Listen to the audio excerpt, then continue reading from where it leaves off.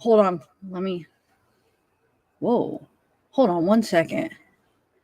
I have an echo on. Give me 1 minute, guys.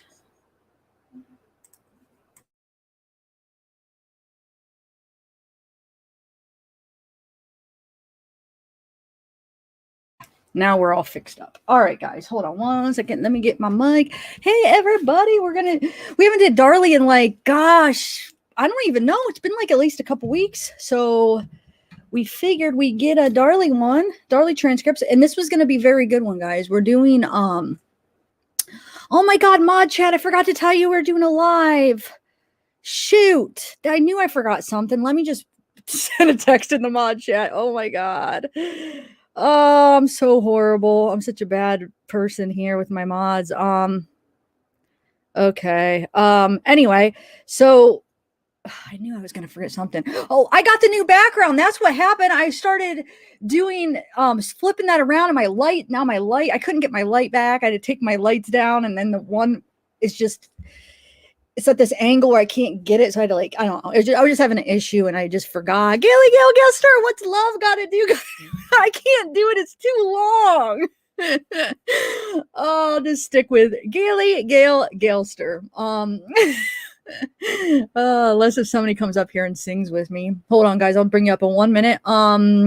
We got Bella and Libra in the backstage. So we're gonna do Darren. We're going to do his mother first. It's real short. His mother's testimony, Darren's mother's testimony. Remember, this is Darlie Routier trial transcript. So we're going to do, hold on, my camera. Okay, that's good. We're going to do, gosh, so her name is Sarilda or whatever. So it's Darren's mother. It's a real quick testimony. And then we're going to do Darren. But first we're going to do the defense trying to, what was it, Bella? Like get a retrial or something? I don't know. Well, that'll be first because we're going in order from that comes first and then Darren's mom and then Darren. So this should be an interesting one, guys. So hopefully we usually don't get too big of a turnout for these transcripts readings. And, you know, I've debated whether I wanted to keep doing them, but I know the people that do come, they like them. So, you know, let's just keep doing them. And you maybe skip around some of the boring people, the more repetitive stuff. And yeah, so we're going to just do some of the more interesting ones. We're going to do Darren. We're going to do Darlie, obviously. Darlie's mom. I don't know. We're just going to do some of the more interesting ones. Hey, Lori, Mesera, Linda. Mesera, will you write a note in the chat? Because I did it so quick, and I feel like it was just so quick. Just tell the mods if they're not busy. Hey, Open Minds. Heavenly Clouds, what's up, Linda? All right, Criminal Imagination. You are the loyalist of loyal. No, you guys all are. I shouldn't just, I mean, there's so many people that are here every time, and I just love it. You guys are awesome. Criminal Imagination, you're one of them. I know. See, I still, hold on a second. I'm going to bring I'm going to bring them up, and I'm going to try to fix this background a little bit. It's bothering me, and this light is about to fall on me. So hold on a second. Let me bring Bella and Libra up. What is up, guys? Hello. Wait. What happened to Libra? I don't know. Hold Libra. on. Libra, you were just here. Oh, wait.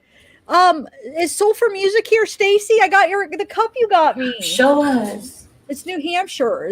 She's from, right? I love it. Yeah.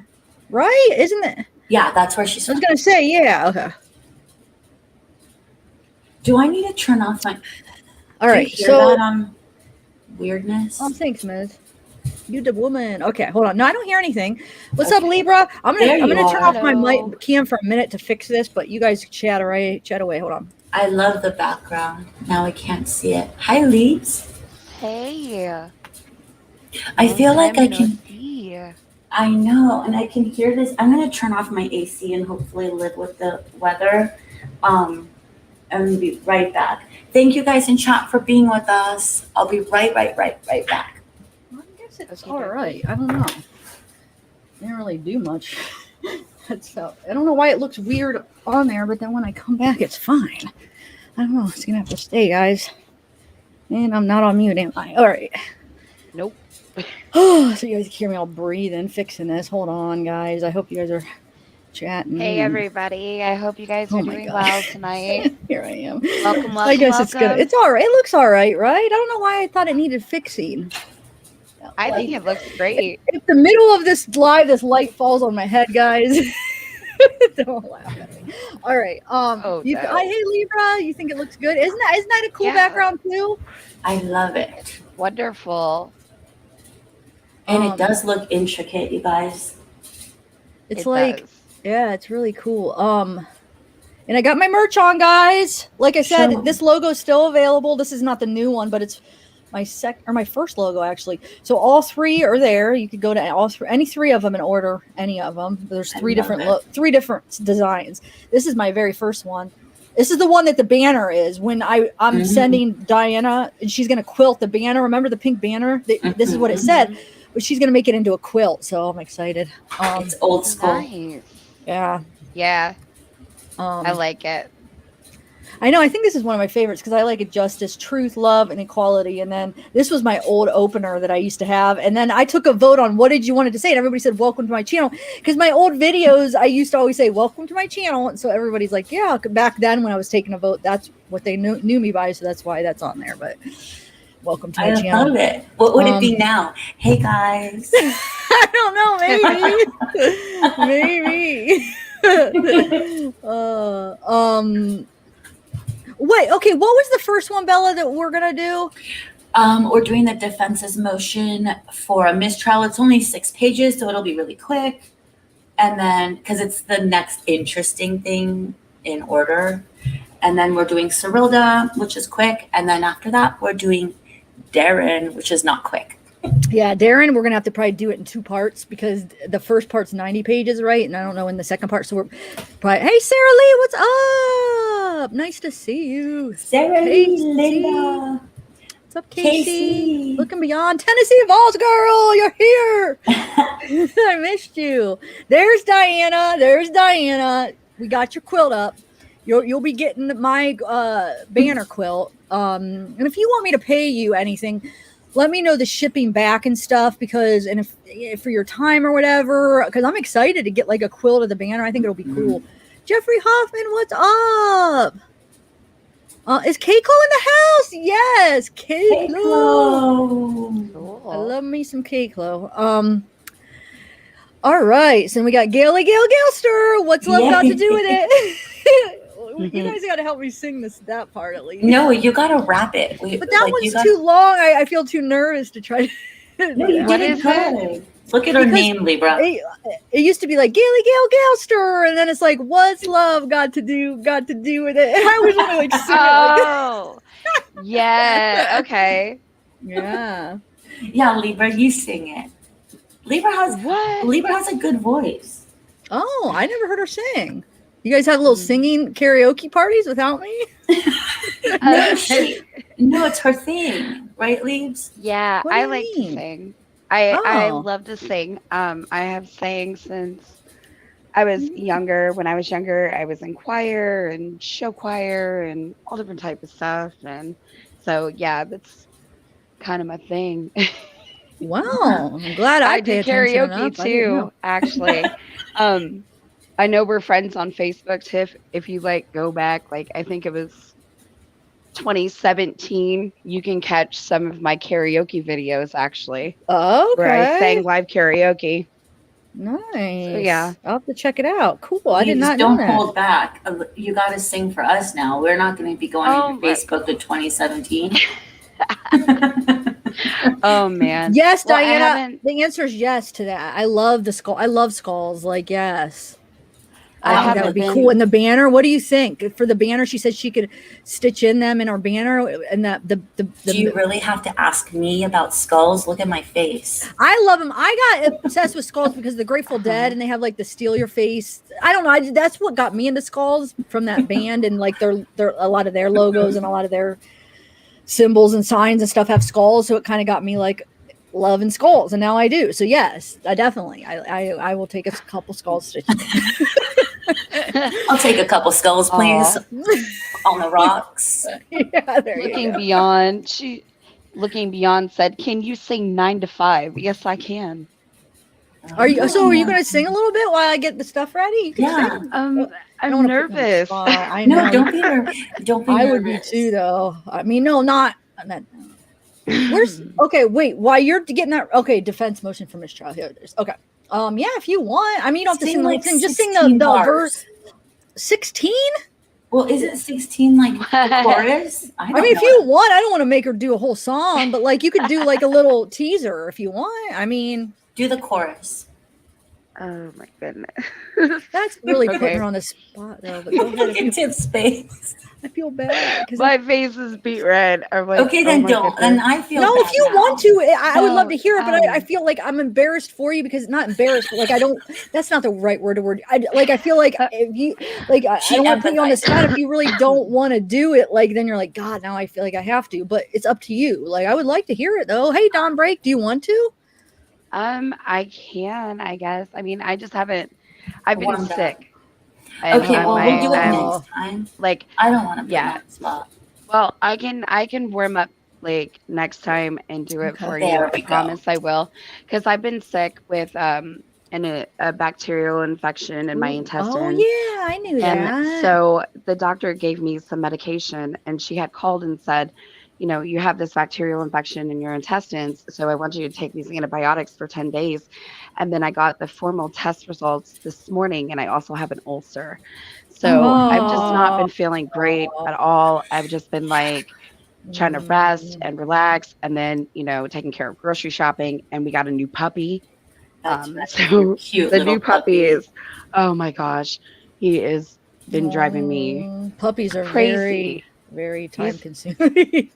Oh man, potty training, but he's so smart, guys. He's so smart. I tried to he is trying to chew cords and stuff. So I tried to like block off like areas, you know, where we have the cords and stuff. So I put up like these you know, the shelving pieces, like the wood shelving pieces that you put up, you know, in an entertainment center. I had some extra ones. So I put it up and tried to like block it. And he just like pushed it down with his paw and went around. Was like, you ain't stopping me. And he learned how to use the step stool last night. So like the step stool to go up somewhere naughty or somewhere good? Yeah. He went up the step stool and tried to hop over it to get over to the back of my couch to chew the speaker wires back there. Oh my gosh. Libra, be careful of wires because like that is such a crazy surgery if they eat wires because literally it gets wrapped up in their intestines. So like wires are scary. I know. Yeah. So that's the one thing. Like that's oh my gosh. Yeah. If they like wires, we're puppy proofing. We're puppy proofing because I mean he's just everywhere. And we went and bought him a playpen the other day. So just trying to get him used to that. And he started like when we first brought him home a couple of days, he was like really, really quiet. And now he started to do his howling. Oh, so he's a howler. Oh, that's cute. I love howls. I love howlers. And when Daddy gets up to go to bed at 3 or get up to go to work at 3:15 in the morning, he howls until like 6 o'clock in the morning after my husband leaves from work. I'm not kidding you. He howls and howls. He's a mommy and a daddy's boy, but he just if Jaden goes out of the room or I go out of the room or anybody, he will just throw a fit. He wants everybody in the same room all at one time so that he can play and love on them. That's so cute.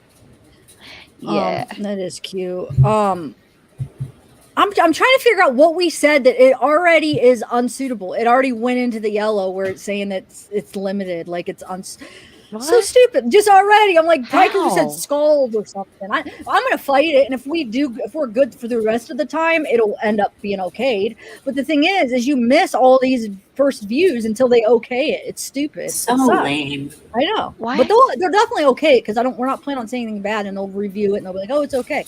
But they need to go back. They shouldn't like make you miss all of that before while they're checking it and saying like, oh, my mistake. Well, yeah, your mistake. Then give me the views back. You know, but it's not a big deal.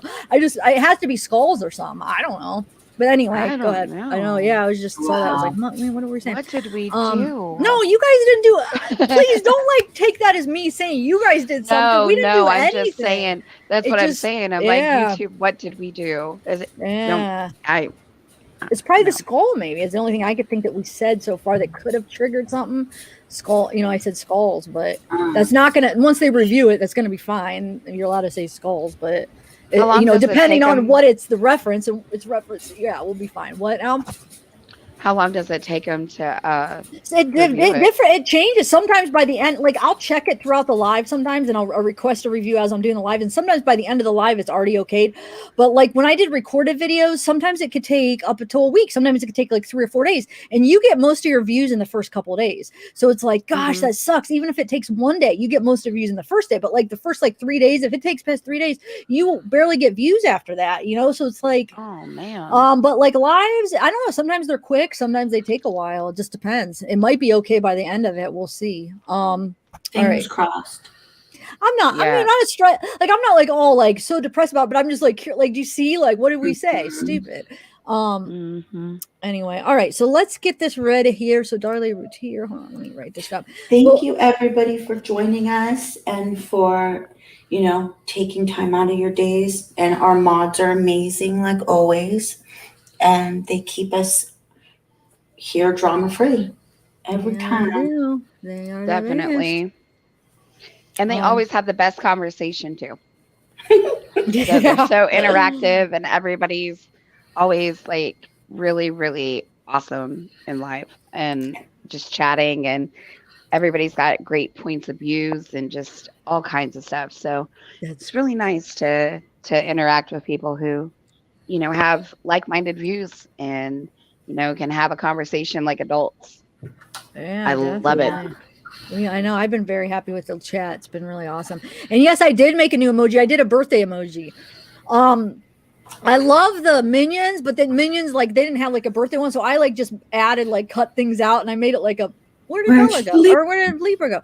I cut it out like where he's holding a cake. I mean, I like added everything separately, but it's just like a little minion that says happy birthday. He's holding a cake, and then I put happy birthday. I don't know where Libra went, but I was trying to think of a different, I don't know what, there's other emojis you could do. I don't know. So at least we have a happy birthday one though. Yeah, for now. And I was working on a night owl one. I'm still have to do the Chris Watts one. I'm trying, guys, but yeah, I did do the birthday one. So birthday. I don't know. I love the Despicable Me movies. They're like my favorite. The Minion movies? Despicable Me. Well, they're the Despicable Me is what the Minion, the ones that came out after just the Minion movies, they're not as quite as good. The Despicable Me, there's 3 of them. They're hilarious. They're freaking awesome. Have you ever seen them? They're so good. Oh my god, that's where they're from. Is from Despicable Me. I'm missing out. I just have Minion stuff. They're so good. You have to. Oh my god, they're the best movies ever. Like for kids and for adults, they're hilarious. Like I laughed so hard watching those. I went to the movie theater to see the 3rd one. I was cracking up, man. Beth Serrano, Darlie now, is she, I want to say like probably 50s, I would say 50 something, right? Let's look it up real quick. 51, I felt. Okay, Diana Wright, we call Miss Wright here because she's always right. Yeah, I forgot. Darlie says, if she says Darlie's coming up on 50, let's see. Right. Yeah, she's probably right. Let's just see. Darlie. Then hi, Kevin Michael. Oh, Kevin. She's 51. Yeah, that's what I thought. Yep. I thought she was even older than that for some reason. So she was only like in her 20s when it happened, right? Yeah, 26. Wow. Well, what's the date it happened again? January, or wait, no, wait. No, it was 6th. June 6th. So, okay, so I have a question. I was going through pictures. What is that? Listen, I was going through pictures. Listen, guys, I'm going to show these pictures as you guys are reading when I'm not reading. And I was going through these pictures just to save some to show during, when I'm not reading to show. And there's a picture and it says June 10th, I think it says, because I'm like, when was it? When was the actual crime? I knew it was June something. And it's a picture of her hands and they are all bruised up. So those people that said she did it afterwards, how is that possible? Her hands are all like bruised up and you could see the date. I think it says June 10th. So there's no way she could have done it way after. No, they were saying like she went to the hospital and then afterwards she did it like the next week. June 10th, that would have been 4 days. No, it wouldn't have been, that would have been. But that's what it's always been though, Zav. It's always been all the bruised pictures that happened after the hospital 4 days? Were 4 days, yeah. Then there's no way then. I'm sorry. No, okay. I mean, I would think I would think that how are they? That has to be from that day. Let me look at the date on this. Hold on. Let me see real quick, guys. And show us. Well, I was going to. I could show us. Yeah, I could show you, but I also want to play it when it's happening. Well, no, just like during the thing to have some visuals when I'm not talking. Okay. All right. So let me see. Where is it? I'll show you. Yeah. Just give me 1 minute. Let me find it real quick. There it is. It says 610. Yeah, 96. Yeah, I'll show you real quick though. But yeah, I guess not. I thought it was like, well, I couldn't remember the date, but I thought 4 days would have been it would have been from the crime, right? But I guess not. You know. Remember when we did the nurses and there was the back and forth of saying that happens when they put in the IV, and that's what Kevin Michael is saying. So okay. I think that Darlie is what people on the side of Darlie is guilty. They're not going to have IVs on both sides. No, I don't think it's going to be both. They usually only put an IV in on one side, right? Right. Mm-hmm. So why would both hands be like that? I don't know. And look, it's all, I don't know. I'm not buying that. I mean, I don't know if I totally believe that that's just from that. I can say, like, my mom, she's, gone to the hospital and she has some pretty, like, narrow veins or whatever. Mm-hmm. And so I've seen where they, went to go do surgery or put fluids in her or something, and they blew a vein and then had to go to the other one. And that could cause some bruising, but most of the time they don't go in through your hands unless you're having the surgical procedure. Mm-hmm. True. Well, she did have surgery, but I didn't they put it somewhere else though? Not really in her hand. I thought they put it on her cuff or like up on her, like in her elbow. Well, when I just went through my recent surgery, they put one in my hand and my arm. Oh, two. Okay. Yeah. So I think it just depends on what they're doing. Hi, Brianna. Yeah. What's up, Brianna? If you could get your vein in one hand, they would go to the other. Deep veins, I have them do this. Yeah, but I don't know. I mean, that's a whole different debate because I don't think anybody could win that. Well, if you get some medical experts, but you see all the medical experts, they all could say different things. Mm-hmm. I mean, one person could say yes, one person could say no. And like, they're both experts. I mean, they both know their field. They just probably have had different experiences with different people that have different reactions. So like, I don't know. Like, I don't think we're ever going to be able to like prove one way for sure or the other. It's just going to be like what you're going to want to believe, I guess, really. And you're always going to like relate it to your experiences. Well, I had a bruise and it took this long, so it has to be this. Well, everybody's different and you're going to relate it to, what you think. Mm-hmm. So, I mean, I don't think you could prove it either way. They tried to in the trial. And as you see, I wasn't convinced either way. I still am more confused than ever, like so far. So, like, you know what I'm saying? Like, I think, I don't know. I think it could be either or. I think it could have taken a while to bruise or. Everybody's healing effect is fast or slow or whatever. It goes different. Depends what medications they're taking. I mean, you never know. That that could be a part in it too, but yeah.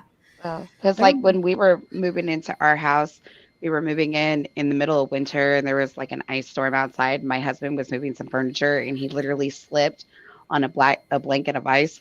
And he hit his arm. His arm was like bruised all the way down. And within like a couple of days, it was completely healed. It was as if he wouldn't even hurt at all. It could depend on how it was bruised too, though, like depending. Yeah. I mean, it could depend on so many different things. So like you have a story where it would look like from your experiences that Darlie had to do it after, right? But like other people could have ones where they're like, no, it took mine like 4 days to come out. So I don't know. Lori, good point though. If it was puncture wounds, the bruising. With bruising, it was you would see the puncture. Oh my God, I've read that wrong. You will see the puncture wounds with bruising if it was due to the IVs. I mean, I know the picture isn't exceptionally clear, but you don't really see any of the puncture wounds. I don't know though. What do you guys think? We have to look at the pictures of with the bruises on the inside of her arm too, because the way that they said it in the testimony was that it started with that and then it went into her hand. So let's see, we would have to see like how close that is. No, because if you look at her in the hospital, they're not on her arms yet. So I think it would have started with her hands and went up. But that's what they said. Well, like all of the major bruising happened 4 days later, not in the hospital. I know if you look her laying in the bed in the hospital, I looked at her arms and you don't really see any bruising. Nothing. Not in the hospital, but the same time those pictures of her hands were taken is when the ones that were taken, remember of her arms that they showed the jury, it's like horrific. Like, and they said she banged her arms. Like, one theory was that she banged her arms really hard. And then when we had Tara on and Rich, they said that they had a theory about it too. That, you know, that you can't, that's not from hitting your hands, that's from like blunt force trauma and getting into a fight with like a perp, and the way they describe that. That's what I'm saying. You're just gonna have different people, so it's almost like it's like so tiring to keep debating, because you're gonna have some people that say, no, it's this. I mean, you can't really prove it either way. Like, you could bring in your facts, but then somebody could bring in their facts and it will go against it. So I don't know. I guess that piece of evidence, let's just throw it out real quick and look at something else. No, I'm just joking. I don't know. But look, she said, well, see, that doesn't sound good then, because if she bruises easy, then they probably would have already been there like a couple days, or like the day after. So I don't know, but Rage Against the Machine, what's up? Okay, so let's just start this. You guys all ready? All right, yeah. Let's Okay, so we're going to start with the defense motion for mistrial. And like I said, then we're going to go to Sarilda Routier, which is Darren's mother, which is pretty quick. And then we're going to go to Darren. So this is going to be a good one, guys. Everybody come in. And if I'm still like, I might, you know what, Bella, what I was asking you before, maybe I could even show my video from my trip today and tomorrow, or today and my next live too. If I'm not too tired after, I just edited together all the clips from the trip to the haunted hotel that I took. I can't wait to see them. And I might just play it after this, depending on how late it runs. But I'm for sure going to play it for you guys.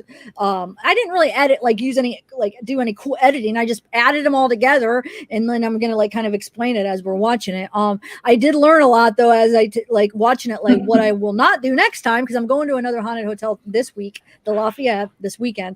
So I'm going to learn what to not to do and what to do. Like you'll see, I am like talking to myself a lot, humming the whole time. Like I want to punch myself. I don't even know what I'm doing, but I'm going to learn, like, next time, don't talk about the 2 bathrooms for 20 minutes. And I went over these 2 bathrooms. Like, why did I care that there was 2 bathrooms? I don't know. I didn't. I don't know why I kept talking about it, but, so don't make fun of me, but I'm going to get better as the time goes to like more like candid shots, you know, like I'm used to like sitting here, but like to be out, like in, you know, out in action. Yeah. And I downloaded that necrophonic the next day. Remember that last live the next day? And I asked what my name is, and they said Zav. I swear to God. I was like, I wish I would have recorded it. And it was like a girl's voice. It is pretty cool, necrophonic, but like it doesn't show the words. You just hear it. Does it do both? You hear it. Yeah. No, yeah, it does not show the words. You hear it.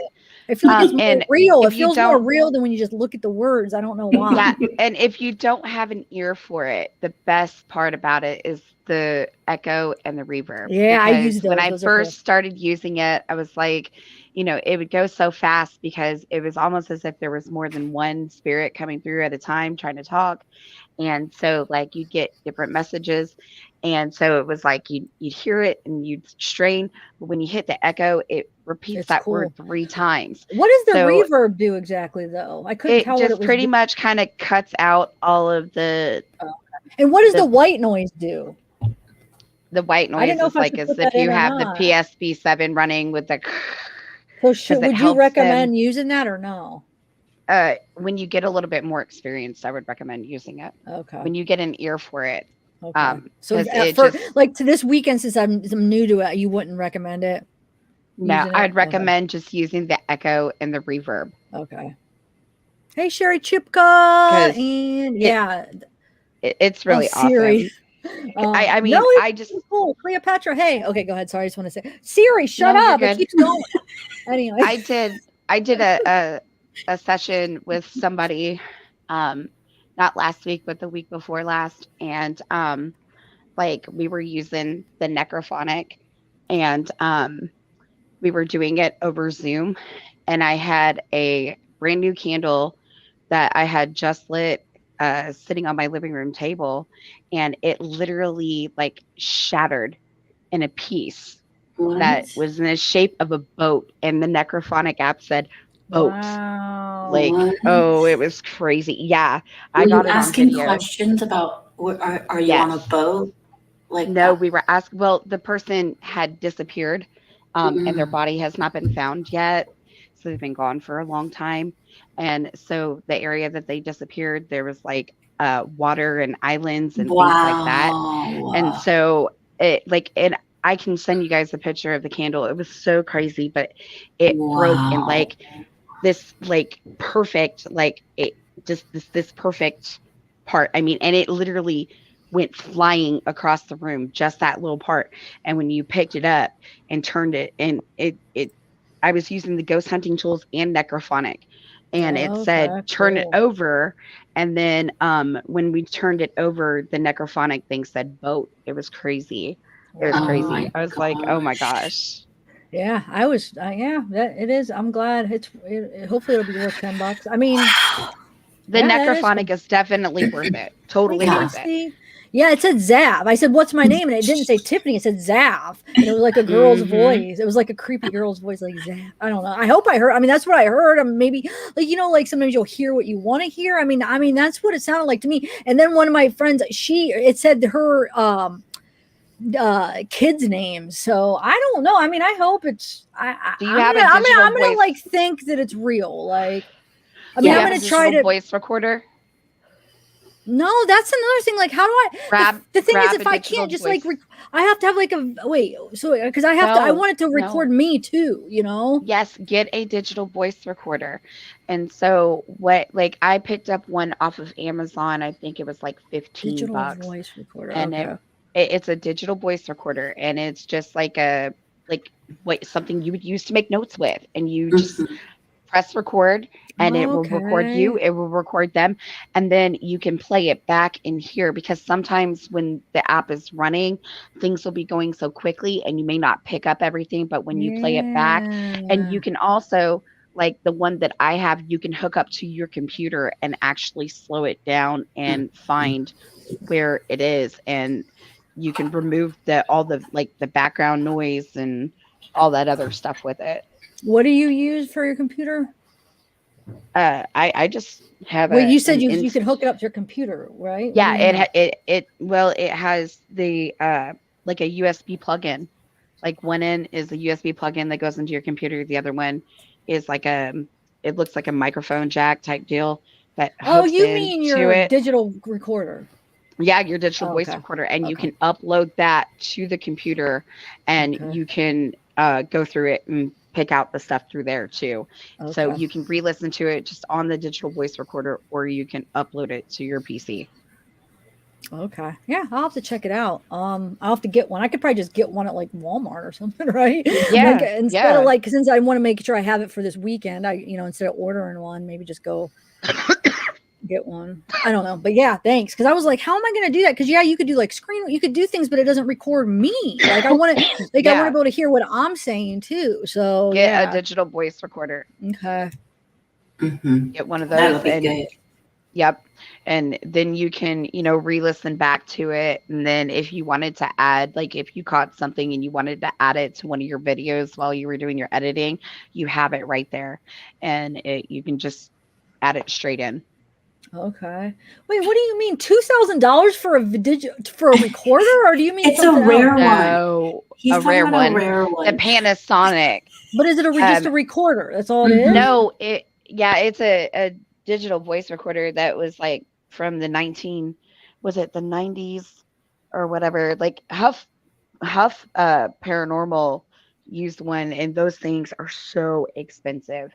But they said that it's like the Oh. best one that you could possibly get Why? Because it has a for tape, like a magnetic tape, and I don't is that understand. Is it why? just record like it'll just record like the EVP, or does it actually do something more? Does it catch no, other things? it picks up EVP Oh, so that's what I was clear. wondering. Or but you have to have an EVP reader too, right? Or whatever. It doesn't do No, it all.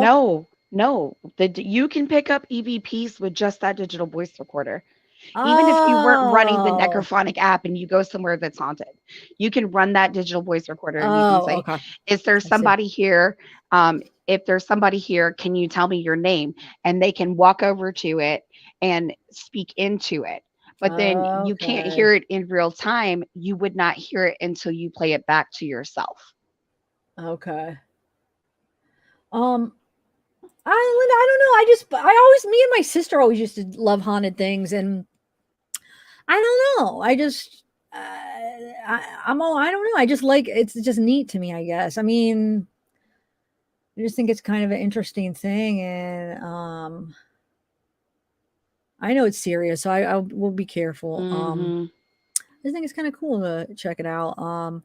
Like I said, when me and my sister, we used to go to places, we didn't have any equipment or anything, but we would just go like to haunted places that we knew in Ohio and just go, and like we would just have fun. I don't know. I know it's probably some people look at it a whole different way, but when just a I first hobby, I got guess. I don't know. I mean, does that even? I shouldn't have said that. Maybe I don't know. I just think it's neat to try to see what we see. yeah, when I first got my paranormal equipment, I went to the old property where the Sylvia Likens house was standing, and I got some really good EVPs. They're actually still on my digital voice recorder now.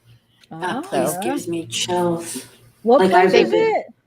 it was Sylvia Likens. She was a young girl who was murdered. Oh my It was a God. torture murder Yes, in I know that. Indiana, Oh in my God, I know Indianapolis. that. I know that. Oh I yes, used to yes, live. yes. That disgusts me. Like when I read I about that, it makes me so. Oh my God. And yeah. that one, the lady's already out. They're already out. Like they're not even in They're freaking. the old woman, the mother of the situation. She passed away from cancer, But she and got then out.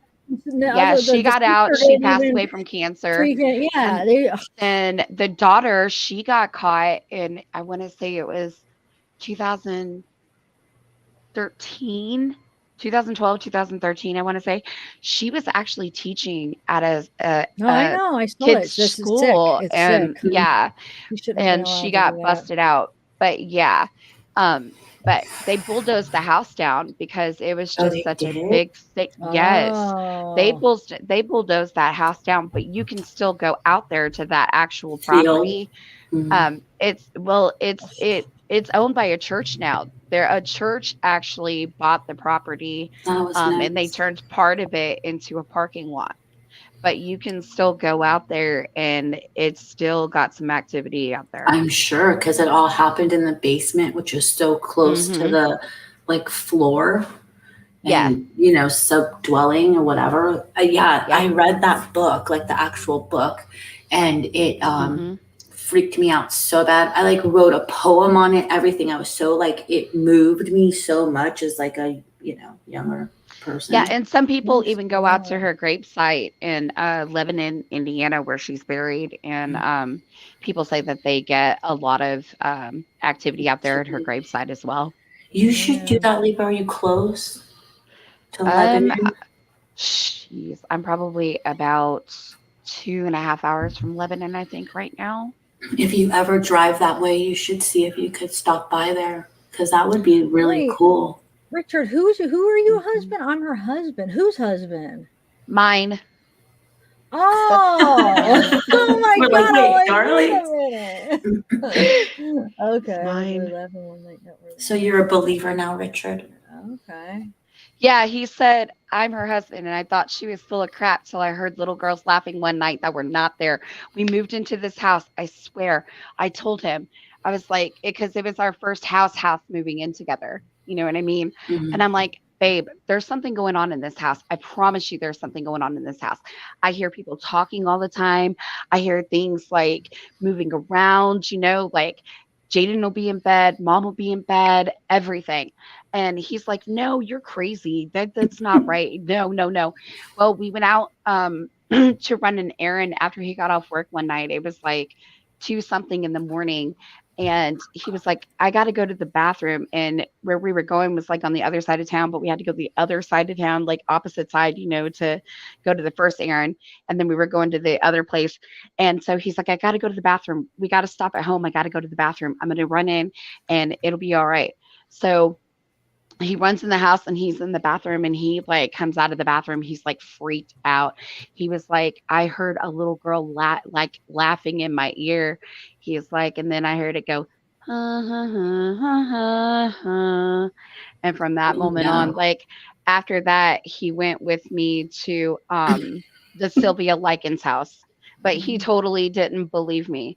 He totally didn't. And I was like, I promise you, this place, there's stuff going on. Like, yeah, it was crazy. Oh my gosh. I'll try to be okay. I mean, you guys are making me all nervous. I'm just doing it for I think it could be a cool little experience, but I don't want to be all scared and stuff. I don't she's know. Gonna do I just want it I know it's not nothing to mess around with, but you do protection, and then you make sure that you tell the spirits that they cannot follow you when you leave. They cannot follow you. They cannot go with you. Man, I didn't do that on the last trip, though. Right, but I'm saying think about it. But from now on, protect yourself. Make sure that you tell them you can't. Okay.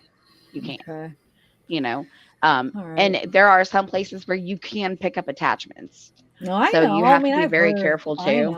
I know. I've heard, stories and people, but I'll make sure I do everything right. I just didn't last time because I don't know. I just didn't think of it. Well, Bella's the one that you told me just earlier today. She's like, I'd be nervous. I forget to do that. I'd be like, what do you mean? What are you supposed to do? But yeah, I'll look it up. We'll get into that. But Maybe after. I don't know. We have a lot to read, so I don't know if I'll go through my video today, but I will do it definitely this week because I'm going to do another video. I think Wednesday or Thursday. I'm going to do a case that just happened here in in Jackson, and I want to go tomorrow. We're going to go tomorrow and get a video of where it was, and it was a triple homicide suicide thing that just happened, and then I'm going to do a live either Wednesday or Thursday. But not just that, I'll do other things. So I don't know. We'll see. Let's try to do some reading. And then I know after I'm done with these transcript ones, I don't know why I feel so exhausted. I'm like, oh, I got to quit. No, I don't. There I go, Bella. No, I mean, just because by the end of it, you're reading so much that it makes you tired from looking at the screen for so long. I have to wear sunglasses sometimes because it's a lot of white, and it sometimes messes with you. But we're good, guys. We're all good. So we ready?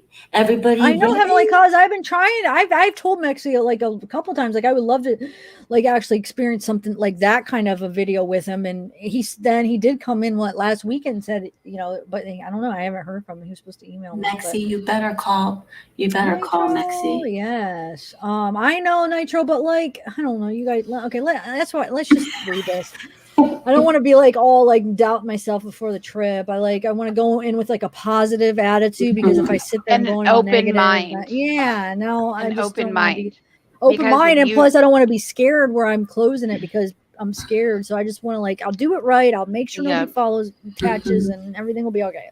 Let's just read the transcripts, guys. Yeah. Moving on. I know how my mind is, and if it gets stuck on this paranormal, it'll ruin my whole trip. She has good energy. Yeah. She knows what she's doing. And I appreciate you guys warning me. I'm not upset that you guys are. I understand your concern. I know. And I'm going to try to take as many precautions as I can. But I just don't want to get my mind to go there worrying before, because I'm kind of OCD or something in a way where once I get my mind set on something, I'll sit there and obsess over it, and then I can't focus. So, all right. So this is a defense motion for mistrial. Okay. So we're going to start with this, like I said, and then we will do Sarilda and Darren. So this is going to be a good one, guys. I don't know where everybody's at when we do these. We got 62 people, but that's fine. Everyone's complaining that there's too much Watts Island, but then when we're not on Watts Island, people are MIA. I know. Yeah, kind of bring us up. But how many comments? I can't believe you're talking about Watts. I don't even barely talk about Watts anymore, just to shut down the misinformation. I did a Watts video that I haven't done one in a month or two. I did one just to show the misinformation and show the lies. This is not what this person says or what Chris says. But I get all these comments I can't believe the Rusiks tell you to quit and you're doing it. No, I did the same thing that they are doing with Mommy Ramblings. They're trying to shut up the misinformation. They were on there doing a Watts video too, but to try to cancel the misinformation and say it's lies. And that's exactly when I do Watts. That's what I do Watts now. Before I was into it when it first happened, but now I try to debunk things and stop the spread of misinformation. So when I do Watts, it's always those ones to come up when something comes up. It's no, this is a lie. We're stopping it. And that's when I do it. And so Bella was saying, where are all these people when we do I've been doing other cases for months now. Where is everybody at? But when I do Watts, I get so many more thousands of views. and people complain when I do it, but where are you at when we do other cases, guys? Huh? Not you guys, because I know everybody that's here is here, so I shouldn't even be saying it right now. You guys are all here, but it does. It kind of she made me think, like, yeah, well, what the heck? They yell at me about it, but they're not here when we're talking about other cases. So what the heck? No, we just get to hear the complaints about it, but they don't come to these. But it makes you come to the video. I get a view probably from you from coming and complaining about me talking about it. Give me the view when we're talking about other things. No, it's okay. It's okay. But it's not about the view. It's about like just people being opening your mind to something else other than just people one case. A different these cases that need attention, because sometimes it helps when you have a lot of attention on a case that like maybe the law enforcement, maybe they're just like giving up on or whatever. It can help to like, to bring the attention to some of these cases that people forget about. Watts doesn't need any more attention. The right person is freaking in prison. Like he doesn't need anything. We don't need no more attention. And there's some cases that don't even get media exposure like they should. Yeah. You know why? Why? You know why? It's because of the media. It's because this YouTube craziness that people are obsessed. And I think what it is now, like Bella was saying, this is, I don't know, is this the fifth wave of people? It's like a drama community. It's not true crime. It's all none drama. of these people are. It has nothing to do with true crime. They're all just attacking each other. It's ridiculous. They know if you guys are really interested in true crime, come follow these other cases. That's what we're doing, because we're interested in true crime. We're not interested in this lies of Chris Watts writing letters to millions of people. This fifth wave is all about making money. And I just want to mention one more thing. If I was only doing this to make money, then I would do a Chris Watts video every time. I'm not. I'm just trying to shut up all the freaking lies when something comes out, and I feel like I came back the first time is because they were spreading lies about Shanann, and I wanted to debunk all these lies about Shanann doing it, and that's why I came back.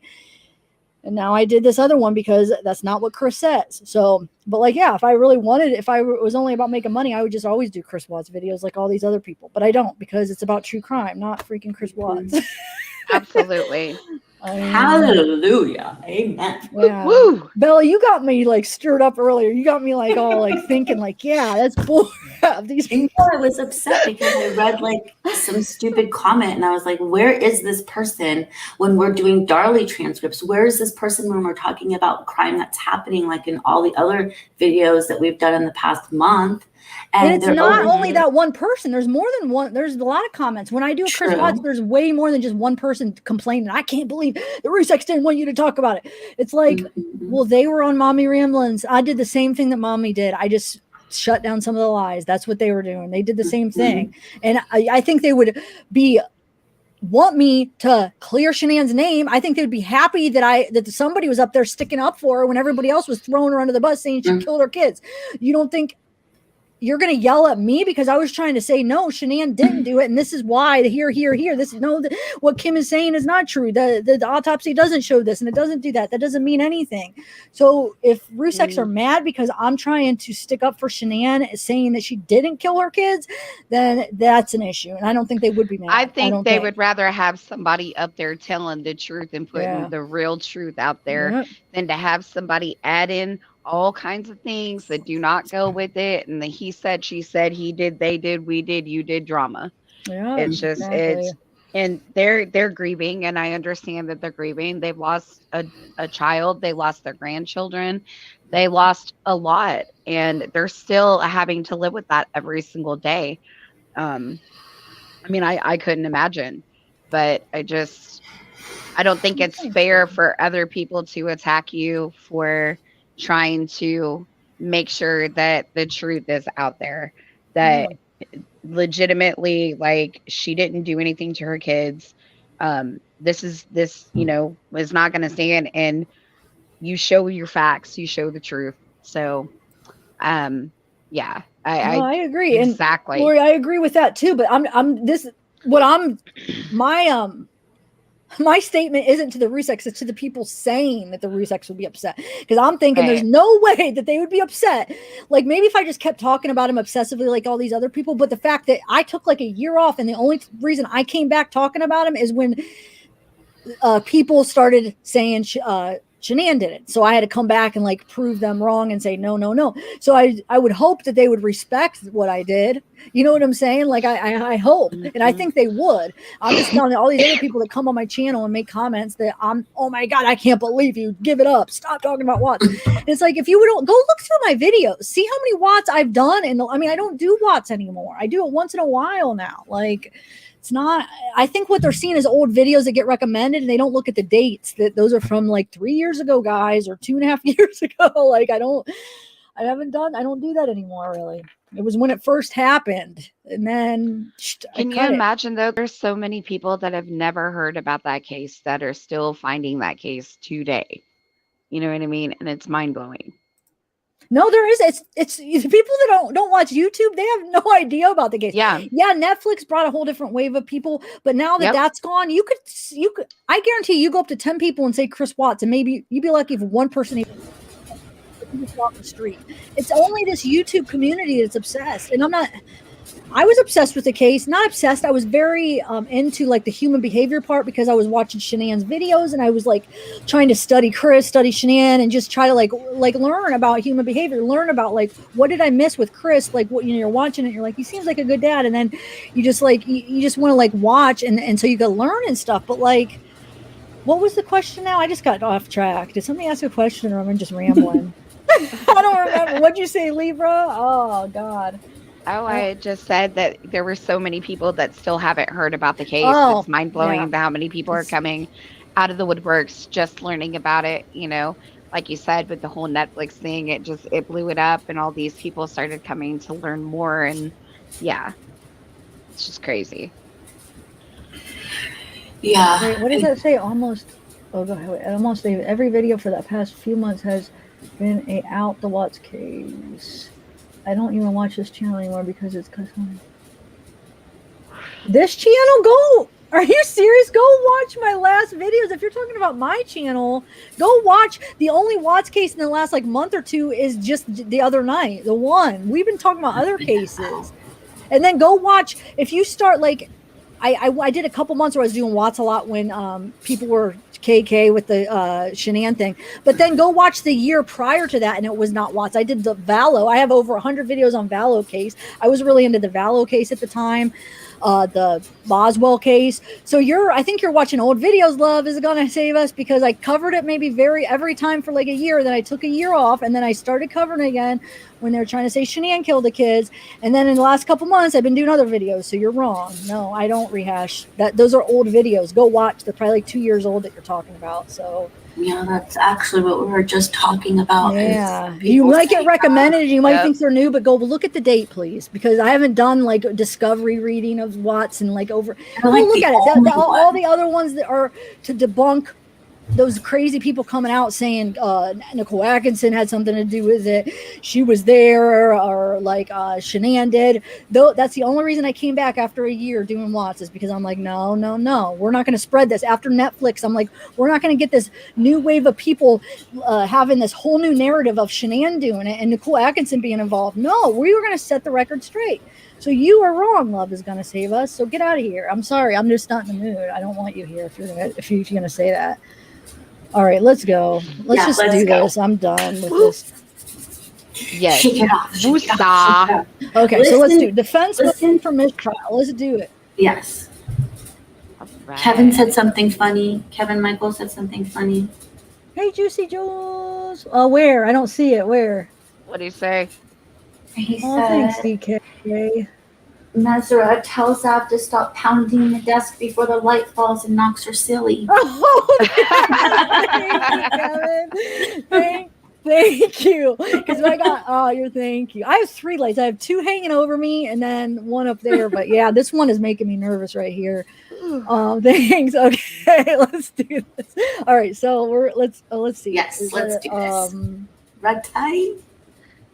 Yeah. All right. Okay, so let's do this. Here we go. Oh, it's me. Duh, you're waiting for me. I keep saying it. You're probably like, it's your turn, Mosty. Where are you? Okay. Your Honor, we could take care of a housekeeping matter. We sure can. Just a moment. All right, ladies and gentlemen of the jury, we'll take a 10-minute recess now, please. All right, let the record reflect that these proceedings are being held outside of the presence of the jury. All parties in the trial are present. Mr. Mosty. The district attorney's office is in the process of copying all of Mr. Brantley's file, except for the photographs, which we will mark and introduce for record purposes as Exhibit 70.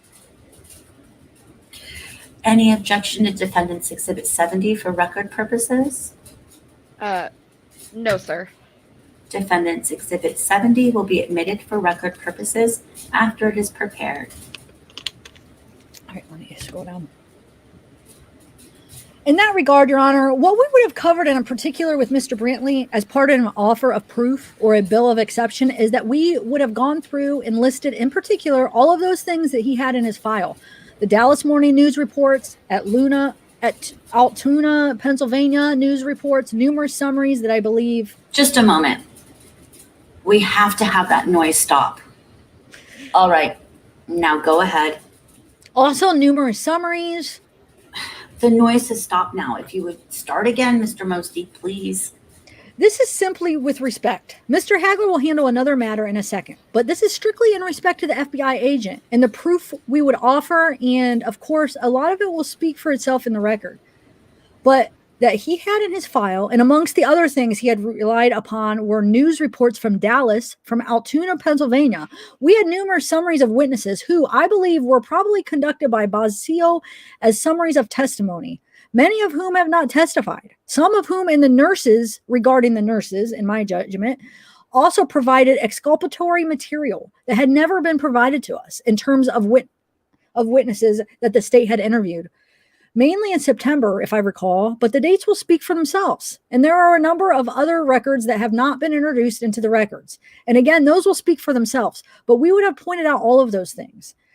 And also, as a second part of this, the court denied us the opportunity to, on our behalf, to present information to the FBI agent for him to consider, thereby making all of his testimony a one-sided version of what the state had given him, which denies us, of course, our right to confront and cross-examine the witnesses. And as a third party, of course, the court has denied us the opportunity to put those psychiatric records of witnesses, of the witness Jovel, into evidence, and all of those would be a part of going back to and incorporating our original Dauber objection as to this witness testifying, and would remind the court on many occasions where the witness, for instance, turned to the jury and said things like, "Why wasn't there enough force?" Or "I believe that this is a contradiction." Those are the things that are specifically prohibited by Dauber, and all of his testimony amounted to was putting someone under oath and delivering the state's final argument. And for all of those reasons, we reincorporate our Dauber objection, and we request the court to instruct the jury to disregard all of this testimony. Thank you. Thank you. Is that request denied? That request will be denied. And we would move for a mistrial. Motion for mistrial denied. And of course, the court will also note that as regards to Mr. Brantley, all questions asked to Mr. Brantley were referred to as exhibits already in evidence or placed in evidence during his testimony. I'm sorry, I didn't understand that. All questions asked to Mr. Brantley when we were referring to various exhibits and things he was questioned on exhibits already in evidence or from exhibits already in evidence or exhibits placed in evidence during his testimony. And of course, the court will also note on the record that he said that he relied on a number of documents that are not in the record. In the record. His testimony will be noted, and all of his testimony will be in the record. All right. Now we have covered Mr. Mosty. Mr. Hagler. Thank you, Your Honor. I have just one brief objection. Oh, okay. Go ahead. Your Honor, again, we have already objected and, of course, certainly understand the court's ruling. However, after hearing this witness's testimony, it's pretty apparent that there's only one conclusion that can be drawn from his testimony. And that is the conclusion, at least from his standpoint, that the defendant committed the offense. Now, regardless of what his testimony was, where he said he never testified that the defendant did it. And although, admittedly, maybe he never did make that specific statement, it is pretty apparent that the sum total of all his testimony is that the defendant did commit the offense. And again, the sum total of his testimony constitutes a violation of 704. I should say it goes beyond the scope of 704 and the fact that such a testimony reaches the issue of ultimate guilt or innocence of the defendant. And therefore, we would move for a mistrial based on the admission into evidence of that testimony based on the 5th, 6th, and 14th Amendments. All right. Motion for mistrial denied. Anything else? Are we ready to bring the jury in? Yes, sir. Just a moment. Judge? Yes, sir. I assume they're going to rest just as soon as the jury comes in, and we're going to make a motion for a directed verdict in which, in line with everything else you have done, I'm sure you will deny it. Well, we will certainly hear the motion, Mr. Mulder. Well, are we going to run the jury out twice, or can we do it now? Yes, we can do it right now. Is that satisfactory? Yes, sir. That is fine. All right. Go ahead with your motion, Mr. Mulder. Well, we are going to wait until they rest. While we're here outside the presence of the jury, the state will announce at this time that it rests its case in chief. All right. Will you do that again in front of the jury? Yes, sir, I will. And are you ready to go forward? Yes, sir. You can have your motion now. Okay, Your Honor. Well, with leave of the court, before they rest in front of the jury, Your Honor, we would urge that a review of the evidence by this court, which is obviously it has the power to do in determining whether or not the state has satisfied their burden of proof. And we would urge, Your Honor, that in reviewing all of the evidence, the testimony and exhibits and documentation, that the state has failed to carry its burden of proof under Jackson versus Virginia. In fact, in the light of the fact that a rational trier of the fact could not have found that the defendant committed all of the elements or any of the elements alleged in the indictment, and based on the state's failure to carry the burden under Jackson versus Virginia, we would urge this court to instruct a verdict of not guilty. All right. Motion for instructed verdict of not guilty is denied. And if you will, bring in the jury, please. All right. Be seated, please. Let the record reflect that all parties in the trial are present and the jury is seated. Mr. Davis. Yes, sir. May it please the court, Your Honor, and ladies and gentlemen of the jury, at this time, the state of Texas rests its case in chief. All right. Ladies and gentlemen, that's all the testimony you're going to be hearing from the state. That is their case in chief. Mr. Mulder, are you ready to go forward? Yes, sir. All right, sir. All right. So that's it, guys. Now we're going to bring up Darren's mom. All right, 1 second. Let me do that. Like I said, and then after this, we're going to do Darren. So it's going to be good because I don't even know what Darren says because none of us have read through it yet. So I'm anxious to see what happens with Darren's testimony. And I don't even know what Darlie says either. So we're going to be, we won't do Darlie's tonight, but we will do Darlie's, soon and we'll see. Darlie's is going to be the showdown of fireworks. Yeah. It's going to be the showcase showdown. Yeah.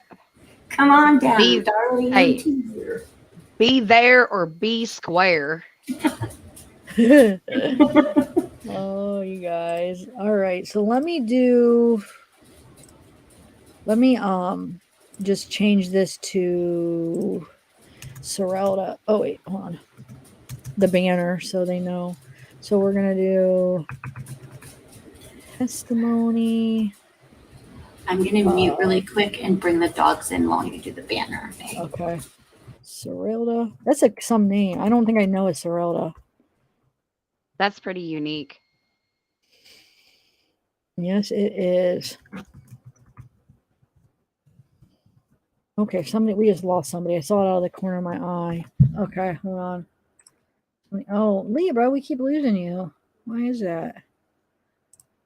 Okay. All right, where did she go? Well, I don't know. Huh. Let me bring it up, guys, and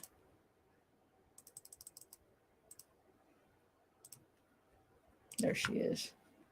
Libra, we keep losing you. It was my fault. I hit the chat button because I was trying to see what was going on in chat in the StreamYard while I was on there, and I hit the back button and it exited me out.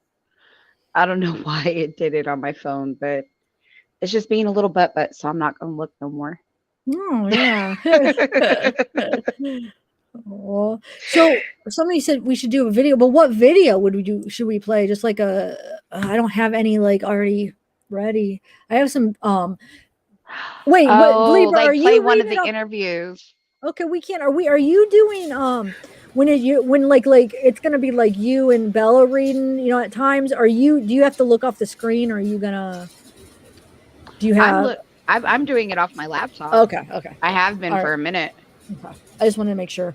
Well, when I'm reading, I'm just gonna put the words up because I have to read them anyway. But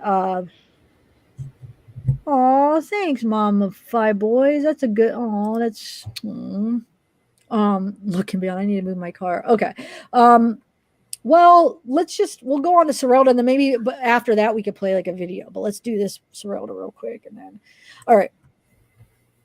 So here we go, guys. Let's do it. Let me share my screen. All righty. All right, you ready, Sarilda? I'm ready. Okay. And this is now going to be this is the first time we're hearing defense witnesses, so that's exciting. Yeah, defense witnesses, guys. Yep. Okay, so are you Sarilda Routier? Yes, sir. And would you tell the jury where you live, please? I live in Lubbock, Texas, at 5104 19th in Lubbock. Okay, and have you lived there a good part of your adult life? I have lived there all my life, except 2 years when my husband was in the service. When was that? We got married in 64. We lived in Dallas from 1964 to 1968. Then we moved to Lubbock. Okay. Do you have children? Yes, sir. How many children do you have? I have 3 children.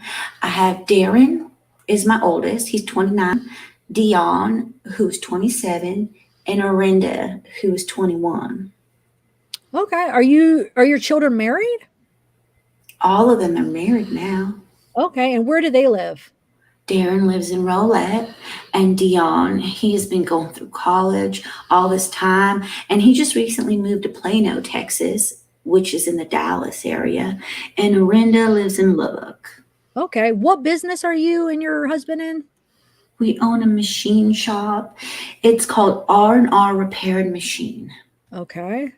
We had it for like 26 years. Is it basically your husband operates it? Does he? Yeah. Yes, we started the business. It was because my maiden name is Raper, R-A-P-E-R, and it was Raper and Routier, initials R&R. My father died in 1987, so we're sole proprietors now. We were a partnership. You have been called here to testify? Wait, hold on. You have been called here to testify as regards to Darlie Routier. How long have you known Darlie? They've been married 8 years. I've known her 10 or 11 years. To tell you the truth, I can't tell you exactly, but a long time. You know her well? Well. How many grandchildren did you have? Well, I have 4. Okay. I have 2 other grandsons. Okay. Mm-hmm. And what are their ages? Well, we had Devin, who wanted to be considered 7, and Damon, who was 5, and Drake. Well, I have to.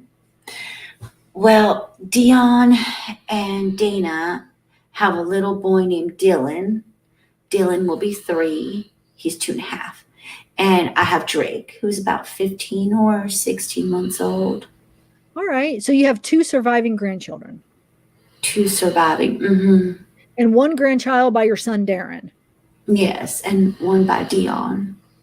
And 1 by Dion. Yes. What is your relationship, Miss Routier, with your grandchildren? Did you see them often? I saw them often, as much as you can with living in Dallas. You know, when you live, Lubbock is 350 miles, okay? But I did get to see them often. They came to us. We were never away from each other on the holidays. And so either they came to us or I came to them. I also do a lot of shopping at market. And so I came with girlfriends or sometimes day trips or 2 night trips. Plus, I was always there when the babies were born. Darlie and I do lots of shopping. She was truthfully my daughter-in-law.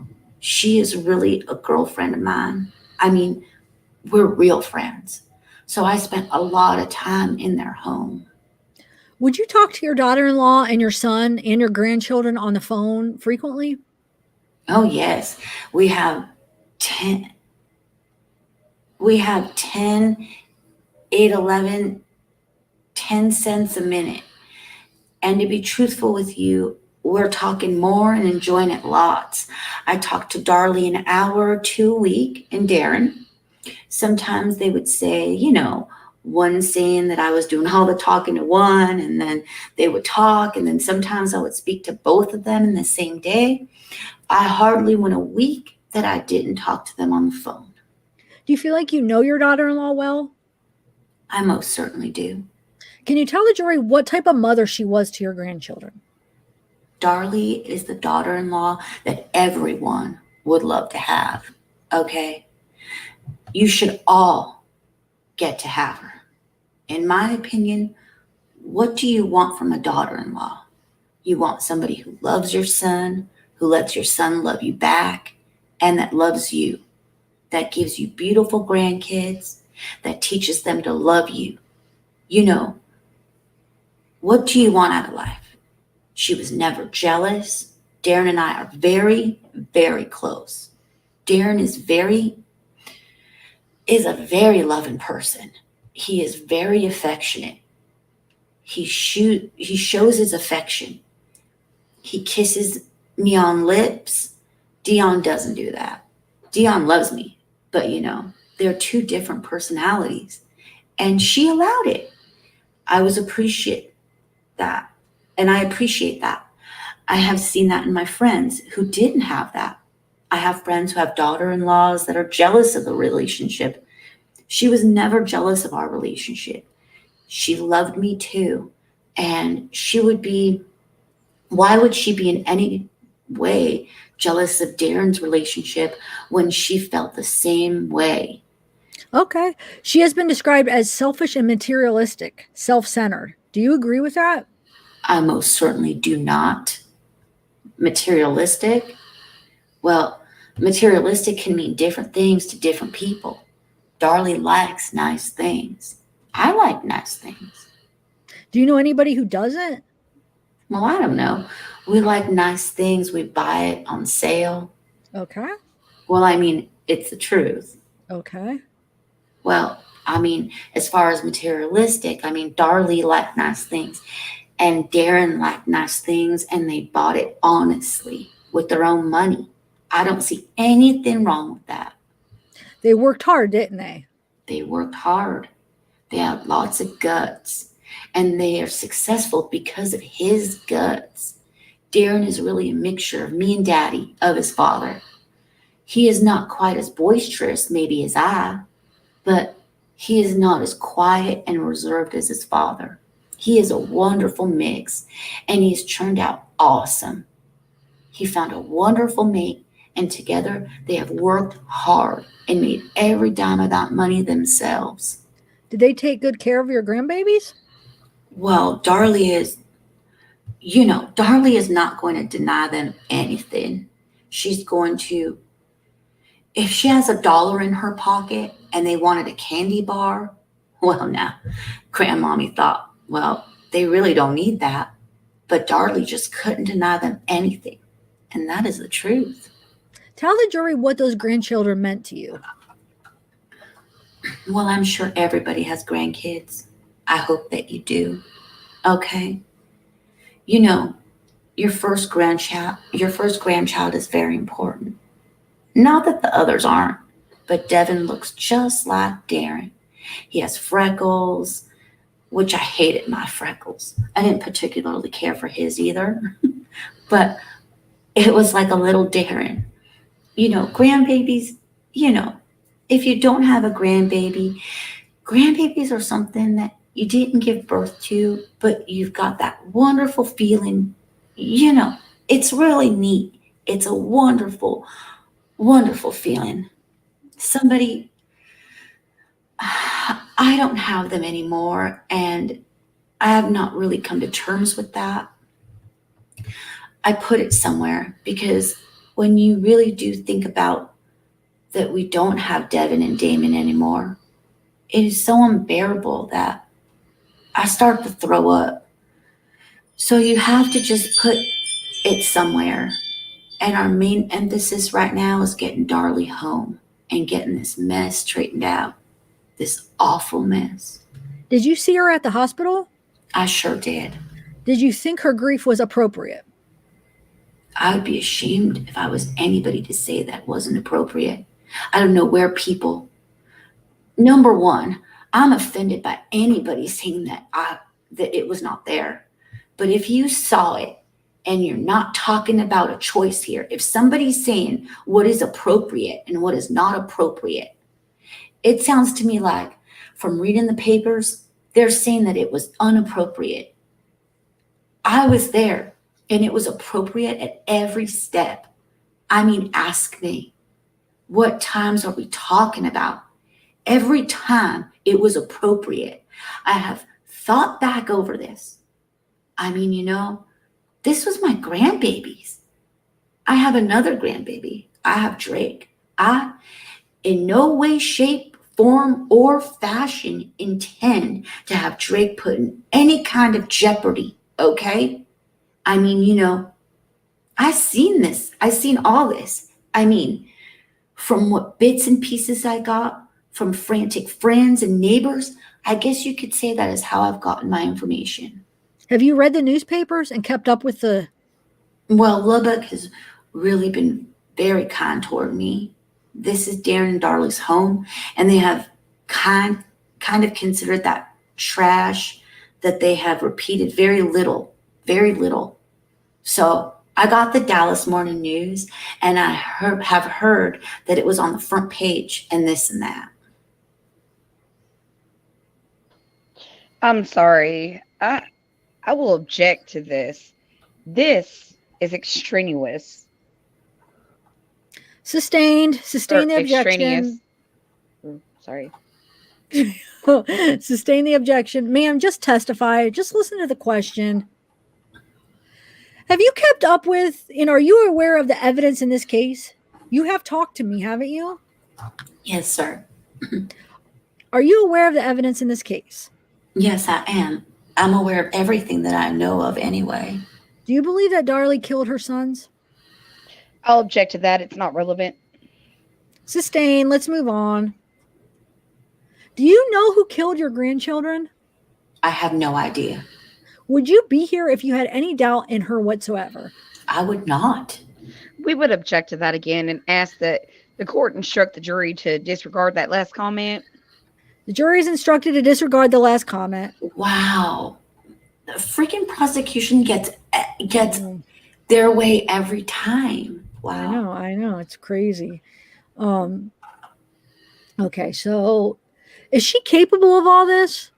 I object again. All right, gentlemen, let's ask her the right questions. Ma'am, just listen to the questions and answer it as briefly and to the point as you can, please. Okay. What was the question again? I only heard the objection. I asked you if she was capable of this and to that, I do object. Sustain. Let's move on. Next question. We will pass the witness. They will have some questions for you. Ms. Routier, I'm sorry that you had to come down here. I know that you loved your two grandchildren, and I certainly have no questions for you. Thank you. Thank you, ma'am. You may step down. Let's watch your step going off there. Can I take this water with me? Oh, yes. By all means, take it with you. Go ahead. All right. And by the agreement, this witness will be excused. All right. That was quick. That's bull crap, though. I mean, God, that's what I mean. The judge was very unfair, in my opinion. I mean, from just what we've seen so far. Right. Why can't, and I do agree that she shouldn't be giving her opinion because she isn't like whether or not like that should be a sustained objection. But at the same time, when the defense is like objected to the paramedic putting emotion into what he's thought a dead little baby looked like what Devin was saying, while he had already passed, that got to stay. That was overruled. So I don't understand, or maybe they didn't object. I don't know. It just drives me crazy. No, as somebody that was so close to both Darren and Darlie and the kids, you would think that they would want to allow her to paint a picture of what she experienced with them, even on a day in, day out basis or whatever, so that they could get to know the kind of character that Darlie possessed, I guess I would have to say. And we didn't even scratch the surface of that. Even the defense didn't put on a good enough. What was the point of having Sarilda up there? You know what I mean? Yeah. I mean, I think they just got like whatever, but I don't know. Yeah. I mean, I think I don't know. All right. Testimony of Darren. We got a long testimony here, guys. We'll try to. I don't even. I hope I could get. Listen to me. I'll shut up, Bella. I know. I keep remembering what you said to me one time, and I just. I got to shut up. Okay. I mean, as far as what I'm doing. Oh my god. I'm not making sense, guys. How's chat doing? I'm just trying to learn from my mistakes. No, you're good. All right, let's do this. You ready? This is so we're on Darren, guys. Wait, did I write that right? Testimony of Darren Routier. Yeah. Should I put Darlie's husband, or people know who that is, right? They should know. Maybe I should change it to Darlie's husband. Maybe people don't know.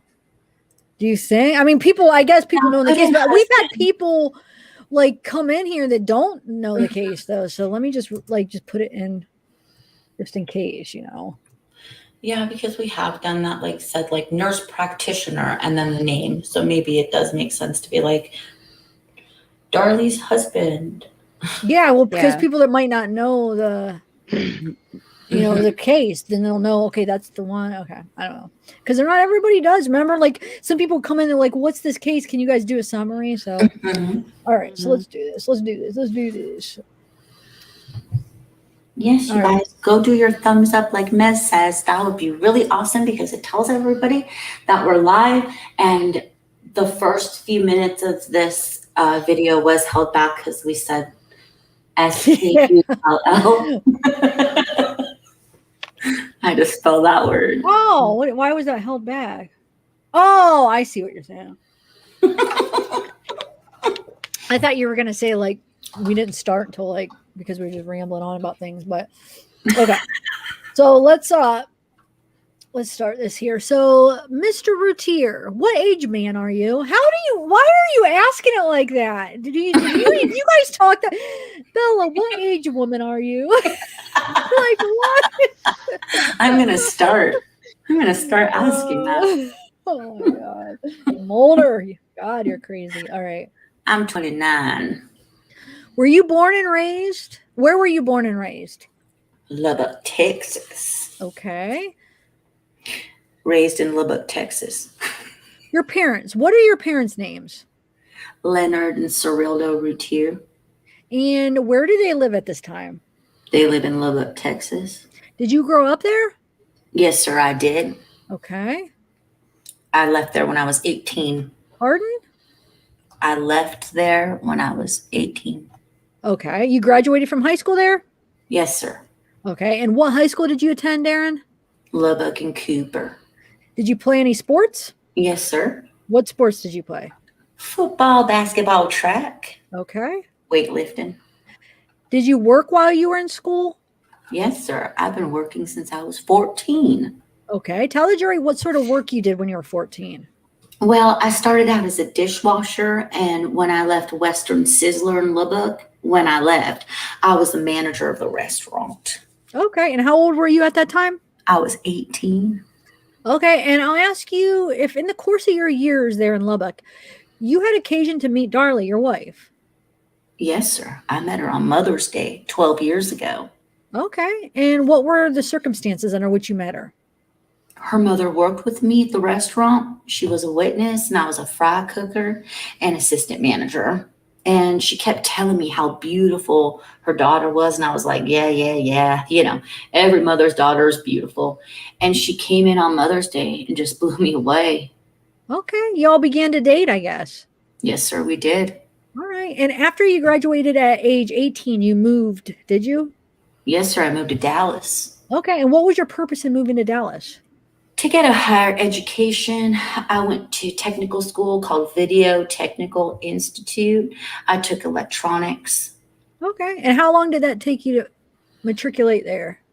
Well, it was 14 months, and I went to school 8 hours a day, 6 days a week. Did you also work? Yes, sir. I worked full time the whole time. All right. So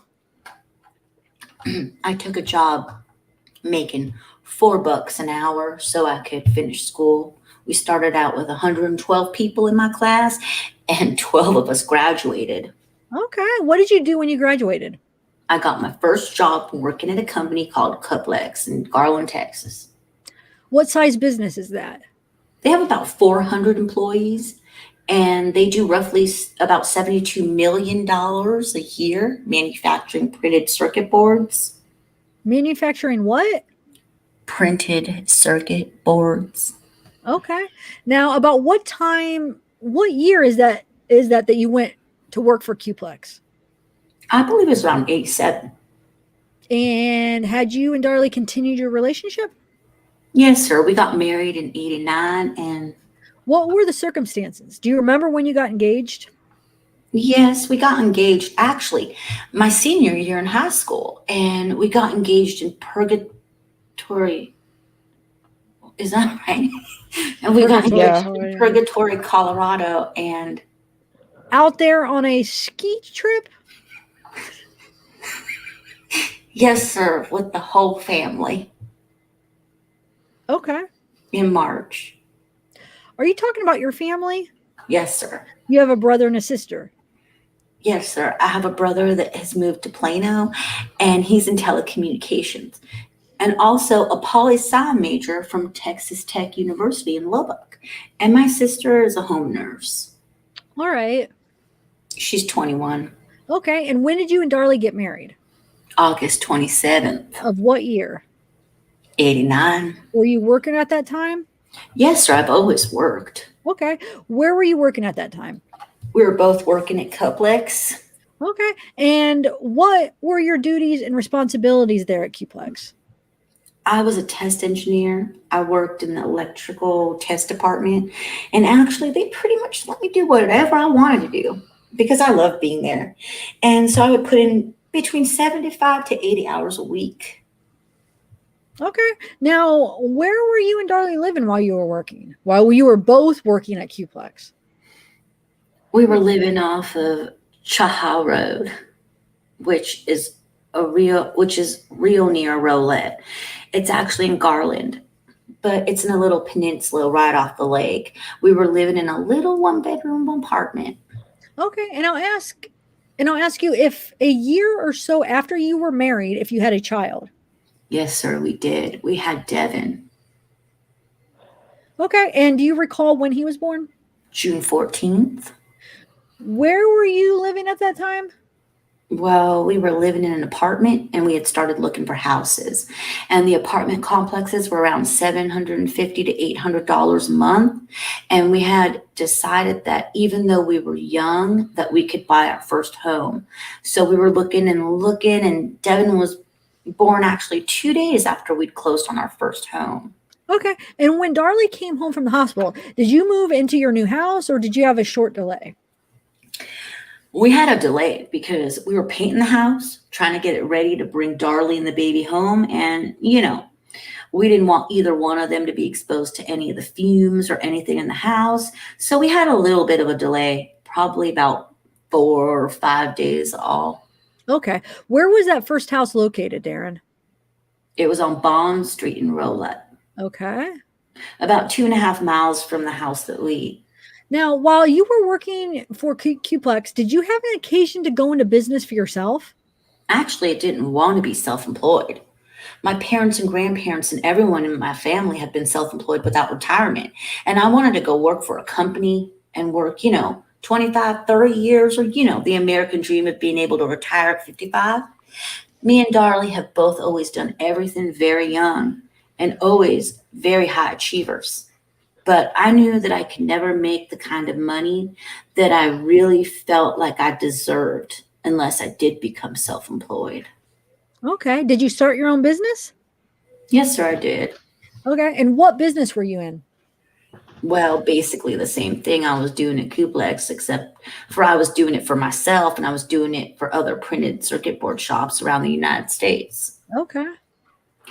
We started out real small, working in the apartment, making little receptacles that had a wire was attached.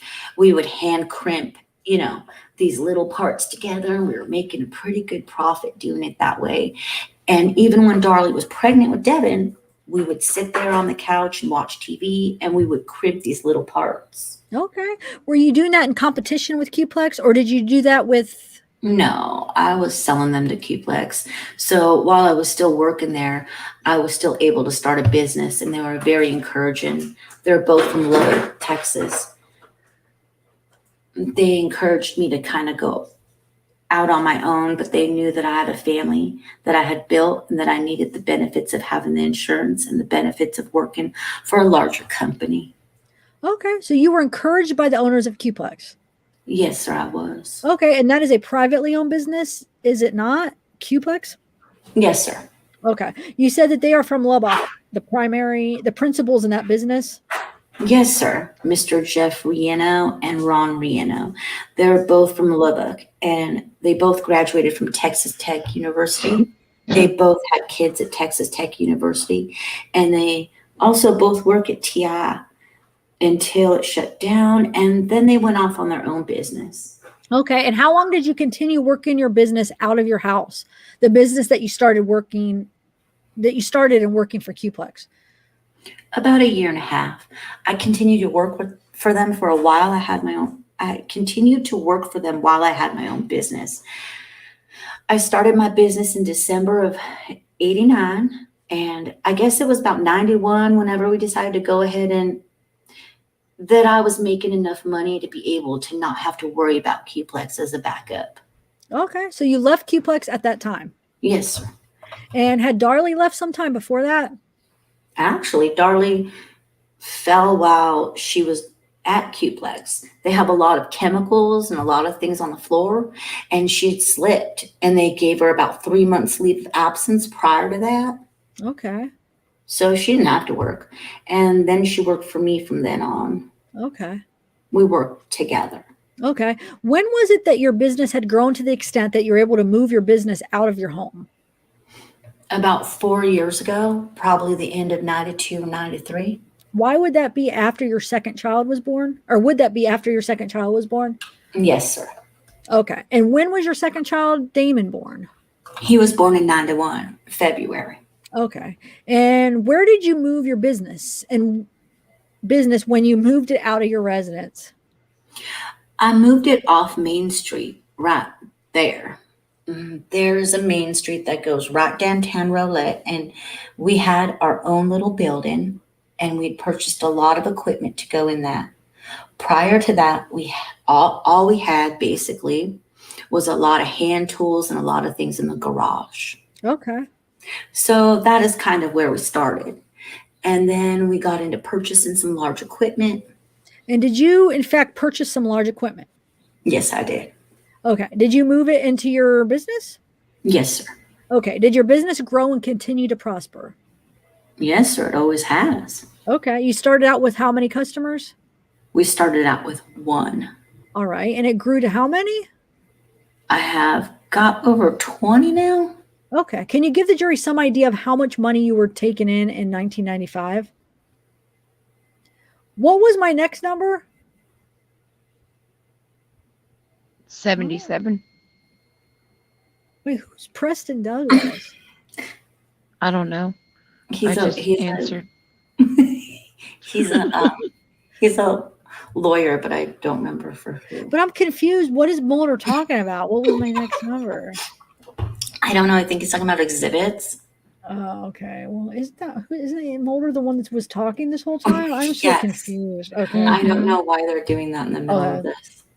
Okay. Anyway, court reporter. Go ahead, Libra. You want to do that?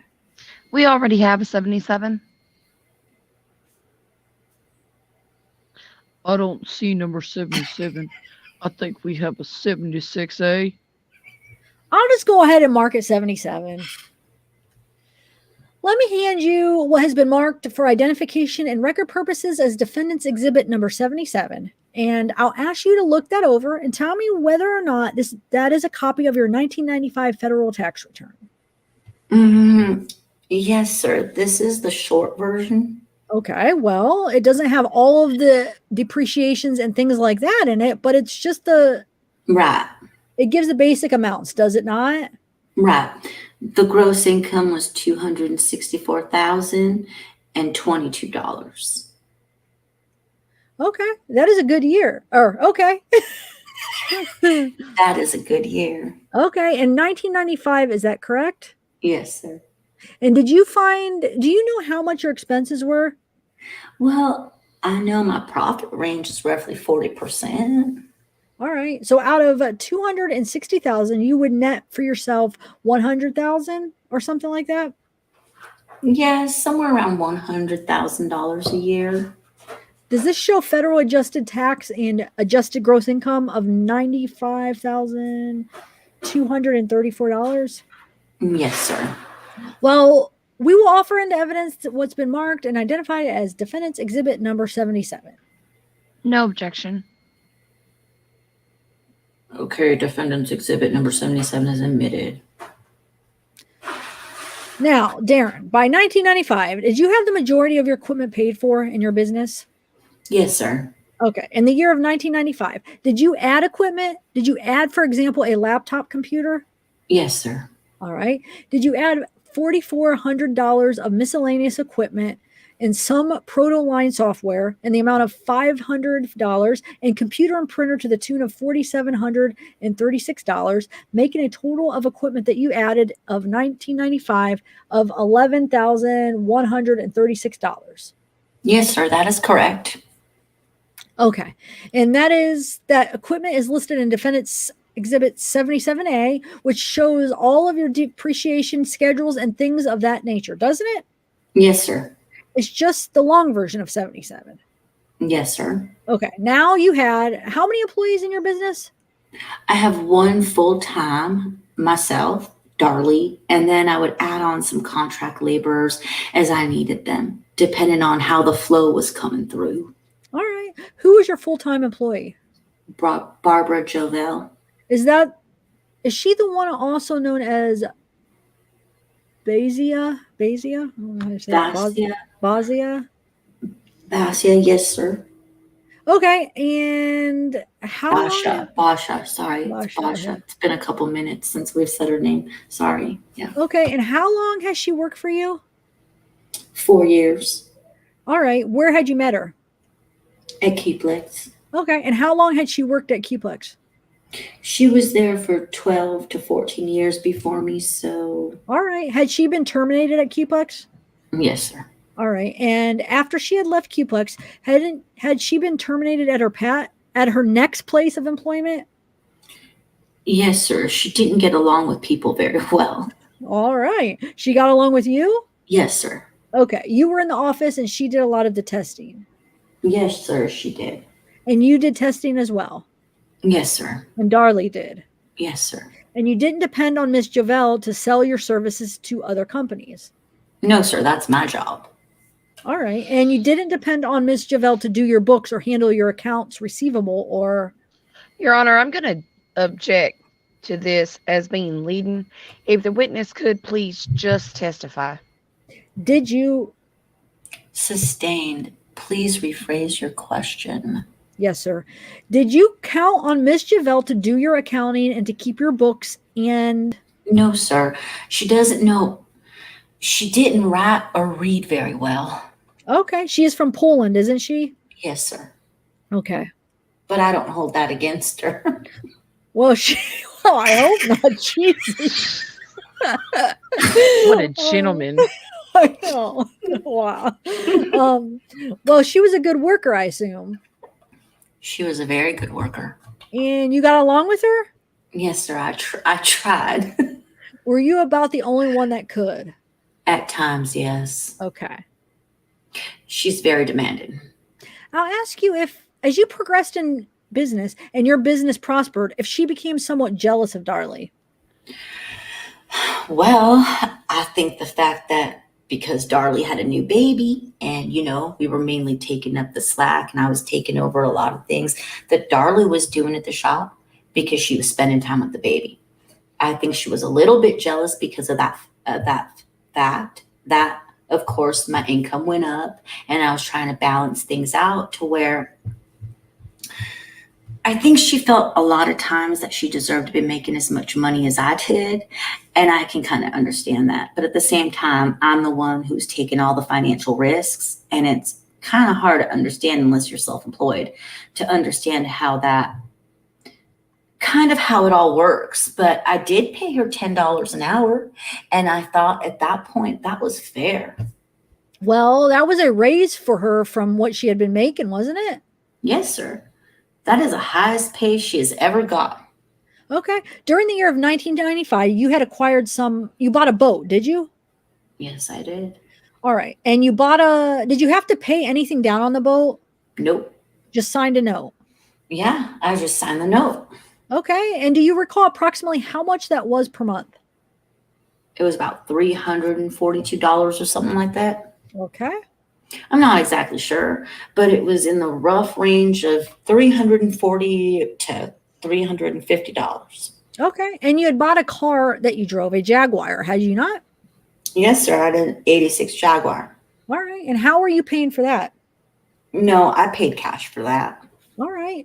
Was that an expensive car or how much did you pay for it? Do you remember? I paid $10,800 for it. Okay. So that was paid for. Yes, sir. All right. When had you bought the home at 5801 Eagle Drive? Oh, it's been 4 years ago in 92. At the end of 92 or 93.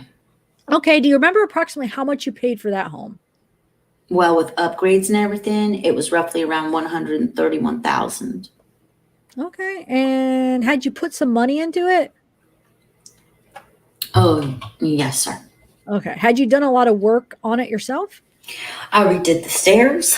I put hardwood floors upstairs. I did the ceramic tile, the vinyl tile. We had done all the curtains. I had taken all the old stairs out and put hardwood floors going all the way up it. Did you do all that work yourself? Yes, sir. I did all the work myself. Okay. It's kind of a hobby. Okay. And Darlie helped you? Yes, sir. But you didn't have to pay someone to come in and do that work? No, I did it all. Okay. I did have somebody come in and show me how to put the hardwood floors down. But once he got me started, I could do the rest. Okay. Darren, how did you pay yourself? A monthly or every other week or weekly? Well, a lot of the aspects that I put into my business was what me and Basha were both used to, and that was getting paid on every Friday. So I would pay myself either $1,000 or up to $1,500 a week, depending on, what bills I had coming up for that particular month. Okay. The work that you did on your house, approximately how much was that when you put in hardwood floors and the ceramic tiles and things like that? In materials? Yes. I really couldn't even tell you. Did you pay cash for that or pay for that as you went along? Yes, most of it. Actually, it took us a little over a year and a half to pay for the curtains that we had done in one of the rooms. So we would just it's like paying a credit card, except for we were paying these people that were going to do work for us so that we would not have to use any credit or borrow any money to do it. Okay. I think the materials for the hardwood floor in one room were like $1,200 or $1,300, and I would save up, and then we would have the money to go and get these materials. All right. Now, when was your third son, Drake, born? He was born in October. Of 1995? Yes, sir. Okay. Sometime after Drake was born, did you notice that Darlie had the blues to some degree? She did for a couple of days. Okay. But soon after, she got right over it. All right. And did that concern you at all? Not really. Okay. I mean, you kind of have to understand what the circumstance was. I was kind of getting in. I myself was even kind of getting into a little bit of a lazy mode. It was the beginning of the summer. I have this real bad habit about wanting to sleep late. I like to stay up. I worked the second shift for about 4 years. So my kind of day doesn't get started until about noon. Okay. So what time do your packages get there from UPS? Well, they don't get there until 10 o'clock. So my day really doesn't start until 10. Okay. Well, how does your work come in? It all comes in from out of state. And then. Does it come by mail? Yes. UPS, FedEx, Priority One. We get a lot of our packages in. I don't have very many local customers anymore. So most of our stuff, we get a lot of things from Houston. Okay. It comes from out of town. Yes, sir. Well, now let me direct your attention, Darren, to May 3rd of 1996. I'll ask you if you were at work and Darlie called. Yes, sir. Okay. And do you recall the date that I'm talking about? I didn't realize what day it was. All right. Did Darlie call you, and as a result of her phone call, did you go home? Yes, sir, I did. All right. And what did you find when you went home? Darlie was laying on the bed, and the baby was in the crib, and she was crying, and she was writing into a journal. All right. And was she writing into the journal a note or a letter that has since been called by some a suicide note? I personally never read the letter, so I don't really know. I mean, that was her private diary, and I can respect the fact that a woman has a diary and that she can write into it whenever she wants. All right. Did you have a discussion with Darlie when you got home? Yes, we did. Okay. And tell the jury what your discussion was and how you happened to go home.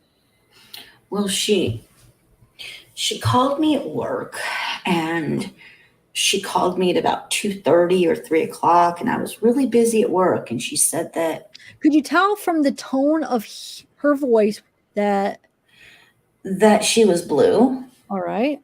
I mean, it's not unusual for somebody to, but it's really unusual for her to tell me that, that she needs me home, that I need you to come home and help me with the kids. Well, did you go home? Yes, sir, I did. And when you got there, she was there on the bed writing into her journal. She was writing into her journal, and she was crying, and I went over to the bed with her, and I asked her what was wrong. And she just said that she was just really feeling really bad. Why was she upset, and why was she feeling bad? I don't exactly really know, but I do know that she had been breastfeeding the baby, and she had quit breastfeeding him. Well, Drake was now, 8 or 9 months old? No, he wasn't that old.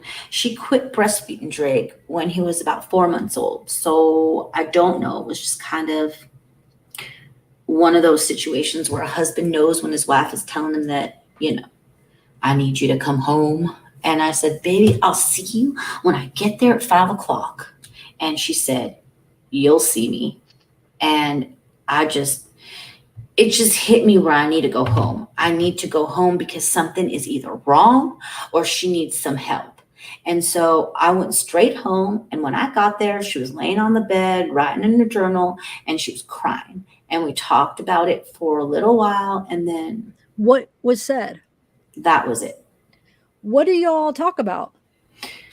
We just talked about the fact that she said that she needed to spend more time with the kids, that she needed me to not be so concerned about working so much, that she did not want me to be like my father, be a workaholic, because my father works from the time he wakes up until the time he goes to bed. And I was kind of leading down that same path. And that is what she was mainly concerned about, that I need to spend more time, being able to play ball and being able to, do the fun things, which a lot of that came with the boat. I was taking them snow skiing and things like that. So. Okay. Did she have any pills that she was going to take at that time? I think she had some sleeping pills, but I don't know if she was really going to take them or not. Do you think she was serious about committing suicide? No. If she was, I would have gotten her help. I wouldn't have hesitated. Did you stay home with her the next day or two or go to work? I went to work. Okay. And any more? We had a good, long, hard cry. And then that seemed to, the next day was a whole new day and everything was fine. Okay. Did she seem to perk up? Oh, very much so. In about 2 days. I know she had her first menstrual cycle that she hadn't had in over a year. All right. And did that seemed to release everything that seemed to be bothering her. was she her old self again? Yes, her. Was she generally upbeat? Yeah. She takes a lot of things around the house. She takes care of a lot of things around the house. She's usually very on top of everything. And, she loves all the children and all the kids in the neighborhood. And they all love her. As a matter of fact, they're wanting to be here really bad. Now, what was her relationship with your sons? The most loving, caring woman I have ever seen. She was a caretaker, the person who took care of the kids, made sure that they got bathed and they got fed. She loved them with all of her heart. Our whole lives revolved around those babies. And that. You took them on trips and did things with them on the weekends and did things with them at night. Yes. For the last 7 years, we went to Vietnamese, which is a Vietnamese restaurant. And we would take them to a $1 movie, I'm thinking. We could all go out for about $12. And I mean, just have a blast. Okay, you guys, sorry. My dog has a cone on right now and he's knocking stuff over. So I'm just can I put him outside, Zav? Yeah, go ahead. Because I feel like it's just gonna get in the way right now. So one second. Yeah, definitely. How's the chat doing? It's pretty interesting. I mean, I'm into this is like one of the more interesting testimonies just because I'm really interested to see what he's gonna say and stuff. What do you guys think so far? How's everybody in chat doing? Is everybody good? Everybody doing good? Honey Pie. Who else do we got? Chelsea Brooke, Dark Sea, Roxanne Wilkie.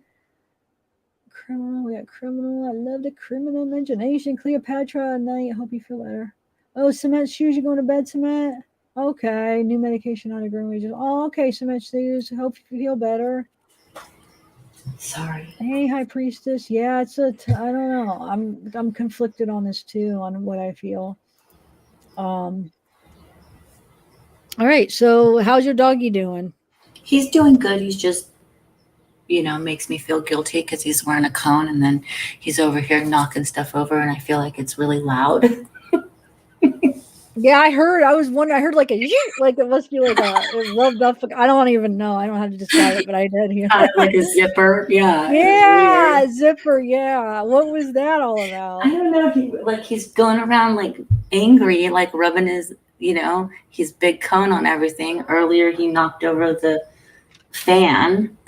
So I mean, he's so cute. Yeah, he's just having Go ahead. What? He just has like stitches in his mouth and he's been messing with them. So we had to put a cone on him. Yeah. But did he have to sleep with one? Yeah, unfortunately, he's at the point where he has to sleep with one because when I take it off, he starts messing around. So, yeah, so he never gets it off? He gets it all. Is Steph listening? Sorry, Steph. I took it off for 2 minutes today, then I put it back on. Steph's gonna be mad at me because she works in a vet's office. Yeah, so no, he doesn't get it taken off. No, be honest. I took it off for 2 minutes because I had to see his gait, but like the way he walked because he's like been doing weird stuff. But no, he doesn't because we don't want him to go in for an emergency, so we keep the cone on. Like if he rips his stitches out, like then he has to go in. Oh yeah, I know. My brother's dog ripped his. Yeah, you want to make sure there was all kinds. He ended up having to be basically getting opened up like 3 different times because of it was their fault. He ripped him out when he was in the hospital getting the stitches checked or whatever. They must have left him alone and he freaking bled him out. So then they put it. Yeah, well, go ahead, you tell but yeah, it's just be careful because it made. But they ended up putting the wrong plate in anyway. But it was just a horrible experience. But that part played a part in the infection and stuff. So yeah, that's horrible. Yeah. They should be watching. So he's doing good though. Yeah, he's good. We can hopefully he's going to mind himself, and then we can continue. Okay, hold on 1 second. How's chat doing? How's Libra check it out. I don't know if Libra's even still. I'm here. Oh, I didn't know if you were like still like actively like right there. Yeah, I'm just sitting here listening. How you feeling, Libra? I'm all right. Just my stomach's just a little bit sore. That's all. Really?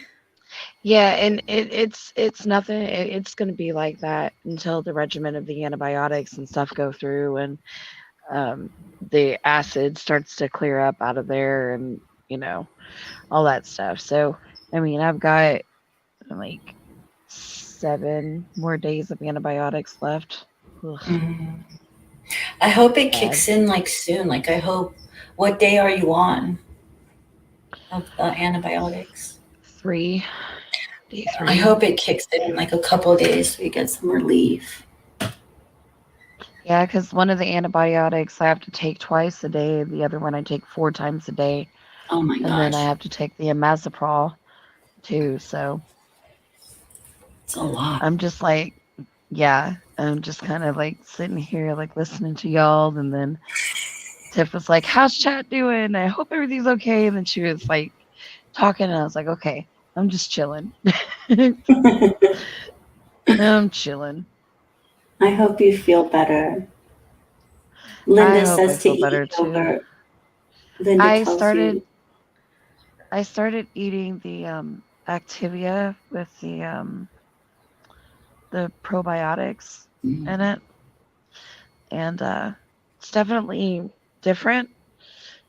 Is all I have to say, because like it has like I got pineapple and strawberry, and when I tried the pineapple, it has a bit of kind of like a grainy taste. Is all I can describe, but I'm eating it because I have to. So yeah, I've got to do what I got to do. But well, I hope you get relief soon, man, because that sucks to have tummy issues. It does. It does. So are you going to be all right for the rest of the night? Are you okay? Yeah, I'm okay. I'm just chilling. I mean, if it gets too bad, I'll let you guys know. And, yeah. Keep us in the loop about how you feel. I will. I definitely will. But mostly, I think for the most part right now, it's just y'all going back and forth for the defense part. So I'm excited to hear it. Okay, let's do this. Okay. Is chat really doing good though? Is everybody how many mods do we have in there?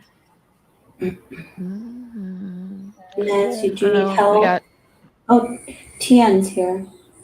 We got Tian's here. 75. Cement just went. 75 people watching. Mez. Okay. All right. Yeah, that's probably good for 2 mods. Yeah. I don't think there's much drama. Okay.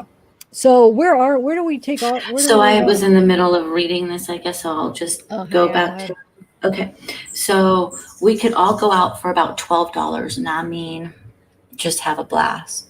They liked a lot of different cultures, and we try to initiate those different cultures with them with the United States. That a lot of the time is the only thing that we have to teach them with. So I feel like everything in my house is so noisy. I'm sorry, guys. So they really enjoyed just about everything that we did. We didn't like leaving them with sitters. We like to take them with us. And they enjoyed. They behaved. Every time we went to the movies, because they had been going to the movies ever since they were, babies, ever since they were little, They were in the little car seat. Okay, I'm going to direct your attention to Wednesday, June 5th of 1996, and I'll ask you if you went to work that morning. Yes, sir, I did. All right, and did you drive your car or did you drive Darlie's car?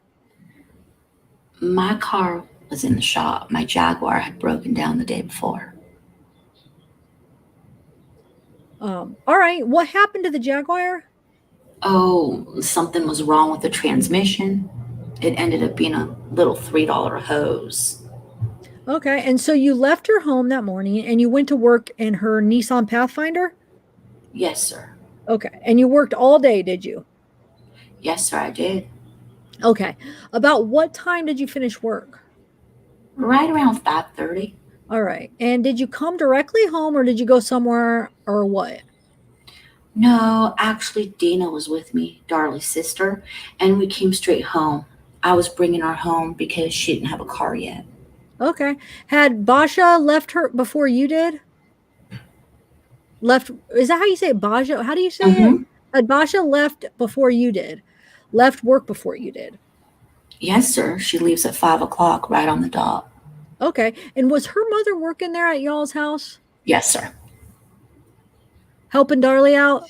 Yes, she had been working there a couple days. All right, and when you arrived home, was Basha and her mother still there? Yes, sir, they were. They were parked where I normally park my truck. Okay, right in front of the house. Right in front of the house. Oh, well, why did you park your, are you talking about the Nissan Pathfinder? Yeah, we live in a cul-de-sac, and a lot of kids, including mine, would run back and forth across the cul-de-sac, and a lot of people were always concerned and asked me why did I park my truck there. I wasn't afraid that somebody was going to hit my truck, and I'm like, I'd rather them hit my truck than to hit my kids. Hey, okay. And I always park the truck right out in front just for that reason. Where I'm showing you what's been marked and admitted into evidence as State's Exhibit number 8. Would you show the jury where you would park your truck? Right there on the front. All right. Right there by the mailbox. All right. See, it would slow people down as they came around this corner. All right.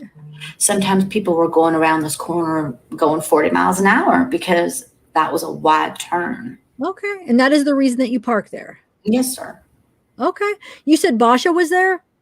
Yes, sir. She was parked in the place that I normally park my car. So I parked on the side about where the white car is. Okay. And I'll ask you if, as you parked your vehicle, you noticed a black car that was driving a black car came behind me. It came around that corner.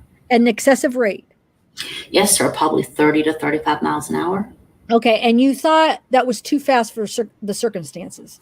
Yes, sir. I always think it's too fast when it's around my house. Okay. When you went into the house, did you say anything to Darlie or did you all discuss the black car? Well, she said something about the fact that Helene had seen it and they were looking into our garage.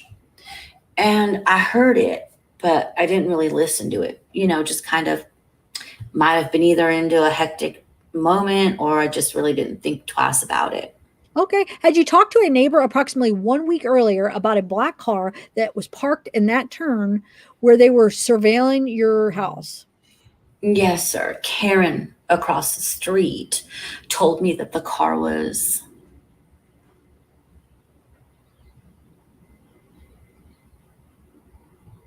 Oh, no, Libra's not even in. She's not even up there anymore. Oh, shoot.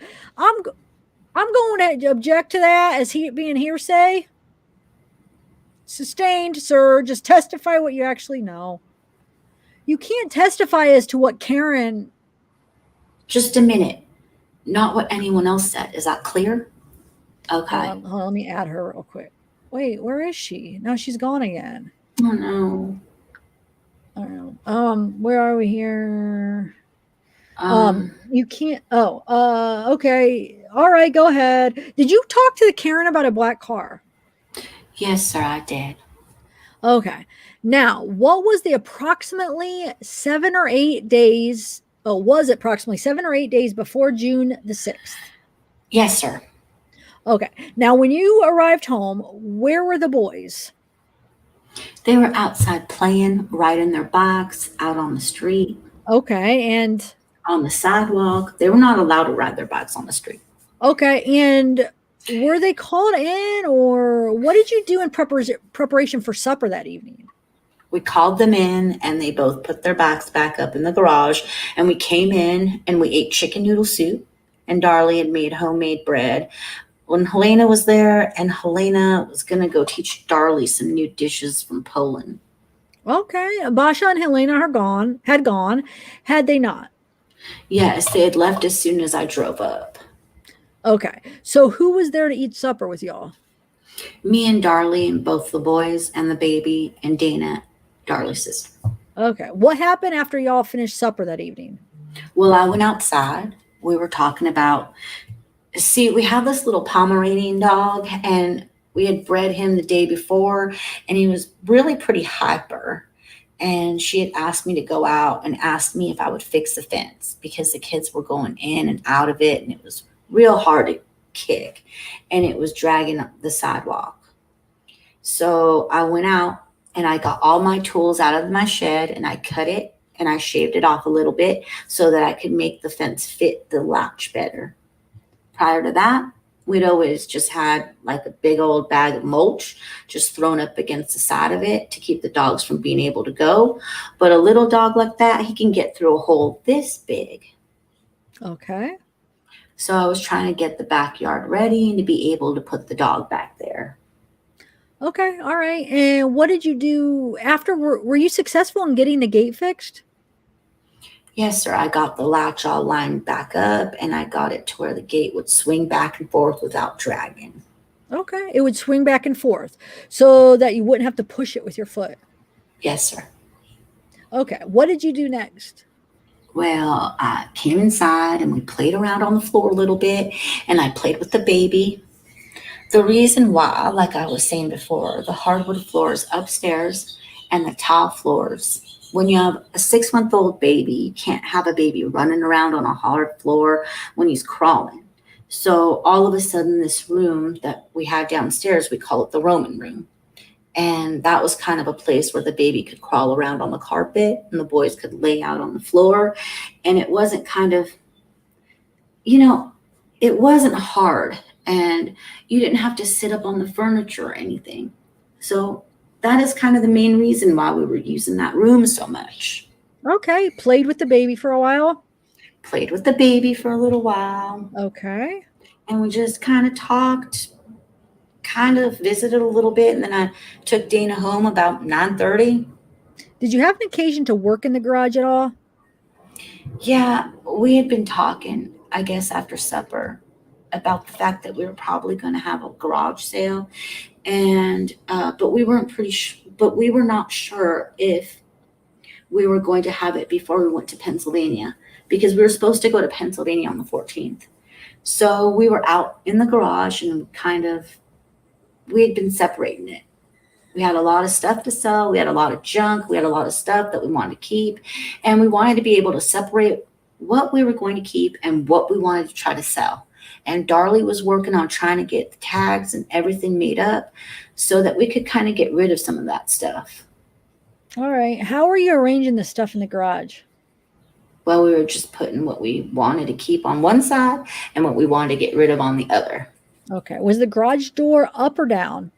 The garage door was up while we were working, and Darlie had worked on it for a while earlier in the week, and then I was kind of going through it to see what she was going to sell that I probably wanted to keep. So I was going out there to make sure that I was going to be able to kind of hold some of my stuff back, at least hide it. Okay. So, but it was real hot, and I mean, it seemed like in that garage, it seemed like it was about 106, 108 degrees. It was extremely hot. Okay. Were the windows up or down? One of the windows was up probably 6 inches, 6 to 8 inches over by the cat cage. And we had kind of talked about getting into breeding cats. And I had bought Darlie 2 cats for Christmas. Darlie was an animal lover, wasn't she? She has lots of animals. She still does. They're all out on a farm. Okay. Anyway, you talked about getting into the cat breeding business. Right. And I built this cage that was huge. I mean, it was probably 4 foot by probably 7 feet tall. And I had built it. Actually, Julie, y'all met Julie. She's a big animal person too. And so she kind of told me how actually me and her worked on it quite a bit. But we made it where it was bi-level, so we could have one cat on the top and one cat on the bottom. And we made it so that we could, when they had their babies, we could secure them down at the bottom. And we were going to put lamps and everything inside of them to keep them warm. But we had this cat, this black cat, he's just a really weird cat. He's got fur about that long. And his name is Bear. And he's a full-blooded Persian. And that cat didn't like nobody. I mean, the kids wouldn't come around that cat for nothing. I mean, he would just hiss at you like he was going to come out of that cage any minute. Okay. Was he kept in the garage He was kept in the garage, and Darlie ended up going and buying another cage to put inside of the house because it was cruelty to the cat to be stuck out in the garage when it's 100 degrees, and it was probably 120 degrees on his skin because it was so hot out there. And so the cat stayed inside? We ended up bringing the cat in. She went and bought another cat cage, and we had it inside the house. Okay. So that it could get some air conditioning. Okay. Do you know how close the screens? You said on the one window, the window was up. No, the window was down. No, it was within 6 inches from being closed. All right. And how close was the window to the screen itself? Probably an inch. Okay. Now, when you went inside, after you had finished your sorting there in the garage, you went inside, did you? Yes, sir, I did. And was the window still up 6 inches or so? Yeah, I didn't put the window back down. Okay. You came inside, and about what time was that, as best you recall, Darren? Well, I remember I took Dana home right around 9:30. All right. So it would have been dark. Yeah, I'm sure it was. Okay. With all of that stuff in the garage, could you keep your car in the garage? No, our car was cram-packed full. All right. Where would you keep the Jaguar parked? Around the back, outside. Okay. Just in the driveway. All right. So if someone wanted to know whether or not you were there or not, they could drive by and see whether or not your Jaguar was there. They could see my car from the street. Okay. But your car was never parked in the garage itself? No, sir. And Darlie's car, she always drove the Pathfinder, didn't she? Yes, sir. Okay. She didn't like to drive the Jaguar, did she? No, she hated the Jag. Okay. She was always afraid it would break down on her. All right. About what time did you return from taking Dana home? Oh, about 10:15 or so. Okay. And what was Darlie doing when you got home? She was watching TV. She was laid down on the couch downstairs, and Devin was asleep in front of the big screen TV. You say Devin was asleep in front of the big screen TV? Yes, Devin was asleep in front of, the big screen TV. Okay. And Damon was kind of curled up with one. We had a little black kitty about this big, and he was kind of curled up right next to Damon on the blanket, but Damon was still kind of awake. Okay. And the TV was on? Yes, the TV was on, and she was watching something on HBO. Okay. Where was the baby? The baby was asleep on Darlie's chest. Okay. And he was kind of not sleeping real good, so he had to be. I was going to take him back upstairs, and I went and got a bottle, and then I took him from Darlie, and then I went upstairs and I watched the news for a little while, and I held him in a rocking chair, and I watched TV for a little while in the TV room. Okay. Would he make noises at night? Yeah, he would grunt. You know what that is? He would grunt. He would kind of get in the blankets and he would wiggle. and, make the whole bed shake. He would get really restless with all those blankets and stuff around him, and the little animals, the stuffed animals and things that were in the crib. Did he like to sleep under blankets? Yes, sir. And now we know like that's crib death, and no one does that, but isn't that weird? That what? Like now, like you don't ever put a baby in a crib with blankets or stuffed animals, but back then they didn't like know about SIDS, so I guess. I mean, with his head under the blanket as well? Yeah, that is how you got him to go to sleep. He had to be in complete darkness. He's still like that. You mean right now? Yes, sir. Okay. Actually, now he kicks them off a little more than what he used to. He is a lot bigger than he was then too. He was a big boy back then, wasn't he? Yeah, all of my boys were big. All right. But back in June, he weighed 18 pounds, didn't he? Yes, about 18 pounds. And he would only be 8 or 9 months old. Yes, sir. And he also had 4 teeth when he was, all my boys were almost born with teeth. I'm sorry. A full head of hair and were cutting teeth almost from the time they were born. Was Drake pulling himself up at that age? Yes, sir. That is the reason why he was really unbalanced.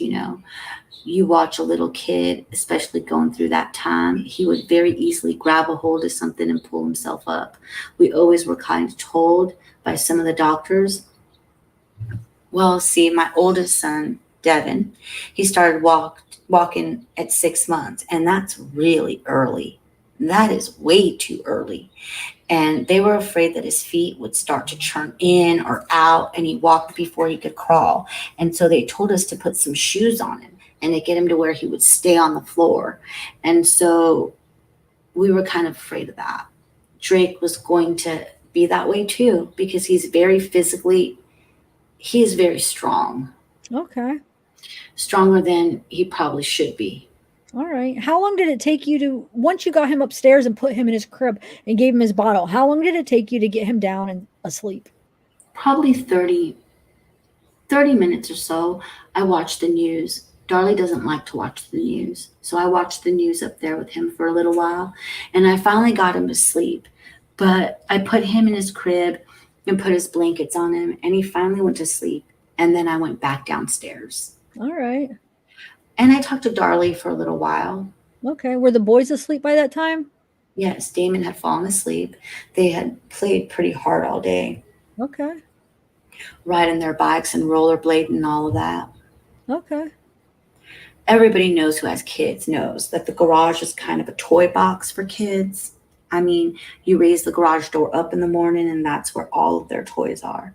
So they had bicycles and rollerblades and all of their toys and all of their balls and all of that stuff in the garage. Okay. You came back downstairs. Yes, sir. And did you visit with Darlie? Yeah, we talked about our upcoming trips, things that we had planned that were coming up next week. What did you have coming up? Well, the 14th, we were supposed to go to Pennsylvania. Had you already purchased your tickets? Yes, sir, we did. We purchased them, started talking about going to Pennsylvania back in January, and we'd purchased our tickets, but we hadn't finished paying for them yet. But we also had a trip planned. Darlie was planning a trip to go to Cancun with her friend, and one of her girlfriend's daughter was fixing to go into the Air Force. And so they were talking about taking a quick weekend trip. We had talked about going on my 10th year high school reunion. That would be in Lubbock? Yes, sir. And and only about 16 people showed up. And also, my sister was getting married too. And so we had a lot of plans. We had a whole summer full. We had a lot of plans to make. When was your sister getting married? Oh, I knew you would ask me that. That fall? Well, let's see. It was probably the 26th. Of August. Yeah. Okay. Were your boys Devin and Damon to be ring bearers? Yeah, they were going to be ring bearers. And was Darlie making anything? Yeah, she was making the pillows for them that they were going to be carrying. Did you all talk about that? And on mine and Darlie's 10th anniversary, we're going to get remarried. Okay. Did you discuss that? Yes, sir, we did. Okay. Did you discuss? There's been some talk that you had $64 in the bank. Could you carry all? Wait, what did it say? Some talk that you had $64 in the bank. Could you carry off all of this stuff with $64 in the bank? No, sir. Well, what? Well, I had roughly $7,800 in my business account. So that just means that Friday hadn't come and I hadn't paid myself yet. Okay. How much did you have at that time in the accounts receivable in your business? Between 18 to 20,000. Okay. So you had about 8,000 in your business account? Yes, sir. And another 20,000 on the books. Yes, sir. So you had close to 30,000 access to it if you wanted it. I had plenty of money. Okay. All right. We're talking about what we were going to have to do and what plans we're going to have to make for me to be gone. Normally, we always take 2 vacations every year. We take one on our anniversary as a gift to each other, and then we take another one. How long are you usually? For our anniversary, we're only gone for the weekend. All right. I mean, sometimes we'll take off like late Thursday night and take a Friday, Saturday, and a Sunday and back Sunday night. So I can't usually take off if I'm not working. People do business with me because of me, not because of what I do. Okay. Do you have contracts with the people that you do business with? No, sir. I do everything on a handshake. Okay. You ever have trouble collecting the money from them? No, sir. Well, sometimes just a little bit. Well, they might be slow, but you know you're going to get it. Right. I usually look at it as I usually look at it as I don't like people to beg money from me. And so I don't want to beg them giving money to me. And so I don't like to ask them for work and then come right back and say, but I need to get paid. I do a lot of work for a lot of big companies, Lockheed, NASA, McDonnell Douglas. We do stuff for the Air Force. We do stuff for the Army. We do stuff for everybody. So just because they're slow pay doesn't mean that you're not going to get paid. All right. And that 18 to 20,000 that was on the books at that time, have you since collected that? Yes, sir. Plus some. Okay. So how long did you talk with Darlie when you came back downstairs after you put Drake in the crib? Well, we talked about until about midnight and kind of talked about a lot of different things. The things we're going to have to plan. And then I was going to go up and check on him. And he said, she asked me if I would go up and get her a blanket and a pillow. And so I did. Okay. And I came back down. What sort of pillow did you get for her? It's a maroon pillow with little green diamonds on it and gold trim. It matches our comforter that. Okay. Do you know where that pillow is? In that box back there. Let me show you what's been marked for identification and record purposes somewhere as Defendant's Exhibit number 53A, and I'll ask you if you recognize that. That is the pillow I brought down to Darlie. All right, and brought a blanket with that, did you? Yes, sir. Okay, did you continue to visit with her? Yeah, we talked until I went up to bed at 1 o'clock. Do you remember how she was dressed at that time? She was wearing like a white Victoria's Secret long kind of shirt, like a big overnight shirt and panties. All right. And she had that Victoria's Secret shirt for some time, had she? Well, I don't think. It was fairly new. It had been washed, I guess? I guess. Okay, about what time, as best as you recall, Darren, did you go upstairs to bed? At 1 o'clock. All right. And what did you do when you got up there? Well, I checked on the baby and made sure he was okay. And I covered him back up and I laid there for a little while and I couldn't go to sleep. And so I turned on the TV for a little while and probably watched TV for about 10 minutes. And then I went to sleep. Okay. Judge, I'm getting ready to get into a situation that I would rather not be interrupted on. Well, that's fine. I'm all for that. Let's just keep on going, all right? The jury is okay, break-wise. All right? Okay. Proceed on, as we say in Texas. All right. When is the next thing that you heard something of an unusual nature, Darren? The very first thing I hear is the glass break. And then I can hear Darlie screaming. I mean, screaming so loud, you wouldn't believe it. All right. What did you do? I jumped up, I put on my glasses, and I put my pants on, and I ran downstairs as fast as I could. Okay. What did you find when you got downstairs? Why is he putting his pants on? If like she's screaming like that. Darlie was at the bottom of the stairs and I ran into the room. And while I was running down the stairs, I was thinking that the coffee table had tipped over and fallen on Devin because she was screaming, Devin, Devin, Devin. Okay. What happened next? I ran over to Devin and I ran over around the back of him and I looked down in his chest and he had these great, big, huge gashes in his chest. And I was looking for the glass and I was like, where's the glass? I mean, I knew where they were when I went to sleep, and the blood wasn't very, there wasn't very much blood. The blood didn't bother me. He had these huge gashes in his chest. Darlie's screaming and I'm screaming. We're just freaking out. Sir, ma'am, if anybody in the courtroom, if this testimony is too emotional, please leave. Anybody care to leave? Let's not have any disturbance, please. Thank you. You may continue. Yes, sir. What did you do when you saw Devin there near the glass table? Well, the first thing I did was I was looking for any glass that could have been fallen or broken or went into him, and I couldn't see anything. And Where was the table? The table was completely down. It was fallen. The flowers had completely fallen off the table. All right. The table wasn't sitting slightly askew on its base? No, it wasn't on its base. It was completely down to the ground. Okay. What, if anything, did you do? The very first thing I did was I was patting him on the face. And I remember when I looked at him and he looked like he was 12 years old. He looked like he had aged 5 years. Is that right? Yes, sir. What, if anything, did you do? The very first thing I did was try to give him CPR. And the very first thing I did was I put my hand over his nose and I blew into his mouth. And when I did, this blood just splattered all over my face and was blowing air right through him. Where was Darlie?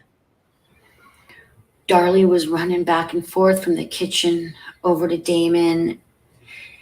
And then she came over to Devin and she was going, oh my God, he is dead.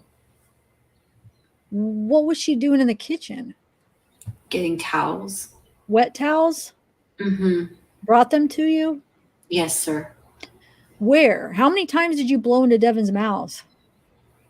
I blew into his mouth about at least 2 or 3 times. Where was she when you were blowing into his mouth? Right over the top of him. What was she doing? She was trying to stop the bleeding.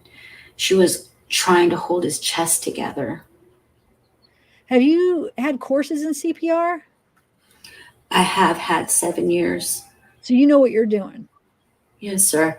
I knew not to blow too hard, and I kept blowing, and I kept trying to hold his chest closed, and then Darlie was holding one of them closed, and when I knew that I couldn't get air into him, I knew he had 3 minutes. I knew that he had just died. Did you ever try to blow into the holes of his chest? I blew straight. I blew straight into his chest. And when I did, blood came out of his mouth. Wow. Okay, what did you do next? I knew that I couldn't do anything for him. Did you all attend to Damon? Yes, sir, we did. Okay. I went over to Damon and I got up from Devin and I looked up at Darlie and I didn't even see the cuts on her neck. And I looked at her and it was just this look, this contact that we had, just this immediate contact. She didn't have to ask me nothing and I didn't have to ask her nothing. Was she on the phone? Yes, sir. She had the phone in her hand. Was she talking to 911? I suppose that's who she was talking to. Yes, sir. Did she continue to get towels from the kitchen? Yes, sir. She kept running back and forth, screaming and hollering. Okay. Did you ever see a police officer? I did at one time. All right. Did you see one that you now know to be David Waddell? Yes, sir. Okay. Darren. When he walked into the room. Darren, I want you to get a hold of yourself, and I want you to tell the jury what David Waddell did when he walked into the room. Did he take over? And did he start issuing orders about how to take care of and attend to and render first aid to the children? As soon as he walked into the room, he went and froze, and he did not move. Did he get his gun out? No, sir. He didn't do anything. I kept screaming at him, telling him to help me, and he wouldn't help me. Was Darlie trying to get him to go back to the garage? Yes, sir. He was. Did he finally go back into the kitchen? He stopped about halfway into the kitchen, then he came back.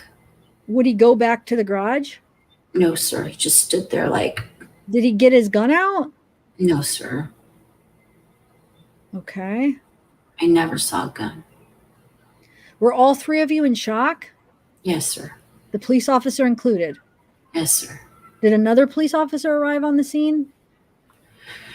People started piling into the house after that. I mean, it was chaotic. I mean, it was just crazy. I mean, it was flat out people just piling in on top of each other, and everybody was screaming and hollering and yelling. Did you see the paramedics when they came in? Yes, sir, I did. And how about the paramedic that went first to Devin? Can you tell the jury if he had anything in his hands? Yes, one paramedic had two big old boxes, like an orange box and then a white box. And he went around the back of the house, around the back of the couches, and he was knocking over everything that was inside. Okay. Do you know if he put that top back up on the... Yes, sir, he did. I saw him. He picked it up and got it away from Devin and was trying to clear his face. Okay. To work on Devin. Yes, sir. That is his job, isn't it? That's right. It was a very small space between where he was laying and the TV, which is the side that I was on, and then the side that the paramedic was trying to get on. He was just trying to clear space. I don't blame him for that. Okay. Our object was to try to get those boys, and if they were alive, to get them help. Did you, at any time while you and Waddell and Darlie were there, before the other police officers and the paramedics got there, did you ever see Darlie in close proximity to the vacuum cleaner? Yes, sir, I did. And will you tell the jury where she was and what she was doing with respect to this vacuum cleaner? She was standing right beside the vacuum cleaner and had her hand on it. She was hanging onto it like a cane. For support? Yes, sir. Let me hand you what has been marked for identification and record purposes as Defendant's Exhibit number 78. Do you recognize that exhibit? Yes, sir. All right. We will offer into evidence what has been marked and identified as Defendant's Exhibit number 78. No objection. Defendant's Exhibit 78 is admitted. Is Libra gone? Yeah, she texted. She had an issue with her son. She said she's not going to be able to come back. So hope you feel better, Libra. Will you tell the jury where Darlie was holding on to the vacuum cleaner? She was hanging onto the handle. All right. And whereabouts in the room, in the den, or in the kitchen, or whereabouts in the room? Actually, right in between, right off the linoleum floor, right where that green rug would have been set in, if it was not messed up like it is in that picture. Okay, let me show you what's been marked for identification and record purposes as State's Exhibit number 10, and I'll ask you to examine that and orient yourself to that exhibit and see if you can show the jury in that diagram where Darlie was standing with the vacuum cleaner. She was standing right there. All right, showing you what has been marked and admitted into evidence as Defendant's Exhibit number 78. Can you orient the jury with this exhibit and tell them, can you all see that? You might hold it back a little bit, Mr. Mulder, so they can see it at that end. All right, if you would, can you step down and show the jury? First of all, was the green rug like that? No, sir, the green rug would go covered. You can see this green spot. The green rug would fit right over on top of that. Please speak up loudly, Mr. Routier. Miss Halsey has to take this down. You can see some discoloration in this carpet, can you? I can see it, yes. Okay, what is that discoloration from? I think you're blocking the jurors right there. There is discoloration in the carpet in this area. From the dye on the rug. Okay, has the rug bled through into the white carpet? Darren, has the rug bled through into the white carpet so that you can see where the carpet was kept? Yes, sir. Okay. And was that carpet kept there to cover the green area that it had bled through and discolored? Yes, sir. All right. And that was partially on the carpet and partially on the linoleum? Yes, sir. I'm going to object to that as being the leading question. Please let the witness rephrase your question, please. I'm just reading it all. I don't know. I can't do all these voices. I feel like, okay. Show the jury, tell jury how that green carpet was established there. You mean here? Yes. Well, the carpet would go right here, right where that green is, and kind of covered it up. Right halfway between here, and laid straight out. Okay. And where was Darlie in the vacuum cleaner? Darlie was standing right here, and the vacuum cleaner was just on the other side of that.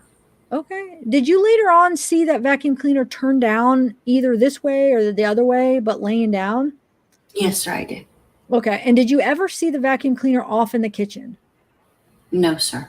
Do you know how it got back in the kitchen? I have no idea. Okay. There was a lamp that was the lampshade that was knocked askew. How did that happen, if you know? Well, when the paramedic was coming through with all the boxes, there was a small space between the couch where that lamp was and where the cat cage was. So it was probably only a space of about, I don't know, 2 feet maybe. And he just went right through it and went right around. Okay. Do you know how many wet towels Darlie got from the kitchen or the sink area? Just guessing about 3 or 4 was what I saw. Okay. Judge, I need to look through and to find a photograph. Okay. Is there a photograph that shows the drawers in the kitchen where y'all kept your towels? Yes, sir. I mean, I don't. Does it show blood on the... Right. When we went back to the house, it was very obvious, everybody that we know knew where those towels were. There were kitchen towels in the kitchen. All right. And is it apparent where those towels were coming from? No, sir. Oh, is it apparent? Yes. Yes, sir. Okay. Is there blood on the towel drawer? We will find that photograph when we get a break. Yes, sir. That is where the kitchen towels belong, is in the kitchen. All right. Do you know how many trips to and from that sink Darlie made? Just guessing, probably about 6 or 7 times. Do you know how many towels were spread out there among the boys? Oh, I know at least 3 or 4. Okay. There was a whole bunch dropped out of the drawer, and it looked like she had pulled them out so fast and that she just pushed them all over the kitchen floor. Okay. Did you have occasion, once the police got there and the paramedics got there, did you have occasion to go upstairs to check on Drake? Yes, sir, I did. Darlie requested me to. How was she doing? Or how was he doing? He was doing fine. He was crying. It was the best thing that I'd ever heard. Okay. And in your judgment, was Devin dead by the time the police got there? Yes, sir. I checked his pulse. I couldn't get a pulse. All right. And was Damon still hanging on at the time? Yes, sir. Damon was lying on his stomach, and he was lying along the wall. Why didn't you roll him over and start CPRing him? Because I was always taught that if you have a back injury, you're not supposed to roll them over because you could make the injuries worse. Okay. I tried to see if I could get a pulse, but I couldn't get anything. By that time, people were starting to pile into the house. Devin, was it chaotic? Very much so. I mean, is it even possible for you to express in words and capture the scene that you were a witness to at that time? I think you would have to have probably about 15 or 20 people in a room that make much noise the way that it was that night. But I mean, are you capable of relating to the jury the chaos that was going on at that time? No, sir. With everybody doing what they were doing? No, sir. The paramedics came in and they were in a hurry.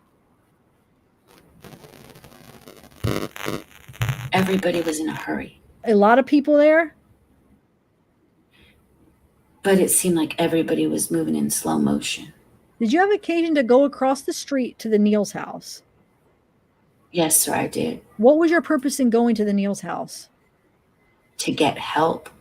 I knew when I saw the first look on Waddell's face and I was asking him to help, I knew that I had to get somebody to help me. All right. Did you ultimately get Karen Neal? Yes, sir, I did. She is a nurse, a registered nurse.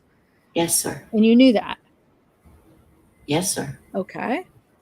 She is kind of a neighborhood mom like Darlie. Okay. Did Darlie get along well with the neighborhood children? Yes, sir. We had the Nintendo house. Okay. She fed them all. She made sure that they were all, we didn't know their parents, but. I'm going to have to object to this as being non-responsive. Sustained. I don't believe a question has been asked. Sustained. When you came back from the Neal's house, had Darlie been moved to the front porch? Yes, sir. They said that she had passed out inside and they wouldn't let me back in. All right. And where was she on the front porch? She was right on the front porch. Right where? Right in the door frame. All right. Were they attending to her throat? Yes, sir. Well, they were trying to. Okay. Do you know if Damon had been removed from the house at that time? Yes, sir. I was inside the house when they did that. Okay. He was in an ambulance? Yes, sir. Had the ambulance left yet for the hospital? No, I think they were there for a good while. Okay. Nobody could tell us where they were taking them. Okay. Did you help and assist Darlie in placing Darlie on a stretcher? Yes, I did. Okay. Did you notice at that time whether or not she still had underwear on? She said something about her panties, but I didn't understand what she was talking about. Could you tell whether or not she had panties or underwear on at that time? No. Did she have them on or not? No, she didn't have them on. Okay. Was she taken to an ambulance? Yes, sir, she was. She was stretched out. All right. And did you get into an ambulance yourself? I tried to, and they kicked me out. They told me they had to work because she was bleeding really bad. And was she subsequently taken away from there? Yes, sir. In the ambulance? Yes, sir. Okay. She was there for, it seemed like forever, but guessing it was probably 10 or 12 minutes or so. Did you go back into the Neal's house? Yes, sir, I did. Okay. And what was your purpose in going back into the Neal's house?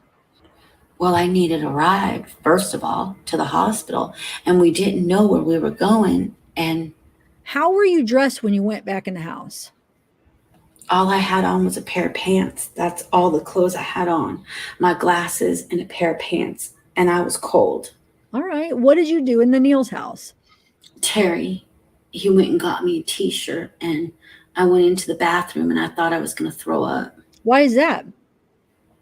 I guess just nerves. I don't know. Once you were in the bathroom, did you get cleaned up? Yes, sir, I did. I washed all of the blood off my face, off my hands, and off my mouth. And I had this real dry taste in my mouth. Okay. You got a towel or a washcloth? Yeah, I got a towel and I washed it off. And I even had some on my back and on my shoulder and on my chest. Okay. And your hair? In my hair, on my glasses, and on my face. You put on his t-shirt? Yes, sir. All right. When you left Terry Neal's house, did you go back into your residence? I did go back into the residence, but I don't know exactly when I did it. I mean, Did you go back in before you left for the hospital? I went in before I went. I went back into the house after I went and I got Terry and Karen. Okay. When Darlie was being put on that stretcher, I went back through the house. The police officer was saying something about the screen. They were saying something about... And so I ran back through the house. How did you go into the house? I went through the door. Did you go through the front door or the back door? I went through the front door. They couldn't have kept me out. Where did you go once you were in the front door? Where did you go? I went around to the dining room area. I went to the garage. I looked and I saw the screen. I turned around and I walked all the way back through the house, through the kitchen. Did you go... And back out again. Did you go through the den and through the kitchen into the garage? Through the dining room, through the entranceway, around where the stairs were. I walked on this little space. That's this hardwood in between to the kitchen. And I went through the kitchen straight to the garage. And then I came back through the kitchen. Did you come back through past the wine rack? Yes, sir, I did. All right. I went back out that way. Did you cut your feet? No, sir, I saw glass. Were you barefoot? Yes, sir. Okay. How long did you stay there at the house before you left for the hospital? I don't know. It seemed like time stands still when you're in a situation like that. I just don't know that we were waiting for somebody to tell us which hospital to go to. One paramedic said that they were taking Damon to Baylor Hospital in Garland and that they were taking a Darlie to Baylor Hospital in Dallas, which I couldn't understand because that's 45 minutes away. Okay. Let me hand you what has been marked for identification and record purposes as Defendant's Exhibit number 79. Now, I'm going to ask you if you recognize what is shown in that exhibit. Yes, sir. That is the dish towel drawer. Okay. We will offer into evidence what has been marked and identified as Defendant's Exhibit number 79. No objection. Defendant 79 is admitted. Can you show us or tell the jury where that drawer is? Right here. In the kitchen? Yes, right here. Actually, it is right there. Okay. You see blood on it, do you? Yes, sir, I do. All right. That would be the drawer where you kept the towels. Yes, sir. Okay. Whose car did you take to the hospital? My Pathfinder. Terry drove me. Do you have any idea what time you got to the hospital? I have no idea. Do you know whether or not it was still dark? Oh, it was dark. Okay. All right. Are both sides ready to bring the jury back in and resume the trial? I didn't even know the jury wasn't in there. You missed that right above it. Mr. Mulder, we're going to take a 10-minute break and then... No. Oh, okay. I was going to say, wait, the jury wasn't there the whole time? Okay. So, Mr. Mulder, we're going to take a 10-minute break now, please. Okay. That makes sense. All right. Yes, sir. The state is ready. Yes, sir. The defense is ready. All right. Bring the jury in. Let's see. Need some water. Oh.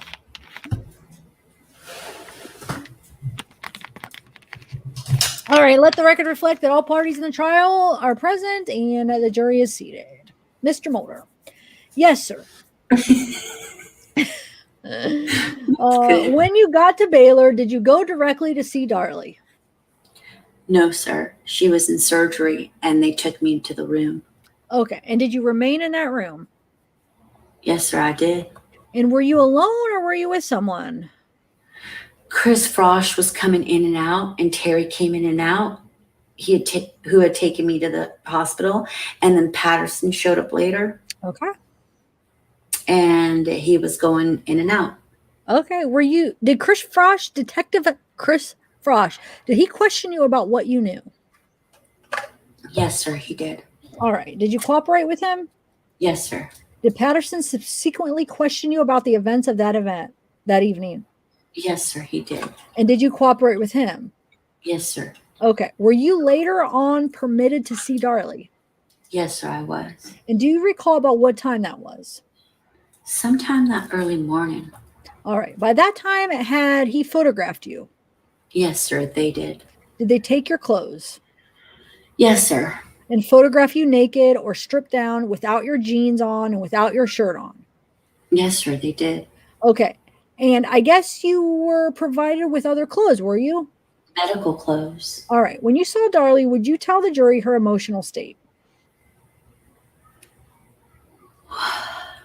While she was sedated, she was groggy, but very hysterical, very emotional, ups and downs. Kept asking about the baby, kept saying, "Why did somebody kill my babies?" Darren, do you know when the ambulance taking Darlie left for the hospital, did you know that both of your sons were dead? Yes, sir, I did. Did Darlie know that as well? Yes, sir. Did you think, knowing her as you knew her, did you see anything phony or inappropriate about the way she acted when you saw her first there at Baylor? No, sir. Okay. Were you able to see her the following day? Yes, sir, I saw her every day. Okay. And was your son Drake brought down there by someone? Terry and Karen Neal brought the baby up. She kept asking for him and wanting to see him, so they brought him up there, and we brought the baby into the room and we kind of lifted it up on top of Darlie. Of course, I don't know if you all seen the pictures, but I mean, she was full of tubes and she had this great big huge white thing on her neck and all of these gauzes and everything all over her, and the baby automatically wanted to go for her neck. And we were all kind of afraid that the baby would hurt her wounds because she wasn't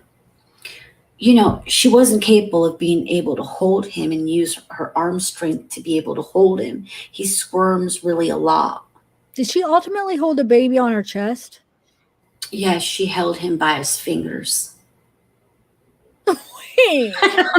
What? I don't know. I'm trying to picture that. She held him by his fingers. Maybe they kept him at like arm's reach so he wouldn't rip at her, and then like all she could reach was just his fingers. Okay.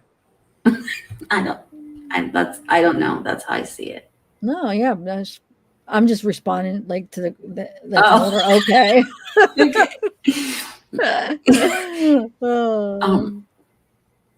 She wanted all of the pictures out of the house that she could get of the boys. And when she did, we thought that was a good idea. And then when we got them to her, she just fell apart. She just would go into hysterics. Okay, so you saw her the next day? Yes, sir. Did you notice any bruising begin to form on her arms? I did, but I just assumed that it was from the cut on the top. Okay. She looked like a whooped little puppy. Okay. I mean, we were more concerned about her neck and her arms and whether or not she was going to be okay or have any permanent damage. And we were worried about the boys and worried about all the arrangements and all of the family coming in from Pennsylvania and from all over the place. I mean, it was just about as hysterical. I mean, it was just about as hysterical at the hospital. Okay. You knew at the time the extent of her injuries? Yes, sir, I did. All right. And advised at that time, now back in June, that her injuries were serious? Yes, sir, I understood they were very serious. Okay. It came within 2 millimeters of cutting into her carotid artery? Yes, sir, that's what I understand. Did you continue to cooperate with the police? Yes, sir, 100%. Okay. On June the 8th, did you accompany your wife to the police station and write out in your own handwriting a statement? Yes, sir, we did. Who was your contact with that at the time? Chris Frosh. Okay. And I'll ask you, if you made any requests of him that they tape record or videotape your giving of the statement? Yes, sir. I told him that I could not write as fast as I could think. And when you get to thinking about something that terribly traumatic as has happened to you cannot remember everything. And every time I would go into talking about it, I would just start crying and getting very angry and just sad.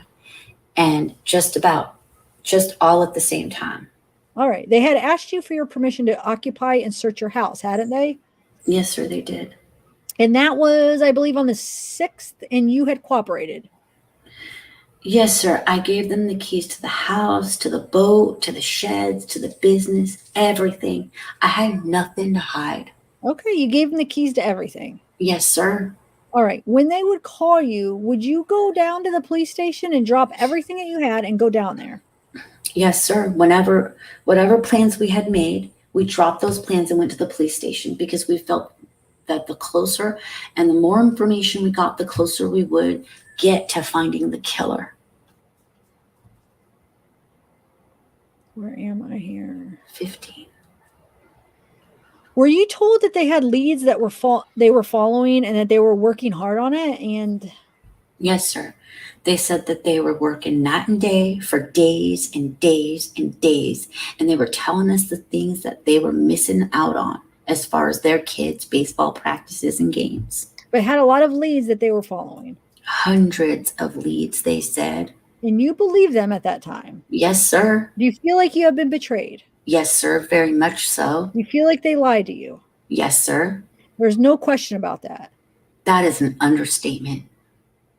But you continue to cooperate? Yes, sir. Did you plan the boy's funeral? Me and my mother did. Okay, and who selected the songs? I did. Why did you select Gangster's Paradise? Well, whether or not somebody thinks that that's appropriate or not, it's not appropriate that my kids were killed either. So if somebody is offended about whether or not I played a song that was inappropriate, that was their favorite song.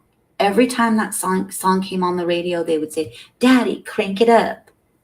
That was the only song that they ever felt that way about.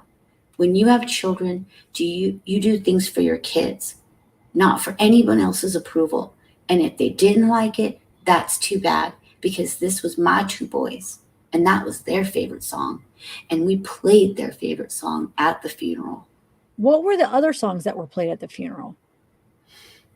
I Will Always Love You by Celine Dion and Jesus Loves Me. Those are appropriate songs.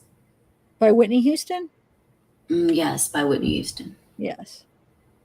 Darlie sang those to the boys. She has a beautiful voice, and they love to listen to their mommies sing. When they were buried there has been some testimony about some Swiss Army knives or some knives that were put into the coffin? Yes, sir. When?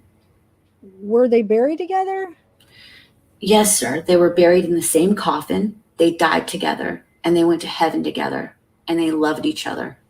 Why were there knives put in the coffin? Because Devin kept asking me, "Can I have a Swiss Army knife for my birthday, Daddy?" And I said, "No." I said, "It's not you that I can't trust with a Swiss Army knife. It's your little brother." And I wouldn't get him one because I was afraid that they would get hurt. And when they die, if you don't give it to them, you're never going to get a chance. Now, there's some testimony that tarot cards were put in the coffin. No, sir, those were not tarot cards. Tarot cards were some kind of gypsy type cards. These were, you see, my brother-in-law is a magician, a real life magician. He does magic tricks, and he has traveled all over Las Vegas and Tahoe, and he wasn't my brother-in-law yet. They didn't get married until August, but he did these magic tricks with 5 aces, and he did one for Devin and then one for Damon because they loved him so much. They called him Magic Mark, and that is what he goes by now. So they were the ones that named him? Yes, sir. They named him Magic Mark because he wasn't an uncle yet. Those are the cards that he had given the boys? Yes, sir. He always carries a package of cards inside of his pocket. And there were other mementos that you put in the casket? Yes, sir. Things that were their favorites of the boys? Yes, sir.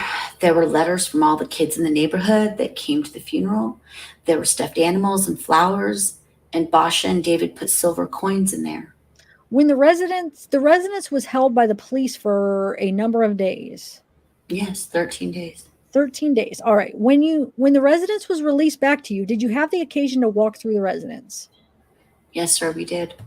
Okay. And there's a lot of things when you're walking through there that you don't realize what happened. And I'm sorry, I've got to object. I didn't hear a question.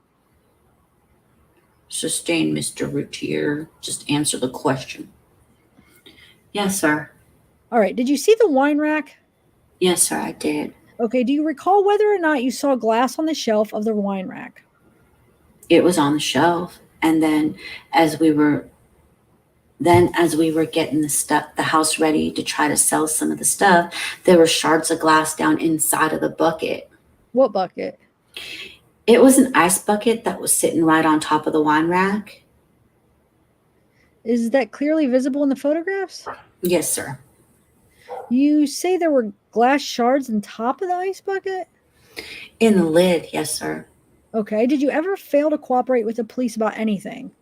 No, sir. Every time they called us, we were there. Okay. After you had gotten possession of the house, did you move back in? No, sir. You never have moved back in? No, sir. We couldn't move back into there. Why? Because of 1 minute's worth of something terrible happens, it just covers up 4 years of memories. Okay, can we take a break? I need to get some cold water. My water's like warm and it's not hitting the spot. And I just... No problem. I'm so thirsty, and I'm sure you probably have to go to the bathroom or... I want water. I want some cold water. Yeah, okay, guys. So I'm going to... And I'll be right back. I have to go down. I know I have to go downstairs too to get my stuff. So hopefully, chats don't leave. Hey, Nicole, you just joined. Yay. Okay, we'll be back. We just got to go get some water and make it a little snack. I'll be back really fast, you guys, and I'll come chat with you guys. I just need to grab some water. Okay, I'll be back too. Bye, guys. Hold on, guys. All right.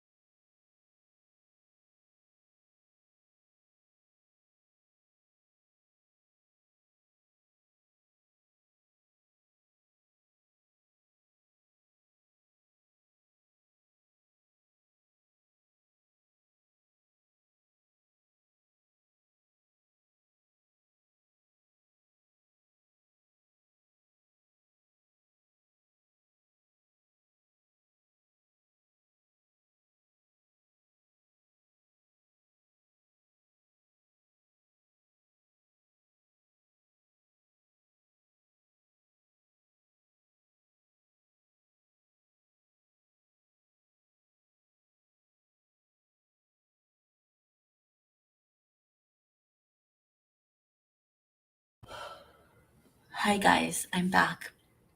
How's chat doing? Our wonderful mods hanging in there. Hi, everybody. Hi, Anna Brown, Heavenly Clouds, Dorothy Marie, Dark Sea, Tien, Lori Davis, Linda, Roxanne Wilkie, Gailey Gilster. I'm not going to do the What's Love Got to Do with It either, Gailey. So, what do you guys think so far? It's kind of a tough night with the testimony, but this is like really important testimony. Do you guys think that the defense is asking the right questions while having Darin up there?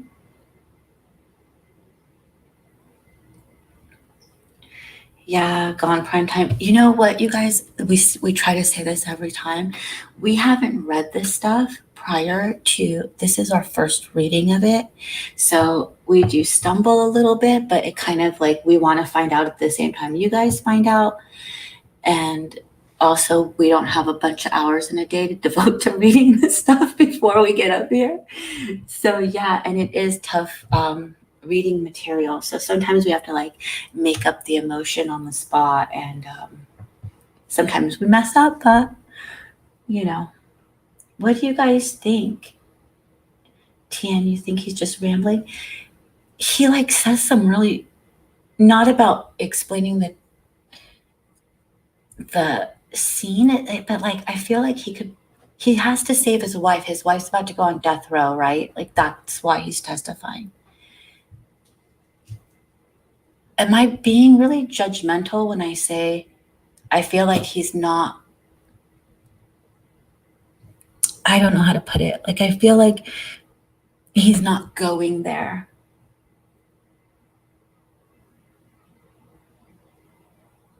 Diana, I feel that Darren was a little smug. He is like kind of throwing attitude, and that's his lawyer. So I can understand with the prosecution, but he's a little off center. Sounds like a real judge. What do you mean looking beyond? Like I'm judging like a real judge, or what? Gailey, I don't get how the jury wasn't there for his testimony. No, Gailey, the jury was there. We just missed reading the part where the judge said, like, let's take a 10-minute recess, probably like excuse them to go to the bathroom. And then we came back. No, the jury was there for all of this so far. This was not done outside of their presence. I'm glad I caught that because, yeah, that's important, right? Sharon Thompson says, I think Darren didn't believe Darlie did it. Yeah. But do you think that, so his wife is about to be put on Texas death row, okay? And we know how serious Texas is with their death row. Do you guys feel that he's given it all he can? You know, I just feel some kind of way when I'm reading it.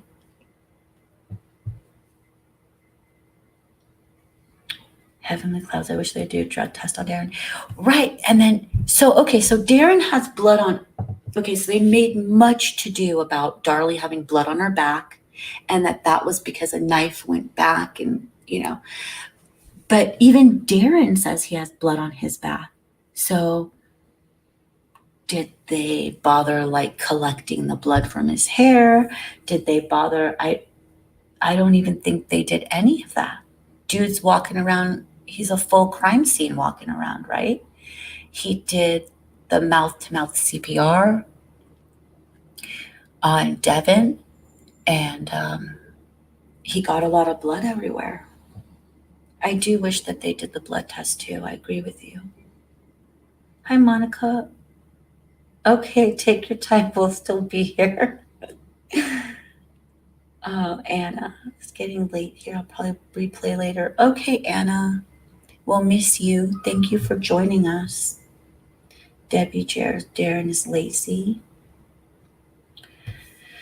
Maddie, oh, Linda, you're as old as you feel. I think you're young. Yeah, Linda, we all love you so much. Okay. criminal imagination. I don't think he helped much either, though. LOL, he seems simple. It's like the Darren show, but I think they made it that way, kind of. It's interesting, though, isn't it, that this is a defense witness. This is the defense asking him. And you know how usually and this is a big league defense team. They're not just like some hole in the wall. They usually will prepare a witness. They'll put the time in. This is a death penalty case. And 96 wasn't that long ago.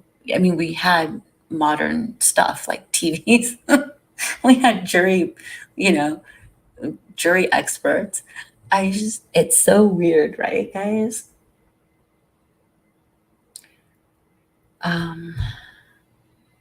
Okay. Roxanne, every time there was an objection by the prosecution, every time it was sustained with him and his mom. Roxanne, literally we kind of made a joke about that because every Darlie, this is the 11th one we've done, right? Every one we've done, it's insane how the prosecution gets sustained, the defense gets overruled. Like I don't know, it's kind of seems bizarre. Lori, I have a lot of questions that don't really seem like they needed to know, like the garage sale and stuff like that. Yeah. Or you know what, Lori, if they needed to know about that, why didn't they probe that question a little bit more?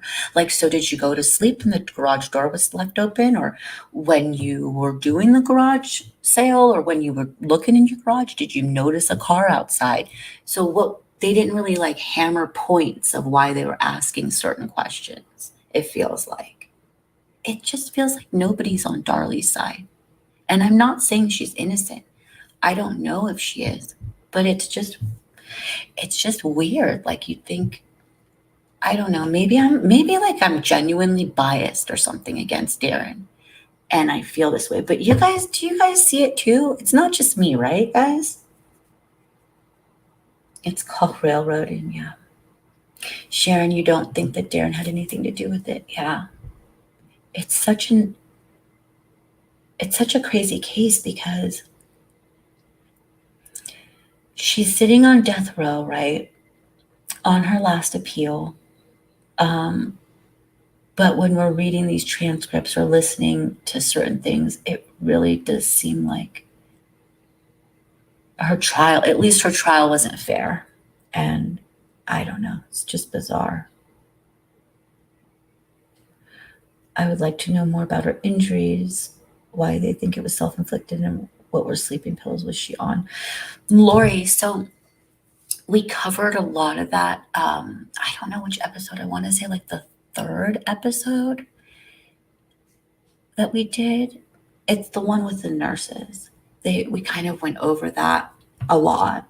It was when we were reading like every witness. And this is the second time we're not reading every witness. We're just doing like important witnesses because it repeats itself a lot. But you can find that information on that one. Like it's good. It's kind of like a podcast where like if you're doing work around your house, you don't really need to watch the screen. You could have it playing while you're doing something and listen to what we're reading. Like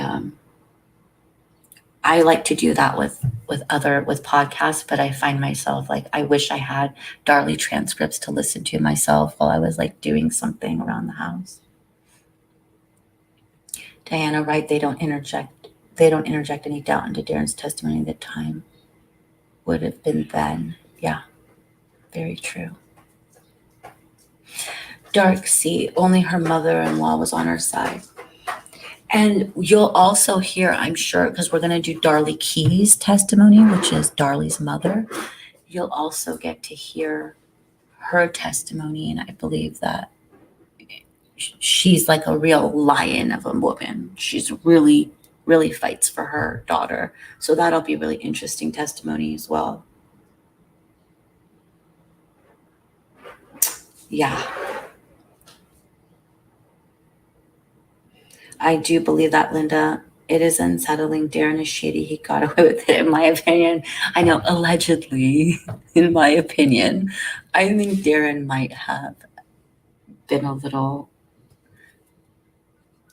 like shady, because there's so allegedly, I don't know if it's even allegedly or if it's been proven actually, he hired or he talked to some people to like do an insurance scam to like rob his house so he can get insurance money just 2 weeks before this happened.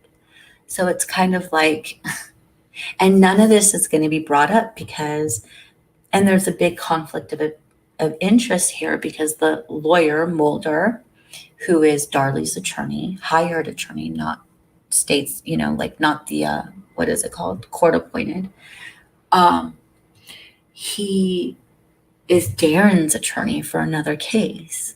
So there is suspicion that he doesn't want to throw Darren under the bus. And if you're fighting a case like this, you have to bring somebody else up to the jury as a potential could have done it. And not, I mean, I always say this is like Casey Anthony. Look at her trial. They never convicted her father, rightfully so. But what got her off was saying, my dad could have done this. My dad has been doing X, Y, Z to me. My dad could have easily done this to Kaylee. And they let Casey off based on like reasonable doubt, they'll call it, right? So if they could have raised enough reasonable doubt here and said, well, who knows where Darren was? Darren had blood on his back too. They could have maybe swayed the jury. And that wasn't even presented.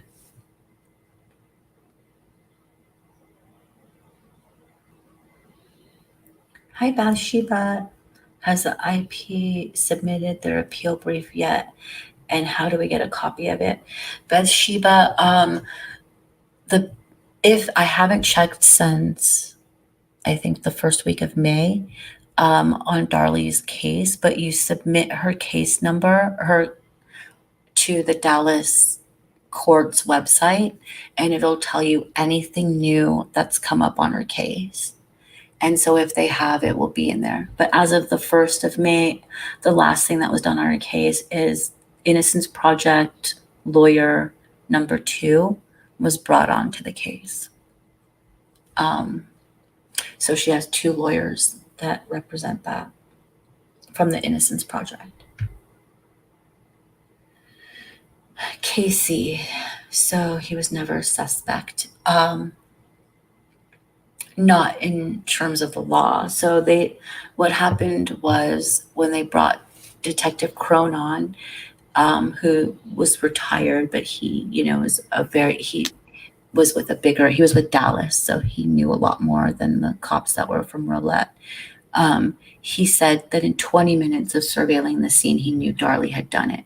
So I guess 20 minutes into them being on scene, nobody but Darlie was a suspect. But Bella, I'm like, now that I'm hearing Darren's testimony, it's like, you know, like with the vacuum cleaner and the towels, the blood on the handle of the towel drawer and stuff. See, there's new stuff. Like if I would have seen this before, I mean, it's making me. It's swaying you? Explaining, yeah, it's swaying me back over. Because, I mean, I've been like in the middle, and at the beginning, I was like, Darlie's innocent. Like when I first heard about this case, I went to the innocent side, and then I went over to, so she's guilty. And then I started doing it again. I was more towards the innocent. And then as we were talking and people were coming up debating and telling me things, I was kind of in the middle and like, well, I'm not sure if she's completely innocent, but it's just, I don't think it happened the way they said. But now after hearing Darren, I'm swaying more over to the innocent. Like they lied about a lot of things. I mean, if he's telling the truth, and I feel like, I don't know. I always debated about that vacuum cleaner thing because the way they were even questioning the cops and how like nothing was in the, you know, the pathway, where that would have been like an obstruction of the pathway if it really was laying there that whole time, and just like different things like that just weren't very consistent with the people like law enforcement that were saying things. So I was always on the like very skeptic about like, okay, wait, the vacuum cleaner, like I always thought there was a, you know, maybe there was a chance that they did put it down, like the defense was trying to accuse him. And now that I hear Darren and why that why was that blood? You know, they made a big deal about the handle. Well, she was holding on to it. It just all makes sense now. And the blood on the drawer and stuff, that was the towels. And I, you know, seeing some of those pictures of the towels, that was one of the strongest debates as far as like that answers a lot of questions about some of the things that the people that think she's guilty bring up, like the wet towels. Like, I don't know. I feel like that is an answer to a lot of those questions. I forget what it is, but it makes sense to some of the things that the people that say she's guilty, like, well, this and this and this. But then I'm trying to think, what was it with the towels? Well, one thing, there's no wet. This is what they'll say is there's no wet towels. She only held the towel on herself. No, but it explains explain some things though, like about some of the reasons why they think she's guilty. I forget what I can't. That's even what they say. They say she didn't. The sink, has been washed down. Oh yeah. There you go. Like the sink, like the blood, the luminol in the sink. Well, that would make sense if she's wetting towels. Of course, the blood's going to go down the sink, so it's going to look like it's washed. That's one of them. Yes, that's one of their big things. And then like the fact that it looks like some of the footprints is wiped up. Well, if she's dripping stuff, it's probably all, that does it. And then also like the blood that was splattered all over her. Well, they were in denial that she was actually standing over Devin when Darren was blown on it. They would argue that she wasn't standing over him. Well, that explains how she could have got some of the blood on her. What else? Oh, like how she's just running back and forth where they think she's cleaning up or she was getting the towels. Also, that guy that he did the analysis of the rooms, like she was changing rooms, that means she was cleaning up. No, she was probably going to the kitchen getting the freaking wet towels. It goes along perfectly with Darren's story. She was going to get towels and changing rooms back and forth. The cop, that first cop that just froze in there, like Waddell that just freezes, like, I don't know, just hearing it just makes more sense to hear him say that. I don't know, I just believe him for some reason on that part, on some of these details. So yeah, it's definitely this is pretty interesting. I'm interested in what he's saying. I mean, it is pretty important things for a lot of their evidence. So it is really an important testimony. If you believe, I know the debaters are going to say, well, he's lying, but like he's saying a lot of important information for what they were using evidence against. Like, and then like the lampshade. I mean, they never explained that was freaking knocked over by the paramedics. I mean, they're taking pictures of it like it was probably a part of the whole ordeal, right? I mean, they never like said that was that. And then what else? I don't know. It's like they just weren't very. The glass. Mm-hmm. Yeah, the glass on that part, the glass in the bucket and stuff, which goes along with maybe somebody just running into the wine rack and it busting. And then they make a huge deal. Well, she didn't have no cuts on his foot, but Darren shows you he went through the kitchen and he didn't have no cuts on his foot either. That's why that one I never understood, because she's going to make sure she doesn't walk on the glass. I mean, yeah, you might, but if there's big chunks, I mean, you could walk around it for the most part. If it's just one glass that's broke, it's not, oh, she would have cut her feet. No, when you're walking, you're making sure. And I know what the argument would be. Well, so, her sons were murdered. She wouldn't be paying attention to that. Well, if there's glass on the floor, I mean, I think it's not that hard to just kind of walk around it. I mean, I wouldn't step right on the glass. But it wasn't just one broken.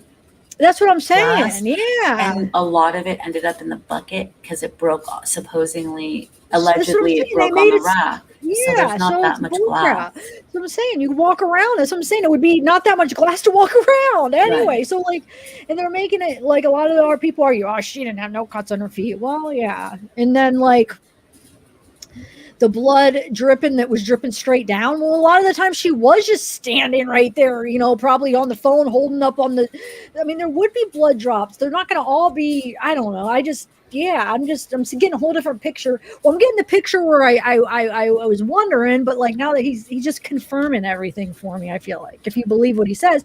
I don't know why I believe. I wish we could actually hear him so we could, kind of like read body language, read the tone, like just kind of like hear how he says it. But I don't know why. I just feel like he's probably telling the truth on this. I don't know. What do you think? Yeah, I mean, I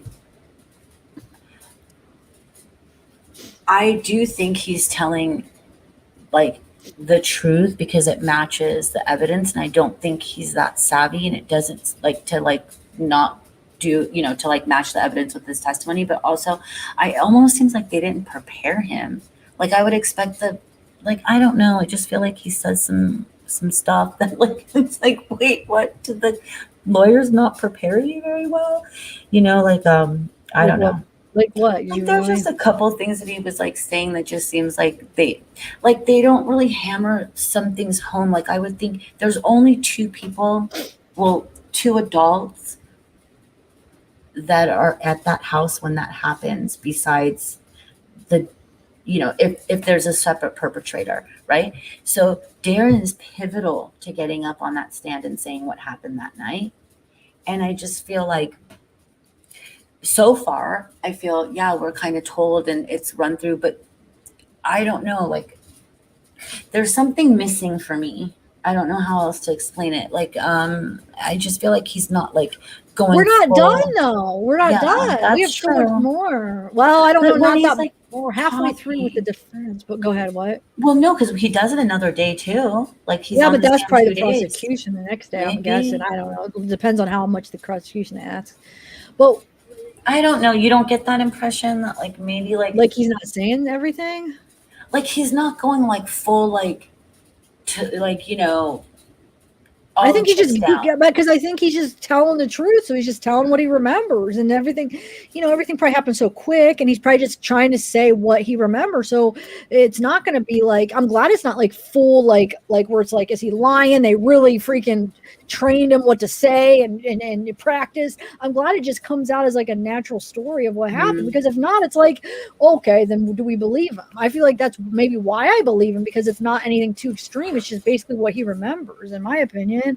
But I mean, yeah, but I don't know. I guess it's hard because we don't get to hear him saying it, but yeah, no, I like, I can't point it out all right now, but there's like some of the things when I was reading, I was like, he could have like went more like raw, like with this, like my wife's on the stand. I'm about to like tell you guys that this is wrong. Like you guys, you know, and I know they can't let opinion up there. They would get sustained. I mean, you don't want to overdo it where it looks like you're trying to sell them. You just want to be honest, in my opinion, because then, but I guess it didn't work. I mean, she got found guilty, but I'm just saying, I don't know. I think it would be less believable, but like I said, it's hard to tell because we can't hear it. But if you went too strong, it'd just be like, come on now.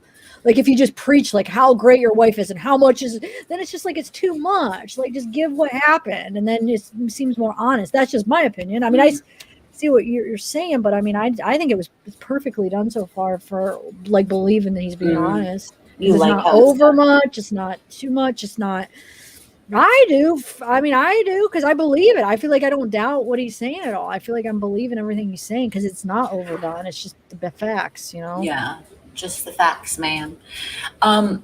So in chat, they're talking about wet towels versus dry and like what would be, you know, why would the towels be wet? And I think I don't remember. I think when Rich was up, he kind of explained that to us. Like, maybe she didn't know. Darlie's not a doctor. She probably just thought blood everywhere. Let's wipe it off. Like, you know, clean it up. Like, get the wet towels. I mean, she's just a mother. Like, oh, let's wet the towels. We have to clean something up.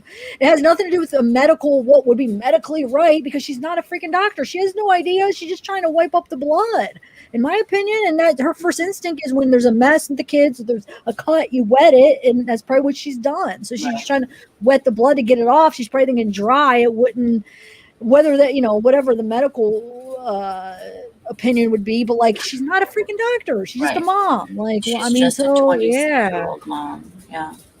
So, very true. But as far as the one thing that I don't understand, like when he said, but I guess it does make sense because he said he was going to puke when he went to the neighbor's house. Why take the time to wash up? That's kind of weird, but it's like, it's not like he's trying to like cover and like clean up. Like if you think about it, it's not like he was the one that did that. He has to clean off evidence. So that maybe he just was sick and he just had to get that out of his mouth, get a drink so he could actually, you know, feel revived to go help some more. So I guess it makes sense a little bit, but yeah. And then the like somebody said in chat, well, why did he put on his pants? You even said that when he did it. Yeah. But I mean, maybe that was his first instinct. Before he goes downstairs, he puts on his pants. So when he hears it, let me put him on. I don't know. Maybe it's just like an instinct, a habitual, like he does it as a habit before he goes downstairs. Like he puts on his pants if he gets out of bed. Maybe it's just a habit thing. I don't know.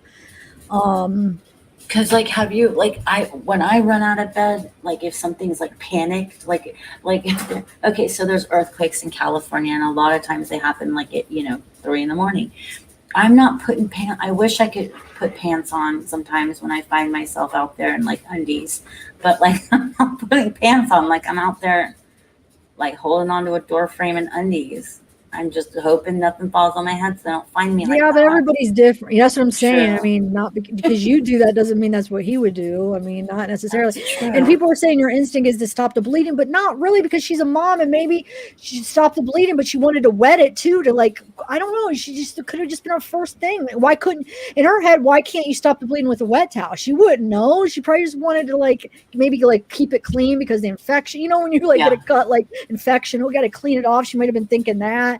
She wasn't thinking like she's in shock. So I mean, I can't even judge her on that, because you're let's say she didn't do it and somebody really did just break in and stab her children to death. Well, you're not thinking clearly. So if that's what happened, I can't judge her on that. She just went with her first instinct, and that was to get wet towels. I mean, in my opinion, so that I don't really blame her on. I agree with that. Left a wet towel on her child. Maybe she would have left the wet towel. Can I go feed the pups real quick and come right back? Yeah. Okay, I'm going to do that real quick. Be right back. I sleep in my undies. Yeah. I mean, I don't know. It could just be a habit. Like he just, like I was saying, I mean, that he just puts on his pants before he goes downstairs. It's just hard to tell, like, what would you do? Because none of us have ever been in that experience. Well, I'm sure very few of us, maybe as anybody in this. Hey, Bathsheba. So what if the towel is wet? It won't. I know, that's what I was going to say that too. Yes, I was thinking that, because in my head, when I was picturing like dry towels, you would think it would stick and it would like hurt. Like if so I could see that too. Yeah. A wet towel is wet. And she's thinking, think about, you have a cut and you get a dry towel, it would stick and like pull. I mean, think about that. Maybe that's just what she was thinking.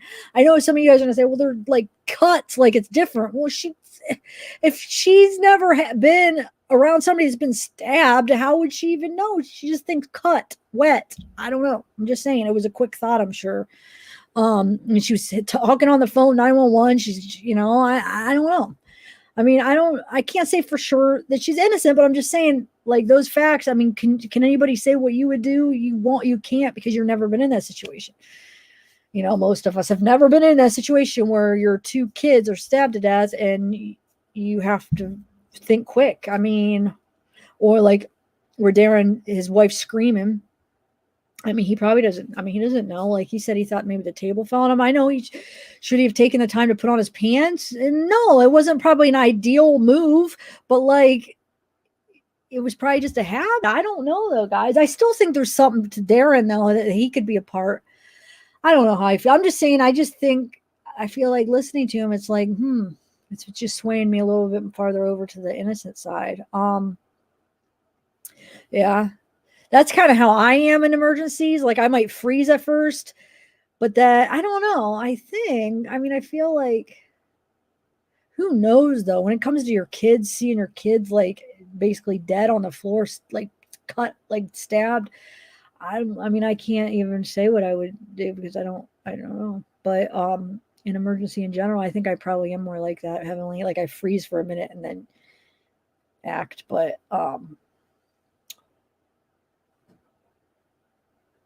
yeah, exactly. And you feel like slow motion. And that's, like he said, it felt slow motion. That's, you definitely do feel slow motion. At least I've been in that experience where it feels like everything's just like going extremely slow. Oh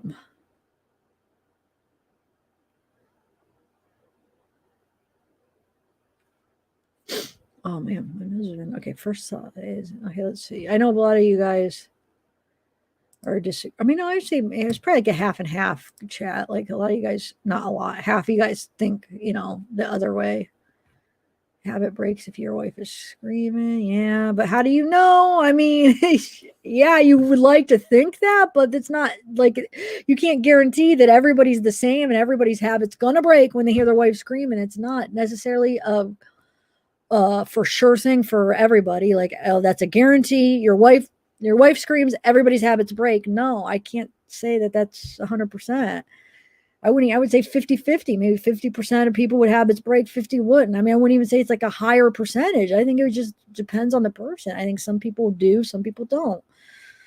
Habits are strong, man. I don't know. Habits are really strong, and I don't know if your wife's screaming and he probably just hurry up. He can run down. He just hurry up, put his pants on. It takes an extra, not even probably 30 seconds.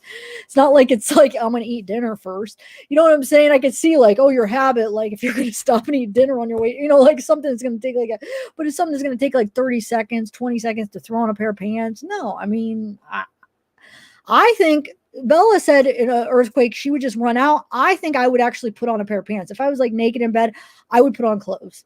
I wouldn't go downstairs. So that I'm different. I can't guarantee an emergency, but no, I could say, I think I know myself pretty well. I would probably put those pants on, to be honest. Because I could probably get a pair of pants on in like 10 seconds or under. What's 10 seconds? It doesn't take that long to put a pair of pants on. You could actually be putting them on as you're kind of running out. It's not, I don't know, it doesn't take that much long. And I would much rather be down there with clothes on, not naked, than to be, I don't know, because my first thought isn't going to be my wife screaming because my kids are murdered. You just think, oh, okay, shoot, something's going on down there. Let me throw on a pair of pants and go down. Yeah, I think I would definitely have put my pants on. So I'm saying everybody's different. Bella said she would have went out without her pants. So you probably have half and half here in chat. Half people would say, yeah, I'd probably put on, pants. Half people said they wouldn't. Darren was just the other half that would put on his pants like me. That's all, But like I said, I still don't know how I feel for sure. I can't say for sure either way as far as guilt or innocent, but I feel like I'm believing his testimony for some reason.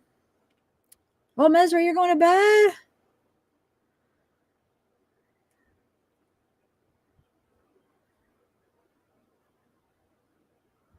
Yeah, that's true. I wear pajamas to bed too, but I'm saying if I was sleeping naked and somebody was screaming for me, like let's say my grandma, I would definitely at least put a shirt. I put something on. It takes it seriously. I bet you only 5 seconds to put on a shirt. It doesn't take long to put on like an article of clothing. Couple seconds. Not that big of a deal. It's not like you have to stop off to, for even minutes. It definitely doesn't even take a whole minute. Not even a half a minute, really. There you go. A robe, same difference. Throw a robe. He just throws his pants because that's probably laying right in. Throw them on. So I don't think that's a big issue. And I don't think the wet towel. The wet towels. If you do believe she got wet towels, I don't think that's a big issue. If the doctor shouldn't have been wet. she doesn't know. She's not a doctor. I don't even know what you're supposed to use.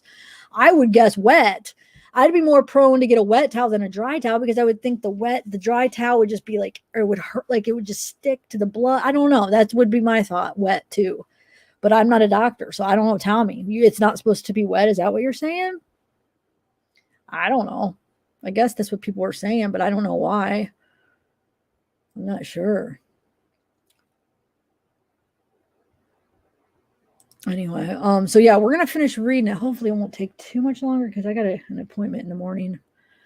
Didn't want to be up too late, but we do have 40 more pages. Wonder how long that'll take.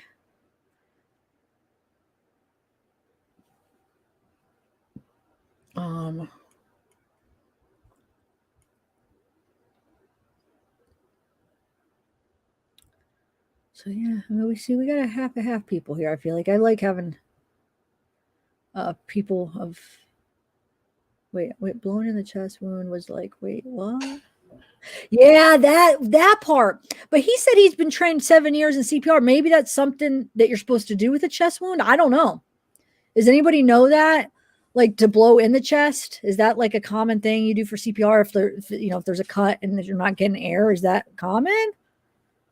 I don't know. I wouldn't know. I wouldn't know. He probably would know more than me. Maybe it is. Let me know if we have any medical people trained in that kind of a thing. Because maybe that is something you do. Or maybe it's just like so desperate at that time, you know? You're like just so desperate and the air's coming out from there. And so you're just trying anything to save your son's life.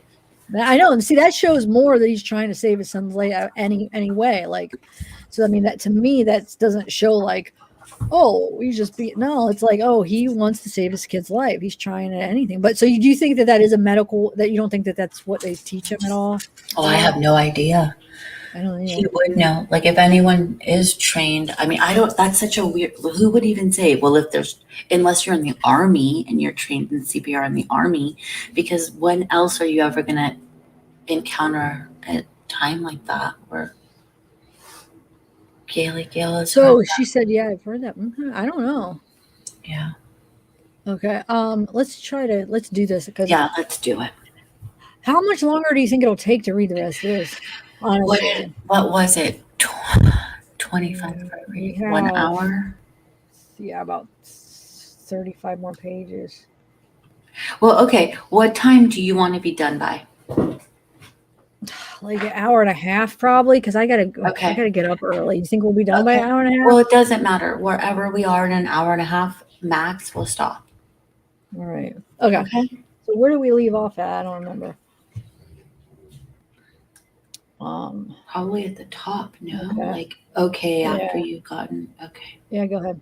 Okay, after you had gotten possession of house again, did you move back in? No, sir. You never have moved back in. No, sir. We couldn't move back in there.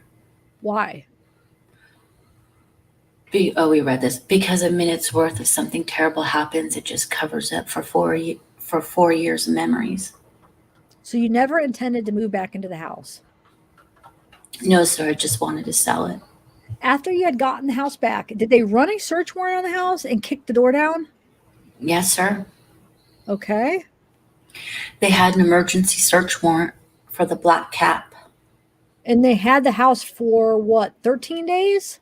For 13 days. And then they came and kicked the back door in and busted the whole frame and busted the door all to pieces, pried it open with a crowbar. I mean, if they had just asked you. If they would have asked me, I would have given them the key. They didn't have to do any more than damage. What did that door cost? Probably $500 or $600. All in all, how much damage was done to that residence? Between $15,000 to $17,000. Okay. What was done with respect to the ceilings and the plumbing and things of that nature? They took the sinks out, and all of the plumbing and all of the traps had to be taken out. They put those in their custody. They didn't replace them. So what they did, it was 100 and something degrees. And so all of the air conditioning traps were leaking into the ceilings, and all the ceilings were soaked, and the sheetrock started to fall down. Of course, all the floors and everything else was going to have to be replaced. Man, that's messed up, dude. I'm sorry. They were done wrong. I don't care if they killed him or not. I shouldn't say that. Wait, I said that wrong. Gosh, I said that wrong. I don't feel like they were fair in any of this, man. Mm-hmm. What the heck? Like, that's why I don't know if they're innocent or guilty or whatever, but I don't think they were fair. They need a fair trial. This was all done wrong. I'm sorry. It's not right. It's just making me mad. I agree with that. 100%. Anyway, you had insurance on that? Yes, sir, I did. But you never collected insurance, did you? No, sir. They said because of the nature of the... I'm going to object to that as being hearsay. It is not relevant either. Sustained. There was blood on one of the boys' comforters upstairs? Yes, sir. Do you know how that got there? I know exactly how it got there. Tell the jury. Well, those are bunk beds, and the bottom had a full size and the top had a twin. And there's a little rail that goes across the top of the railing so the top person doesn't fall off. Well, Damon always slept on the top, and Devin slept on the bottom. And one night we heard the screech, and we ran in there, and Damon had kicked that little guard. And Damon had kicked off that little guard, and it landed and hit Devin right here in the forehead. And when it did, of course, he bled, and we tried to clean that up.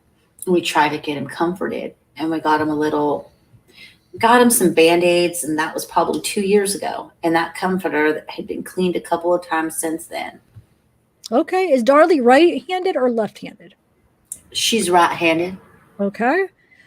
We will pass the witness. Mr. Davis will have some questions for you. Mr. Davis. Okay, so now I'm playing Mr. Davis. Okay.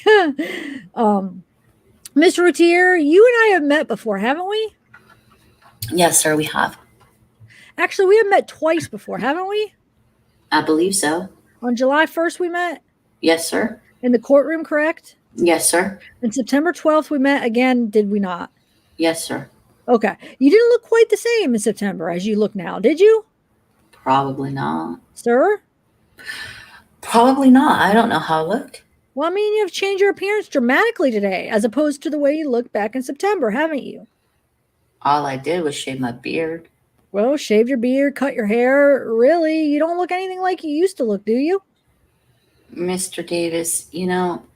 Sir, would you please answer my question? Yes, sir, you're right. All right. I guess that is just a coincidence that you have changed your appearance before this jury today. Is that correct? Why isn't the defense objecting to this? Yes, why? Because sir. there's no point. The judge isn't going to freaking do anything.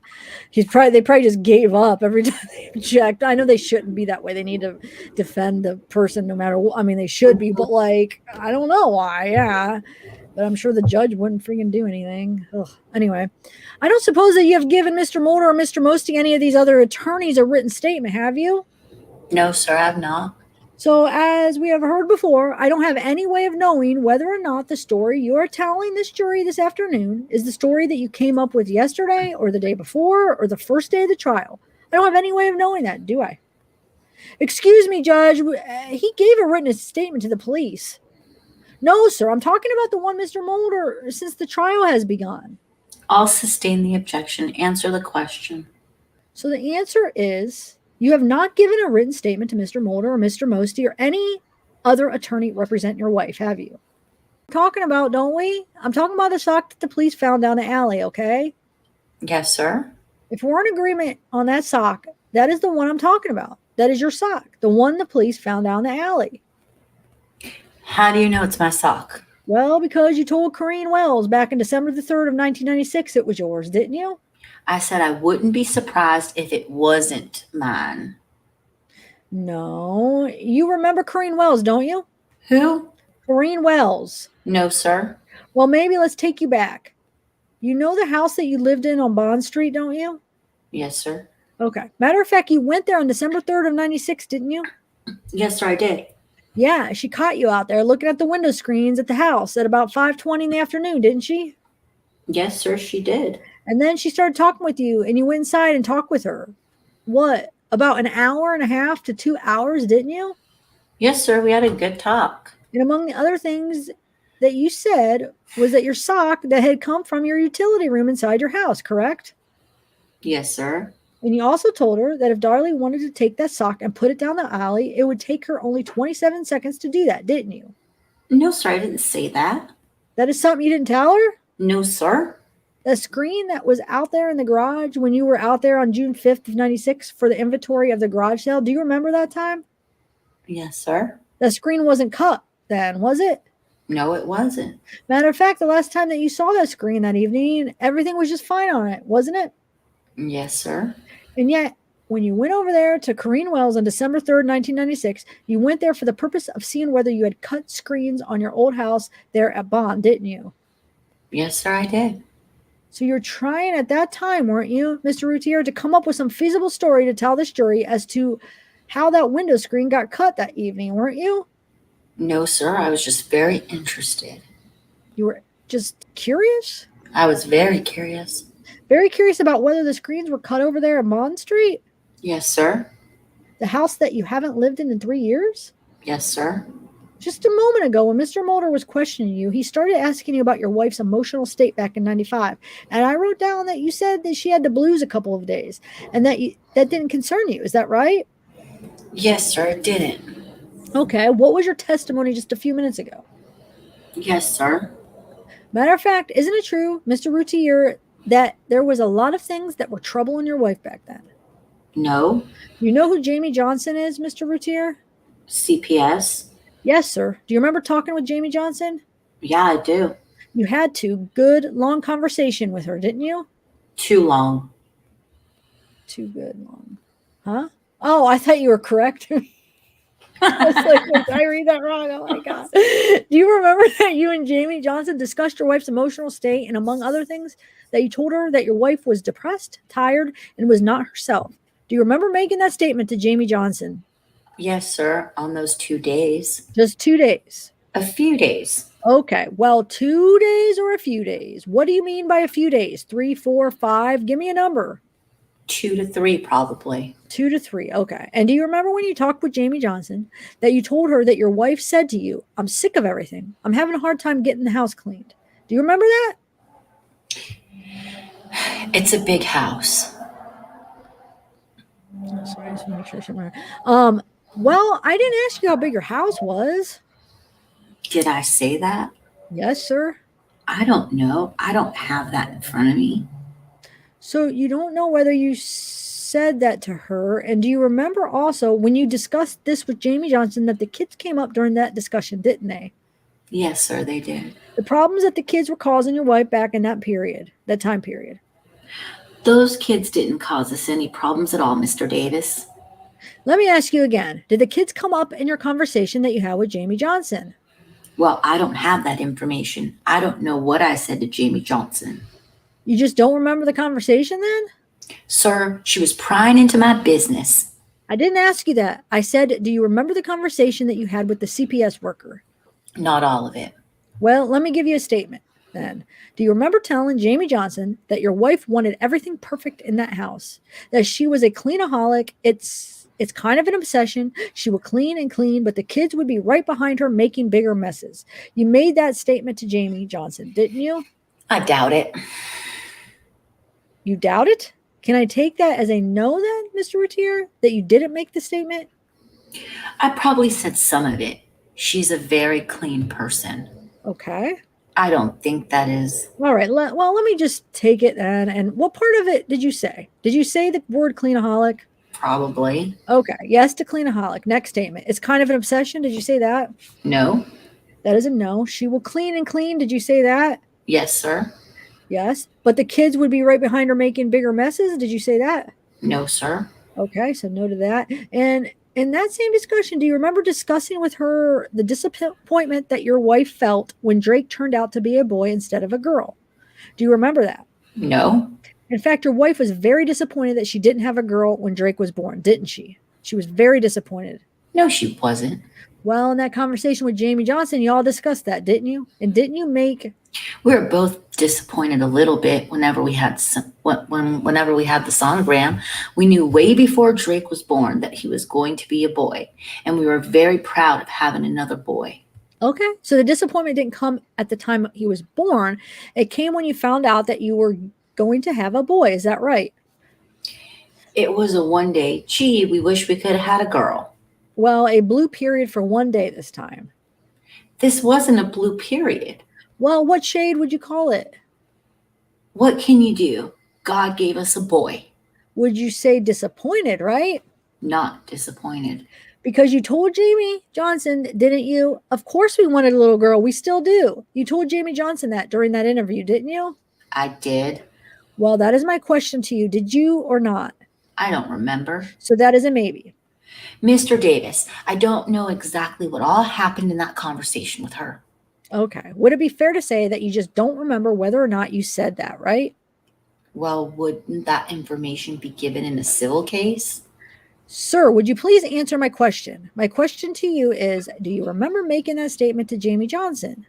I don't remember. No, sir. Okay. In that same conversation, do you remember discussing with Jamie Johnson how the two boys, Devin and Damon, started to get in the way of your relationship with your wife? Do you remember that? No, sir. That is not true. That came up in that conversation, didn't it? No, it didn't. And do you remember what you told Jamie Johnson when you started talking about the boys and your relationship that you got with your wife? Do you remember what you said to her? No. Let me read something. Do you remember in that conversation with Jamie Johnson that you said to her, there was no time for me and mommy to be sexy or run around in the house naked? No, sir. Okay. That is a false statement. So if that is made by Jamie Johnson, that is either incorrect or she is lying? She is lying. She's a liar.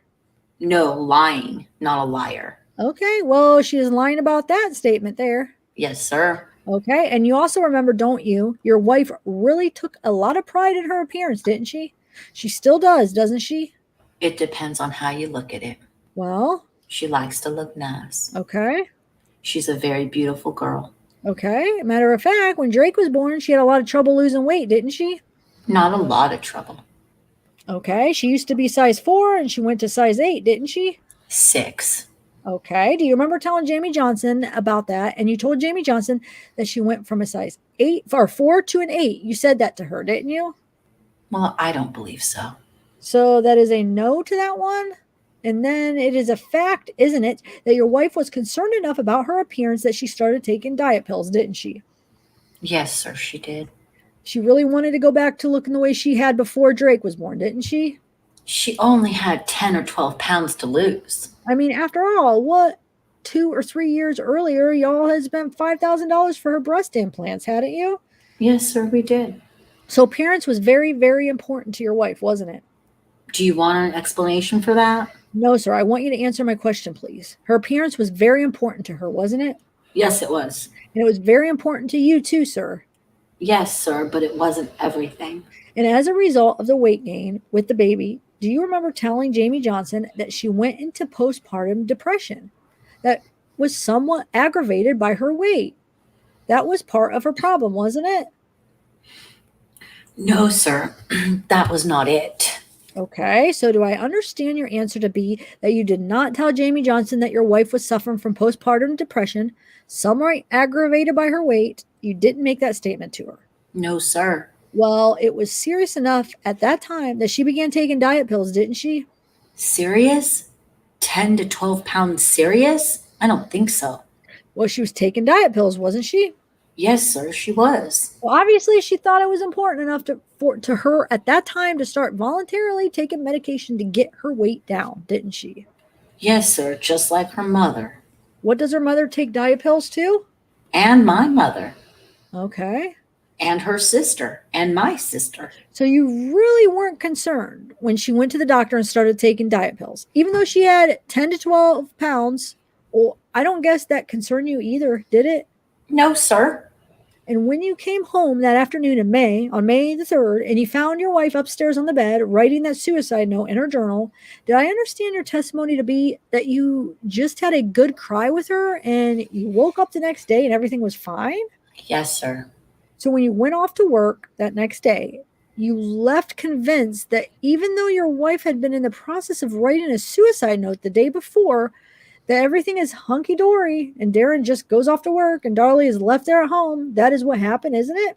Mr. Davis. Sir, did you go to work the next day? Yes, sir, I did. And Darlie stayed at home? Yes, sir. Excuse me, Judge, if he would just do him the courtesy of letting him answer his questions. Sustained. Just let him answer the question. Yes, sir. If he will answer the question that I've asked him. Okay. Yes, sir. Thank you. Both sides. Please phrase your questions properly and answer just what he asks you. Please, sir. Matter of fact, back when it all happened, you were a lot more concerned about it than you let on now, weren't you? No, sir. Matter of fact, back then, when it all happened, you really thought that your wife needed professional help to deal with her problem, didn't you? That is not true. I would have gotten it for her. Because when you talked with Jamie Johnson again, do you remember you discussed the problems that your wife was having? And do you remember you made the statement, a light went on in my head saying she needs help? That is what you told Jamie Johnson, isn't it? No, sir. Now she is becoming a liar. So this is the one that trips the wire. And now Jamie Johnson is a liar, right? Yes, sir. All right. I wouldn't use that phrase. And did I understand you to say that even though your wife, you understood that your wife was attempting to do what your wife was attempting to do when you came home that day, didn't you? It was not an attempt. Well, you understood the situation, didn't you? Contemplation is the word I would like to use. Contemplating what? Contemplating on when to go to sleep and when to wake up. Suicide? If you want to call it that. Well, when you take pills and you go to sleep and you don't wake up, wouldn't you call that suicide? She didn't attempt it. Well, please answer my question. Wouldn't you call that suicide, Mr. Routier? Yes, sir. If she had done it, it would have been suicide. And you knew that on that day she was contemplating suicide, right? But I was there. She called out for me. Sir, would you please answer the question? Yes, sir. And yet you didn't even pick up the journal, read anything that was being written that day. I mean, this was... No, sir. When I was there, I knew what was happening. Okay, you didn't need to read the journal, did you? To know what the situation was? No, sir. And during that time period, you did real well in 95 in your business, didn't you? Yes, sir. And you did gross over $264,000 that year, didn't you? Yes, sir. 96 was a little bit different, though, wasn't it? Oh, really? I did $111,000 in 5.5 months. And 96 was going to be a little slower, wasn't it? Maybe by a couple thousand. And you had time periods, really, you had a couple of months that were a little bit slow, right? Before the killings there in June, correct? Sir, that had nothing to do with this. Sir, did I take that to be a yes then? That you did have a couple of months that were a little slow? If you would let me explain, sir. Sir, did you have a couple of months? Your Honor, you know, we fought this with the state's witness forever. Gentlemen. Your Honor, he needs to be able to explain his answers. All right, just answer the question. Just go ahead. Ask the question and give the answer and explain your answer if necessary. I'll restate the question. Let him explain it. Gentlemen, just a minute. Ask the question. He can explain his answer. Yes, sir. Judge, excuse me. He asked the question. Let's let him explain the answer. I'll let him explain the answer. Please be seated. Thank you. Thank you. Mr. Routier, did you have a couple of months? Explain your answer to the last question. He's asking the same question again. Answer it and explain your answer, okay? Okay. Did you have a couple of months there at your business that were a little slow before the killings occurred in 1996, of June of 96? Mr. Davis, whenever it's slow in our business, we try to enjoy it.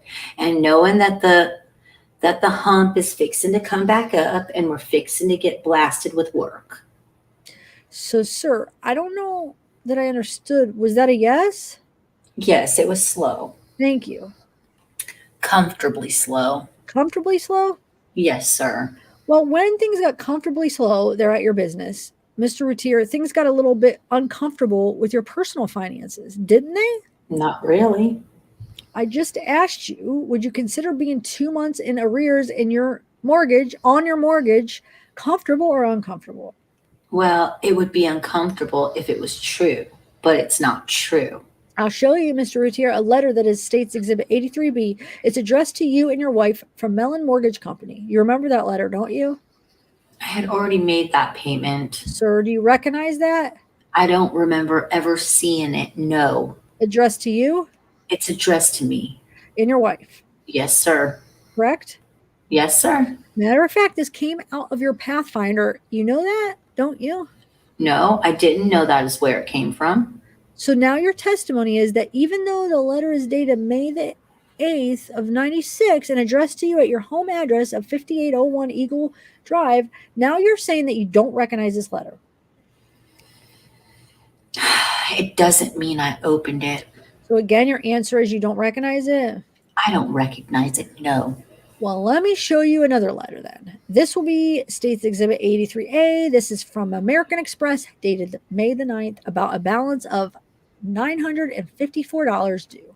It's addressed to you, actually addressed to Darlie Routier at 5801 Eagle Drive. Do you recognize State's Exhibit 83A? Yes, sir, I do. Can I explain that? No, do you recognize that? Yes, sir. Okay. Your Honor, at this time we offer State's Exhibit 83A. No objection. State's Exhibit 83A is admitted.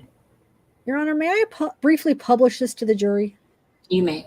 Thank you. This letter is dated May the 9th, 96, addressed to Darlie Routier, is a total of undisputed balance of $954.64. Dear Darlie Routier, perhaps in these busy times you have forgotten to pay your American Express bill. Would you kindly take the time to send us the payment for $954.64? Please use the enclosed envelope to mail your payment for the balance due today. If you have already sent your payment, thank you. How did you describe it on the tape? Living large? Excuse me, Judge, he asked him a question about that and he has an opportunity to explain it. No, that's all right. Excuse me, I didn't ask him. Just a minute, gentlemen. That question and answer was over. Mr. Davis, ask another question. Thank you. Thank you, Your Honor. Thank you. Living large has its cost, doesn't it, Mr. Routier? To some people. Well, you and the defendant were living large out there in Rowlett, weren't you? What is living large? Well, you tell me. Those are the words that you used on the June the 14th of 96 to Joe Muniz of Channel 5. What did living large mean to you back then? Having a family that loves you, having a house that could accommodate all the family members, and having the ability to be able to go on trips and take them exactly where you want to go. Well, living large means having what you want, doesn't it? And what you need. And having a lot of it, right? Yes, sir. 28-foot boat. That is a nice boat out there on Lake Ray Hubbard, wasn't it? It's a nice boat, yeah.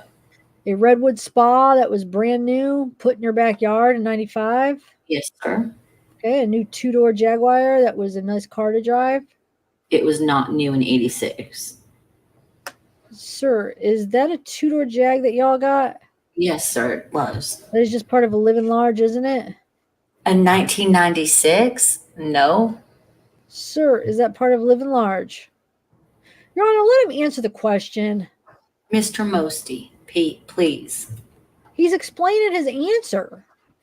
I understand. He can explain it. The question was, re-ask the question. Yes, sir. And you answer it any way you want to answer it. But please answer his question. Thank you. Is that part of living large? Okay. Yes.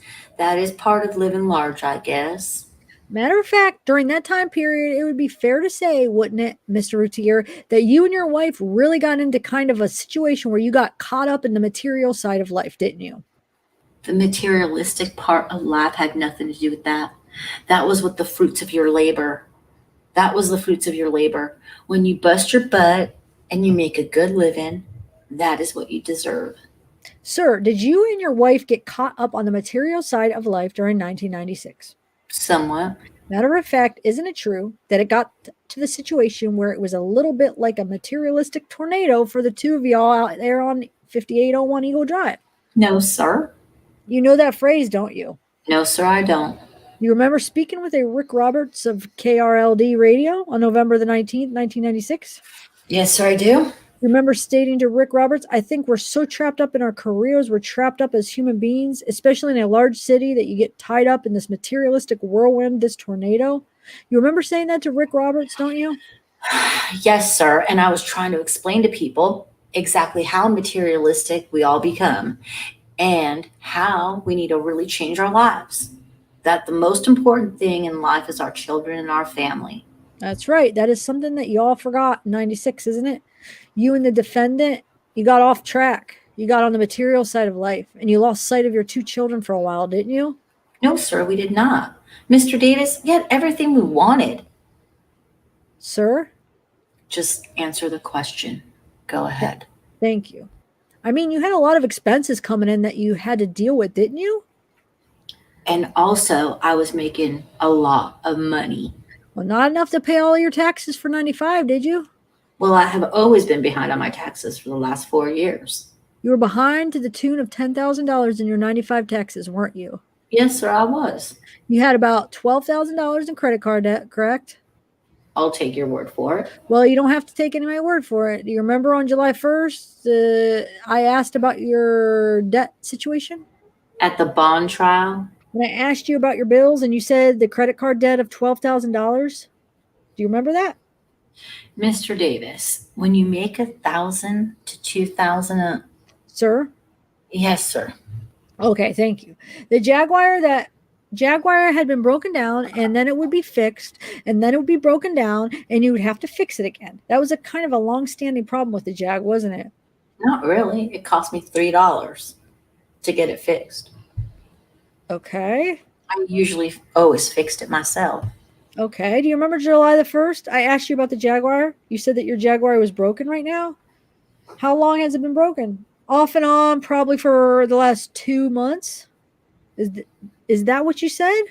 Same hose. The $3 hose just kept breaking over and over? Yes, I kept burning it through. It was on the back of the transmission. Okay. And your business, Rhett Williams, you know Rhett Williams, don't you? Yes, sir, I do. He does some work on your equipment, doesn't he? He did it one time. What time did you call Rhett Williams on June the 5th, or was it June the 6th when you called him? I don't know. I had a power supply that went out on one of my pieces of equipment. Right. And he was working on that, wasn't he? He was trying to fix it, yes. All right. That was an important piece of equipment for you, wasn't it? Yes, sir. And I had one of my customers send me one of them for free. So you have got a very important piece of equipment that is down. He had it now for a couple of days by the 5th, hadn't he? Yes, sir. He was trying to fix it, but didn't know how. All right. And so my question to you is, when did you call him on the 5th? Did you call him on the 5th to talk with him about the piece of equipment to see when it was coming back to you? I don't know when I called him exactly. Well, you called him from your home, right? I don't know. Okay. Well, do you remember calling Rhett Williams? I did it one time. Yes, sir. Okay. And my question to you is, where were you when you called him? Where? Yes, sir. I don't know. I know Rhett Williams pretty well. Well, let me just ask you, after 7 p.m. on June the 5th, were you at home from that point on making phone calls? If you made a phone call. On what date? On the 5th. On that, what is going to be on the night before the murders? No, sir. I didn't make any phone calls that I believe. You didn't call Rhett Williams that day? Oh, I may have called him that day, but I don't know if I called him from home or from work. Let's talk about the insurance for a moment. You and the defendant had insurance policies, correct? Yes, sir. Both of the boys had insurance on them for $5,000 as riders, correct? Yes, sir. It's a family rider. How much insurance did you have on baby Drake? We haven't. We would have been added onto the policy. He would have been added onto the policy automatically. Well, on June the 6th of 96, he had no insurance on him, did he? I wouldn't know. I'm sure he would have been covered. Well, I mean, he is your child. Let me just ask you. Have we called the insurance company to see? Sir, no. What I'm asking is, you have already told me on that June 6, 96 that you had a life insurance on the older boys, Devin and Damon, for $5,000 each, correct? Yes, sir. And I'm asking you on June the 6th, 1996, how much life insurance did you have on baby Drake? He was only 6 months old. We hadn't taken care of that yet. Okay, so none? None. Actually, I think our insurance company would have covered it. It's an automatic family rider. That evening on June 5th of 96, you said that Dana came home from work with you and she stayed at your house for a period of time. And then you took her back home to Garland, right? Yes, sir. She had been staying there overnight at your house, hadn't she? Off and on, yes, sir. Okay. Actually, she had been staying off and on for about 2 weeks. Actually, that is the first night that your sister-in-law didn't stay overnight, is the night of these murders, isn't it? I wouldn't know. Well, weren't you staying there? I was staying there at the house, but I'm really bad with dates. In times?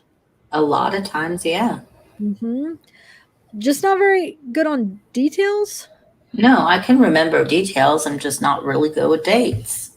Well, I'm not asking for the dates. I'm just asking you, up to that time, had your sister-in-law been staying overnight at your house? Off and on, yes, sir.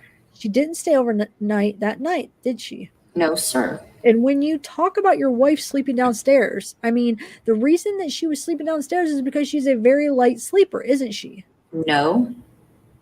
Well, she woke up every time that baby moved in its crib, didn't she? That is a mother's instinct. Well? That is something that me and you don't understand.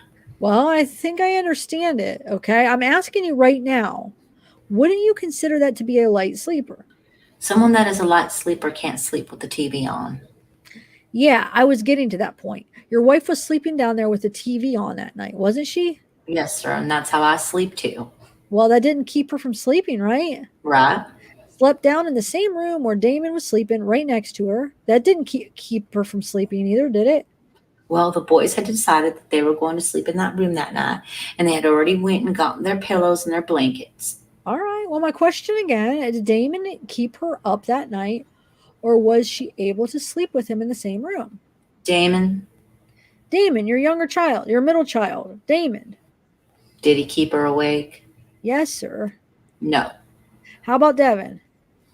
He was sleeping in the same room also, wasn't he? Mm-hmm. He didn't keep her up either? Well, they don't root and grunt.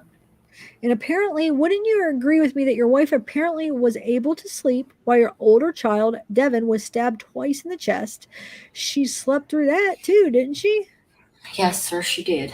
And then she slept through your middle child being stabbed 4 times in the back, correct?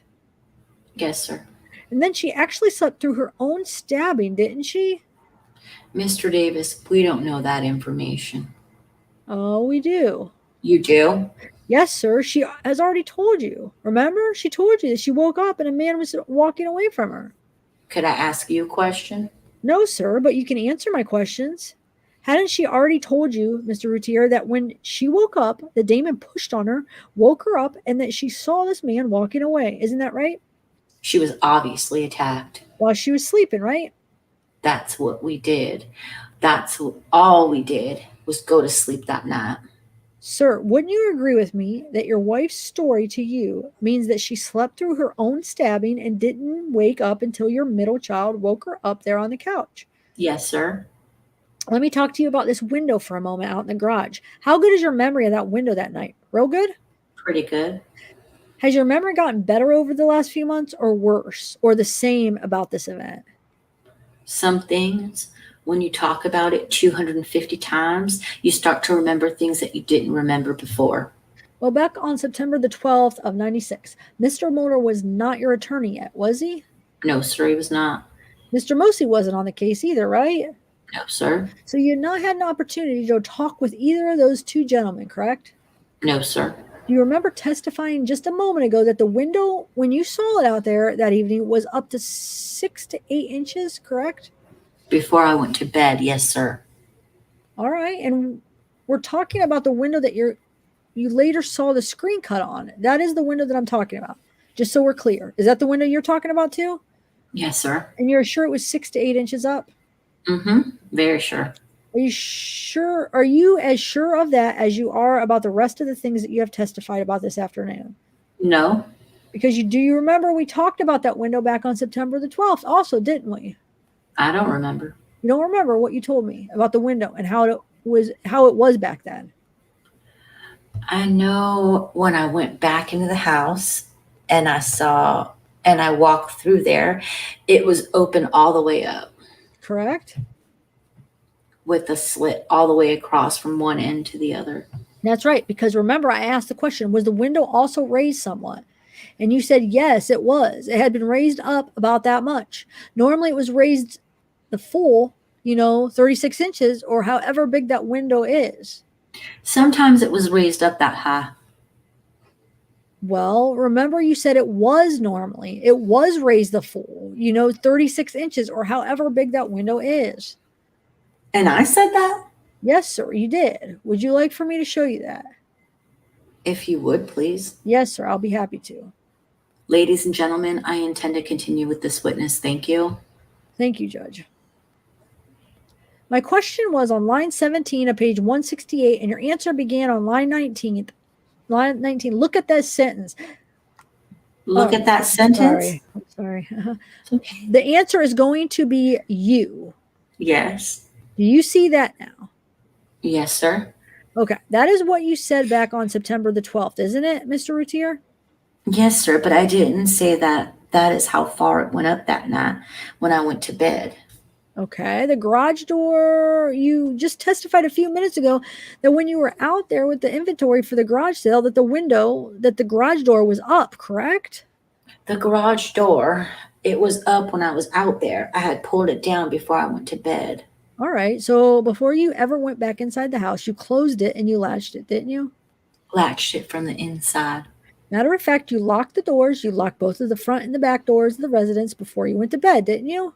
No, sir, I didn't. I locked the front door and only the garage door. I never locked the door in between the garage and the utility room. Sir, on September the 12th of 96, do you remember me asking you the question after we had talked about the garage door and the other doors in the house were locked when you went to sleep? Do you remember what your answer was back then, Mr. Routier? That they were all locked. Would you like for me? I would. Would you like for me to show you your answer? If you would, yes, sir. I'll be happy to. My question begins on page 168 on line 3. Your answer was at line 5. Do you see your answer? The other doors in the house, they were locked when you went to bed. Yes, sir. Yes, sir. And your answer was yes, sir. Correct? Yes, sir. Okay. The garage door and the front door were locked. You see, that is not the question that I asked back on September the 12th. It wasn't. I didn't say, did you lock the garage door and the front door? That is not the question I asked, did I? You said all doors. I said the other doors in the house. You understand what I meant back then, didn't you? Well, I'm not really sure if I did or not. Sir, that is your house. You know how many doors. You have a front door and a door to the garage, and you have a garage door, don't you? And a sliding glass door and 48 windows. That's right. Matter of fact, the sliding glass was locked. Was also locked, wasn't it? Yes, sir, it was. Okay. All exterior doors were locked. And again, I understand your testimony to be that the window was not cut when you were out there on June the 5th, correct? That's correct. Now, kids had come in and out of that window quite a bit in the past, hadn't they? I didn't know that. I've never seen them do it before. Well, you had heard about the kids coming in to get popsicles and other things out of the freezer in the garage, hadn't you? I had some neighborhood kids tell me that. All right. And as a matter of fact, the window frame itself is a little bent at the bottom where they had pulled the window screen back and hopped in the window, and then they would go across there and get popsicles and come back out, correct? I don't know. That big old stain there between the freezer and the window, that was a bunch of popsicles, Kool-Aid and other things, wasn't it? I don't know. I didn't examine it. And that had been there for some time, hadn't it? Probably. It would have to be washed out if it was there. Okay. That even, Mr. Routier, when you came downstairs, you never saw an intruder, did you? No, sir, I didn't. You never heard an intruder?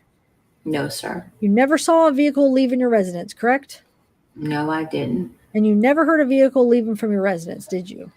No, sir, I didn't hear anything but screams. Now, I want to turn your attention to another area of your testimony with Mr. Mulder, where you started telling about what you did with Devin and with Damon, okay? And as I understand your testimony, when you were over there with Devin, you testified that your wife went and got some towels and then brought them over to you while you were actually blowing into his chest, right? Yes, sir. Now, Mr. Routier, that is the first time that you've told that story to anyone, isn't it? Not into his chest. It was when I was blowing into his mouth. All right, into his mouth. That is the first time that you ever told that, where your wife is over there next to you while you were doing that. What, isn't it? Well, I guess so. Although we have talked about that subject before, haven't we? Yes, sir. We never got into details. Well, let's check that out. Let me get into some of that with you. Matter of fact, we went into pretty good detail because I have asked you before what your wife was doing while you're performing CPR on Devin, haven't I? Do you remember those? I don't remember. Okay, September 12th again. Do you remember I asked you this question? When you came into this room and you went to Devin, did your wife follow you over to Devin? And you said, no, not at that point. She went straight to the phone. She went straight to the sink to get towels. Do you remember that? Yes, sir. Is that correct? That's correct. Okay, well, that phone that we're talking about is on the wall in the kitchen, correct? Close to the family room? It was a cordless phone. Right, but it's got a little cradle up on the wall, doesn't it? Yes, sir. Is that where she went to get the phone? I guess it could have been on the counter or anywhere. That was just the charger. And how long did you stay over with Devin? In minutes? Yes, sir. I don't know. It seemed like forever. Well, do you know how long you were over there? Probably 2 or 3 minutes. Okay. Back on September 12th, do you remember I asked you and you said probably 3 to 4 minutes? Does that sound about right? I have no idea. Well, just in general, how good a recall of this evening do you have? Mr. Davis, I've thought about this for 265 days. Does that mean you have a good recall? I try to remember as much as I can. All right, well. For this purpose. Your memory has got a little better about a lot of things since September the 12th, hasn't it? I'm a lot more emotionally strong, too.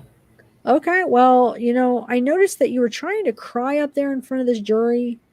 When I talked to you on September the 12th. Trying to cry? Yes, sir, that is exactly right. You didn't have any problems. You didn't try to cry on September the 12th with me, did you? Well, sir, I was taking antidepressants. You weren't crying back then, were you? Well, I don't remember. I just remember being very scared. You remember back on September the 12th, I asked you, how much of this evening do you really remember in great detail? And do you remember what you said to me back on the 12th? Probably not very much. I was in shock. Yeah. Not very much. Yeah. And yet today, you remember which paramedic knocked over which lampshade and which paramedic righted the coffee table. I don't remember which one did what. All I can tell you is that there were paramedics. I wouldn't know their faces if they were sitting right here in front of me. That is another thing. Back on September the 12th, you didn't even recognize David Woodall, did you? No, sir, I didn't. And I looked right at him. You do now know, don't you? Well, I wouldn't know him unless he was standing in here. Well, do you remember that we went on and we talked for a little bit more about your wife's activities while you were with Devin? And do you remember, all right, where was your wife during that time that you were with Devin? And your answer is she was in the kitchen getting kitchen towels out of the thing. I could hear the water running, and then she took them over. She brought towels over to Damon. Do you remember answering that? Over to Damon and over to Devin. She probably made 6 or 7 trips back and forth to the sink. Well, let me direct your attention back to your answer back on the September the 12th. And your answer beginning at line 20, Mr. Routier, did you mention anything about her bringing towels over to Devin? And that answer, sir. Can I see that? Yes. That is a true statement. She was going back and forth from Devin to Damon. Well, you just read that answer out to this jury so they can see what your answer was back on September the 12th. Okay. You said, all right, where was your wife during the time that you were with Devin? She was in the kitchen getting kitchen towels out of the thing. I could hear the water running, and then she took him over and brought towels over to Damon. All right, to Damon. Yeah, to Damon. Not to Damon and Devin. Well, I didn't finish my sentence. Well, there's a period after that. You mean you just didn't think of it back then? Well, back then, I was not getting my full statements out. Well, I didn't cut you off then, did I? No, sir. Matter of fact, we have talked about it again, and that is not the last time that we talked about it. Back on September the 12th, is it? Do you remember other questions about that? Which hearing was that? This was the no bond hearing. Do you remember that one? Very well, yes, sir. All right. Matter of fact, do you remember you told me that during the time that you were doing the CPR on Devin, that about all you could see of your wife was her head as she walked between the kitchen and sink in the wine rack back and forth in the kitchen? Yeah, back and forth about 6 or 7 times. Right, in the kitchen. She wasn't over there where you were. No, she was from the kitchen to Damon, over to Devin. How did those towels get to me? I didn't get them. Sir, you never did in your testimony of September 12th ever mention your wife coming over there and doing anything with Devin, did you? I wasn't asked. Sir, I asked you a lot of times about what your wife was doing. Do you remember that? A lot of things I don't remember. Well, let me go to page 143. Actually, page 142, I asked you again. All right. So whatever you say then is directed toward Devin, who you were attending to. Is that correct? Oh, is it still me? Oh, yeah. Yes. Uh-huh. Wait, what? Yeah, it's still you. Yeah, that's still me. Yes. Uh-huh. That, and then me waiting for Darlie to get off the phone so I could find out what happened. I mean, your wife was on the phone to 911 the entire time. I heard what happened from what Darlie was saying to 911. She didn't have to repeat it to me. Okay, and I asked you, well, then I take it that during the entire time that you were with Devin that she is still on the phone. And your answer to that is probably about right, correct? I wouldn't put in those words. All right. It's not what you say, it's how you say it. Well, I want you to make sure that I have not misquoted you. If you will look at page 142, line 16 through 17 or 18, that is my question. Your answer is, that is probably about right. Have I correctly stated what you answered back on September the 12th? Yes, sir. You just said it with some sarcasm. Oh, the truth of the matter is, back on September the 12th, your testimony during that hearing, it was very important for you to put your wife by that kitchen sink as much as you could, wasn't it? Not really. I wasn't even disgusted about it. Sir? I never even talked with anybody about it. Matter of fact, that is one of the very first things that you told me that you remembered about your wife that evening, wasn't it? What? That she went directly to the kitchen sink. She grabbed the phone. She went to the kitchen sink. She was going from Devin and Damon back and forth, rendering aid. Matter of fact, when you talk with Jamie Johnson again, you never mentioned anything about your wife being there with you while you were doing CPR on Devin, did you? I didn't feel like I had to tell anybody anything. Even though she is asking you questions about the event, you didn't feel you needed to answer those questions? Matter of fact, I wish I hadn't. I bet you do. You just, matter of fact, your wife, she didn't do CPR on Devin, did she? No, sir, she doesn't know how to do CPR. I did. That's correct. She didn't do CPR on Damon either, did she? No, she did what she could. She got help there as fast as possible. What is it that she did with Damon? She put towels on his back. She was talking to him, trying to comfort him. She kept yelling that he was alive just a minute ago. He was alive just a minute ago. All right. So she laid a towel on his back, correct? Yes, sir. Okay. And when I went over, I picked up that towel. Okay. And she didn't move Damon, is that correct?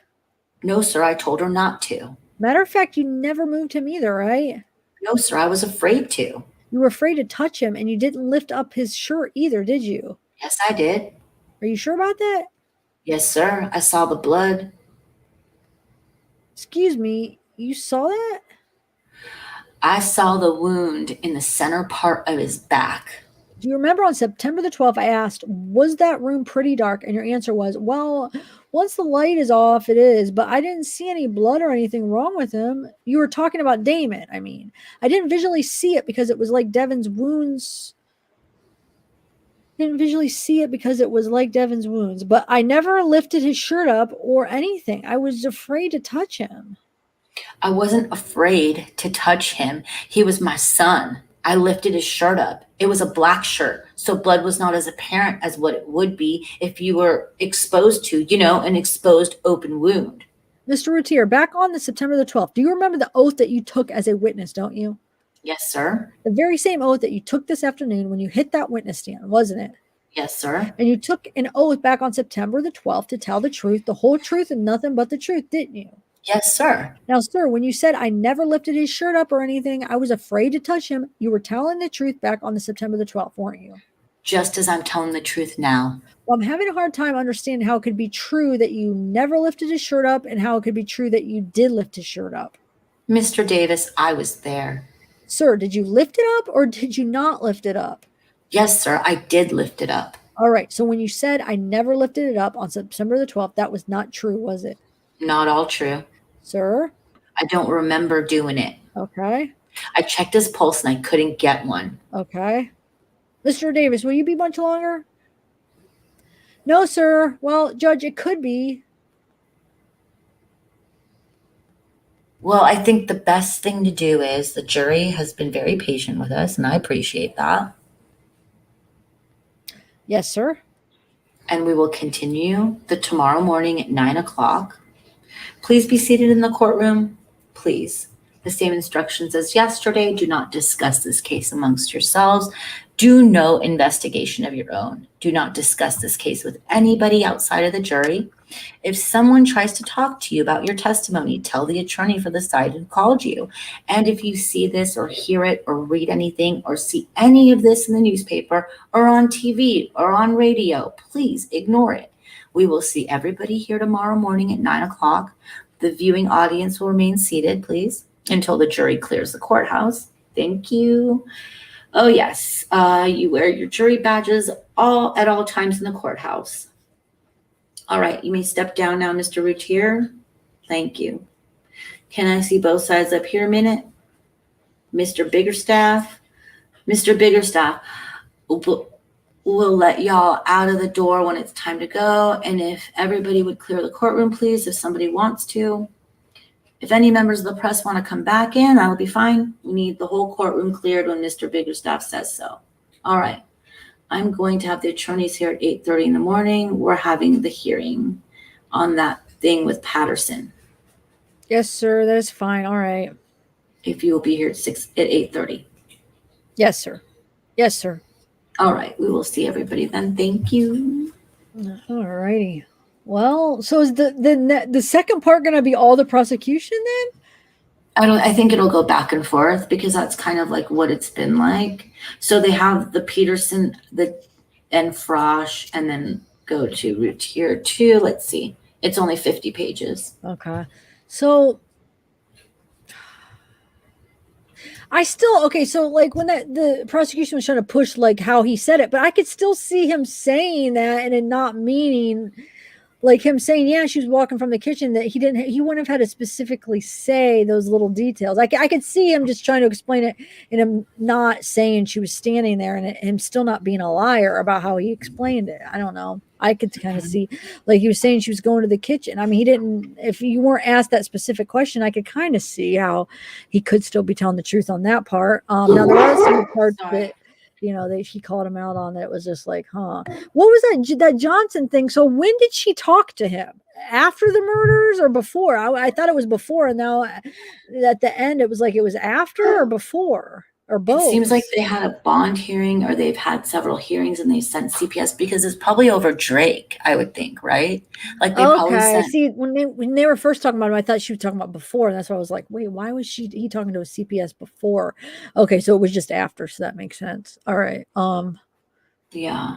Well, I don't know. I mean, well, it's gonna be Darren, and then it's gonna be Darlie. Where's Darlie Key though? Did we like just miss Darlie Key? Or did she not even take the stand? I don't see her. So maybe wow. Darlie Key. Yeah, I don't see her either. I didn't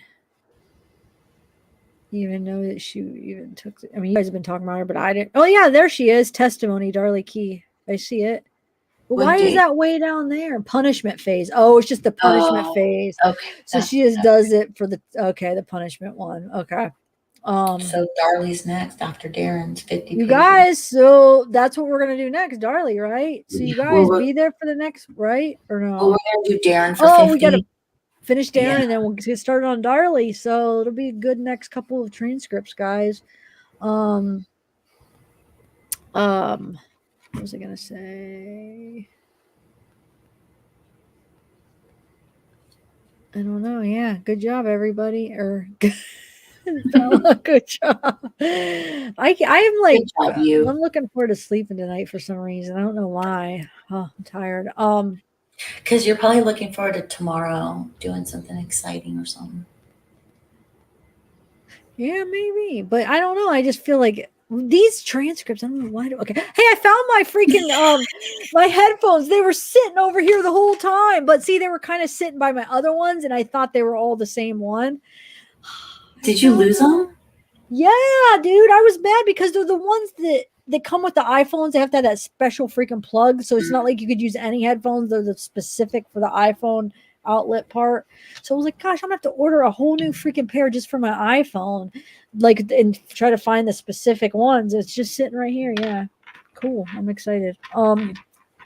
Thanks, Bella. You guys. So either I'm either gonna do Wednesday or Thursday. I'm gonna do another. Well, not on this one, but on just like a live on some cases. Going to do one on a local case that I'm going to do some video footage, but then at the end of it, for my little story time end where I just do non-true crime, I'm going to play the video from the haunted trip that I was talking about. I'm not going to do it tonight. I didn't do a very good job recording, but I'll show you what I got. You see the cat's eyes are yellow, so they are glowing. And the one part, it's so weird because it's like we're over here just talking, and you could see it, and we didn't even know the cat's sitting there staring at us. We're like, and finally I look over, and then when you can't see the cat, you see her go, "Oh my god!" And we must have saw the cat, but then you don't see the eyes in the video. But like, yeah, it's kind of creepy. I'm gonna slow it down. He's just like looking at us with these yellow big eyes. You just see like two yellow glow, So cool. So and yeah, and then you can see like the architect. It's pretty cool. So I'm gonna play that and just kind of tell, explain a little bit of it. And then, like I said, this weekend we're going to another haunted hotel called the Lafayette.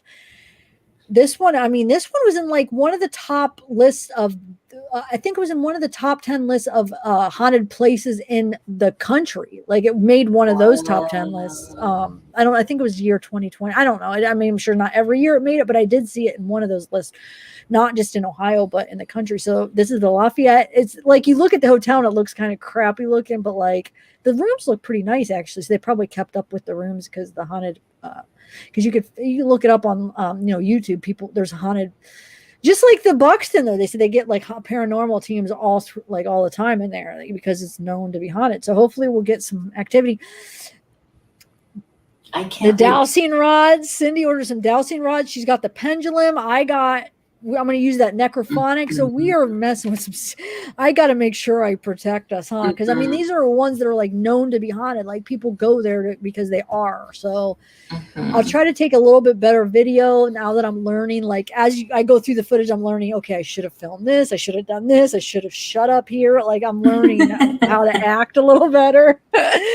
Oh my! I'm going to be embarrassed to show you some of this stuff. Cindy's like, "Don't play," because there's this part we're talking about the toilets, and I don't know. She's like, "Don't play it." I'm like, I go, I think it'll be funny. My audience knows how stupid I am sometimes, how silly.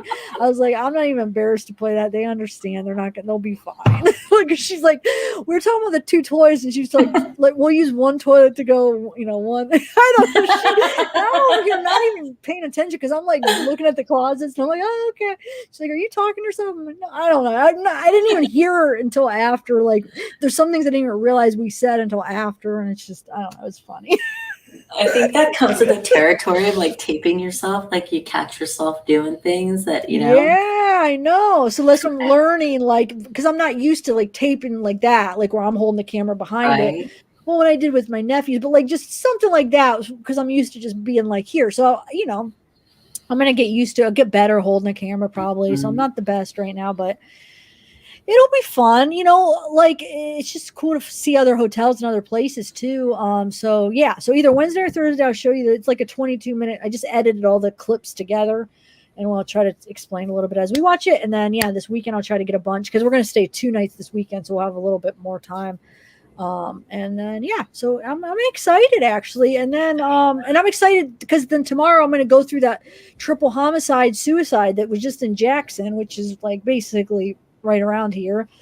And so I want to go and like film the actual location. Then when I cover it, I'll have like maybe some local footage. Maybe I don't know if there'll be anything interesting, but at least we'll get the because I didn't even know that happened. I'm like so busy with these out of state things. She's the one that's like, hey, are you covering the triple homicide that happened in Jackson? I'm like, what do you mean? What one? She's like, oh, I'll send it to you. I'm like, I don't even know. It's like 10 minutes away or 15 minutes away in my town, and I don't even know, and I'm covering, you know what I'm saying? It's like, how do I know?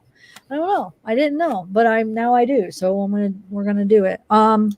Anyway, so yeah, Bella, do you have anything to say? I'm sorry, I'm rambling. No, it's good. I'm just excited for people because sometimes like people watching your playback will catch something you didn't catch. Yeah. So that'll be good if someone sees like, oh my gosh, you got shadow right there, whatever. Anyway, I'm excited, and I just want to thank everybody for coming and spending some time with us. Yeah, thank you, everybody. You guys are awesome chat. You guys have been awesome. Where's Waterville, Ohio, criminal? Is that close to Columbian House? Brings a lot of people. Okay, I'll have to check that out. Columbian House. You better write it down. Jinx. Because right now we are focusing on like hotels, but then you could type in like haunted places and there's other things, but right now we were just kind of like doing it where we could actually not have to leave the hotel and just like set up camp. You know what I'm saying? So, but then eventually I would like to even go to other places. But like I said, right now we're kind of just doing the hotel part. But yeah, haunted Columbia House. So is that a hotel or is that just a haunted? I want to go to the Mansfield prison, which is where they filmed the Shawshank Redemption. And that's around here. And they have like a movie tour where you could go to the sites of the movie, but like also it's haunted too. So like you could go to like other tours too and like go check it out. The prison. Have you seen Shawshank Redemption? Yeah, just because I didn't see the Minions doesn't mean I don't watch movies. No, I'm just asking. We all know because it was like it was filmed in Ohio, like close to us. So I didn't even know that. I used to love them. I mean, it's an excellent movie too. But yeah. Yes. It's a great movie. No, I'm messing with you because we didn't get our messing with each other time in today. I feel like it was very serious. Okay. Yeah, I'm sorry. No, it's fine. These lives, they bring out like the seriousness because it's like I want to just hurry up and get to it, get the transcripts read, but I know I need to. Well, it's done okay. Anyway. But no, you're good. I'm seriously messing with you. That's all. Oh, Toledo. Okay. Yeah, I used to live in Toledo, criminal. I know where that's. Well, I went to Bowling Green and then I lived in Toledo too, so I know exactly where that's at. But I mean, where Toledo's at. Okay. Oh, it is a hotel. Okay, then yeah. Wonder if that's the one that popped up. There was one that popped up in Toledo, but I don't know. I'll have to maybe next time. Anyway, but yeah, thanks. And Bella, thanks. I'm sorry we didn't get our time in. I feel bad. Why? No, girl, come on. No, I'm just trying to even do one. Oh no, now the yawning started. No. Oh, silly. But I appreciate you doing it with me. No, thank you. It's fun. It's always fun to spend time with our chat and our peeps that come in. They're the best. I know they are the best. You guys are just the best. You need some good you time. Yeah, TN. Oh, holy water. I don't know. Should I get holy water? I don't know. I guess if we just say do you live by like a church that has holy water? I know. I don't know. I mean, how would I get it? There's churches. They can just give you holy water. I don't know. Well, where else would you get it from? It has to be authentic. It's not like you could order it online. Someone will just give you like Arrowhead water. Oh, so the name of the place that we went to last week was called the Buxton Inn. It's in Granville, Ohio. You check that out. And the place we're going this weekend is called the Lafayette. It's the Lafayette. Hold on a second. There's another. Oh, the river. It's called Riverboat Hotel. It's the Lafayette Riverboat Hotel. But if you just type in the Lafayette, is what it's called. It's in Marietta, Ohio. So yeah, it'll be interesting. I'm excited actually. I'm actually like I haven't done anything in so long, and I've been doing a lot of stuff. It's been fun. So, all right, guys. Well, thanks everybody. Thanks everybody. We will see you either Wednesday or Thursday. We'll be back for a live, and then when I get back after the weekend, we'll have to do something. All right. Oh wait, I got my Zeke and Justice travel mug. Yay! You got it. Yeah. Yay. Okay. And she says I love it. I know, that's awesome. I'm glad you love it. We need pictures. In Heavenly Clouds, you got your pants, right? Ooh. Heavenly Clouds. I tried my pants on. Those are pretty good quality pants. They're really good material and stuff. I tried them on. They're not. I wouldn't. Somebody was asking me if they're like big. No, I wouldn't say they're big. They're not. No, they're not. They're made small. I would say the pants, because I got an extra large and they're not big. I mean, they fit me, but they're not like big or anything. So, I mean, I don't know. What would you say, Bella? They're not. They're probably made a little bit small, huh? They are. They run a little small. They do. Not the. I wouldn't say the tops, but like the pants are run a little small. The top. No. Yeah, you know what? The t-shirts do too. You're right. The t-shirts do. Well, the girl t-shirts. I don't know about the guys, but like I got. What is it? I think it's like the I don't even remember which one it is, and it does run a little small. Yeah. Now the hoodies, I don't know. The hoodies, I don't know, you guys. But I would probably think they all run a little small. Not like extremely, but they're Right. on the smaller side. So if you want, okay, let's say you normally wear an extra large and you want like something really like baggy, then you probably for pants you probably would have to go with like 2XL because they're probably not going to be baggy. But I don't think they're supposed to really fit baggy. Like I like the way mine fits, but like, do you like the way yours fits, Bella? I mean, they could be a little baggier, but yeah. So yeah, They're like really good material. They are. I like them. I wore I got a t-shirt, Zeke and Justice. So I wore that yesterday, and then I was gonna wear the pants with it. I'm like, that's a little bit too much, Zeke, maybe, but maybe I should have. Yeah, you should. You should, because it has the paw prints. Like the sweats have paw prints down the back, and then the shirt. Like if you have long hair, if like you move your hair, there's paw prints. Okay, I'm gonna say goodnight so Zav can say goodnight. No, I'm not. Don't take my yawning. It's just, when I start, I can't stop. It has nothing to do with like being bored or anything. Yeah, Catholic churches do have the bowls. Yeah, I used to go to Catholic churches, but I don't think we're allowed to just take the bowls. That's what I'm saying. Yeah, they have the bowls where you dip your fingers and you do the sign of the cross and stuff when you enter the Catholic church. That's what they have, and you can dip them. Well, but like, you can ask. Like, I don't know if they just give me a bowl. Like, I guess they probably would if I belong to. Like, my mom belongs to a Catholic church. She could probably ask and then give it to her. But I don't know if me not belonging to any, like, hey, can I have a bowl of? I don't know if they maybe they just give it to me. But I'm sure if you were part of the church, they could. I think that they would. They respect that you would want protection. If you just ask the priest, maybe bring your own container, and then just ask the priest if you could just fit. Like, don't get like a huge thing, and just be like, I just need it for protection. I'm sure he's not going to be like, nah, you don't belong to this church. You need to leave. They're like a welcoming place. Okay. Well, yeah. But do you think it's a necessity for me to get it before we go, or?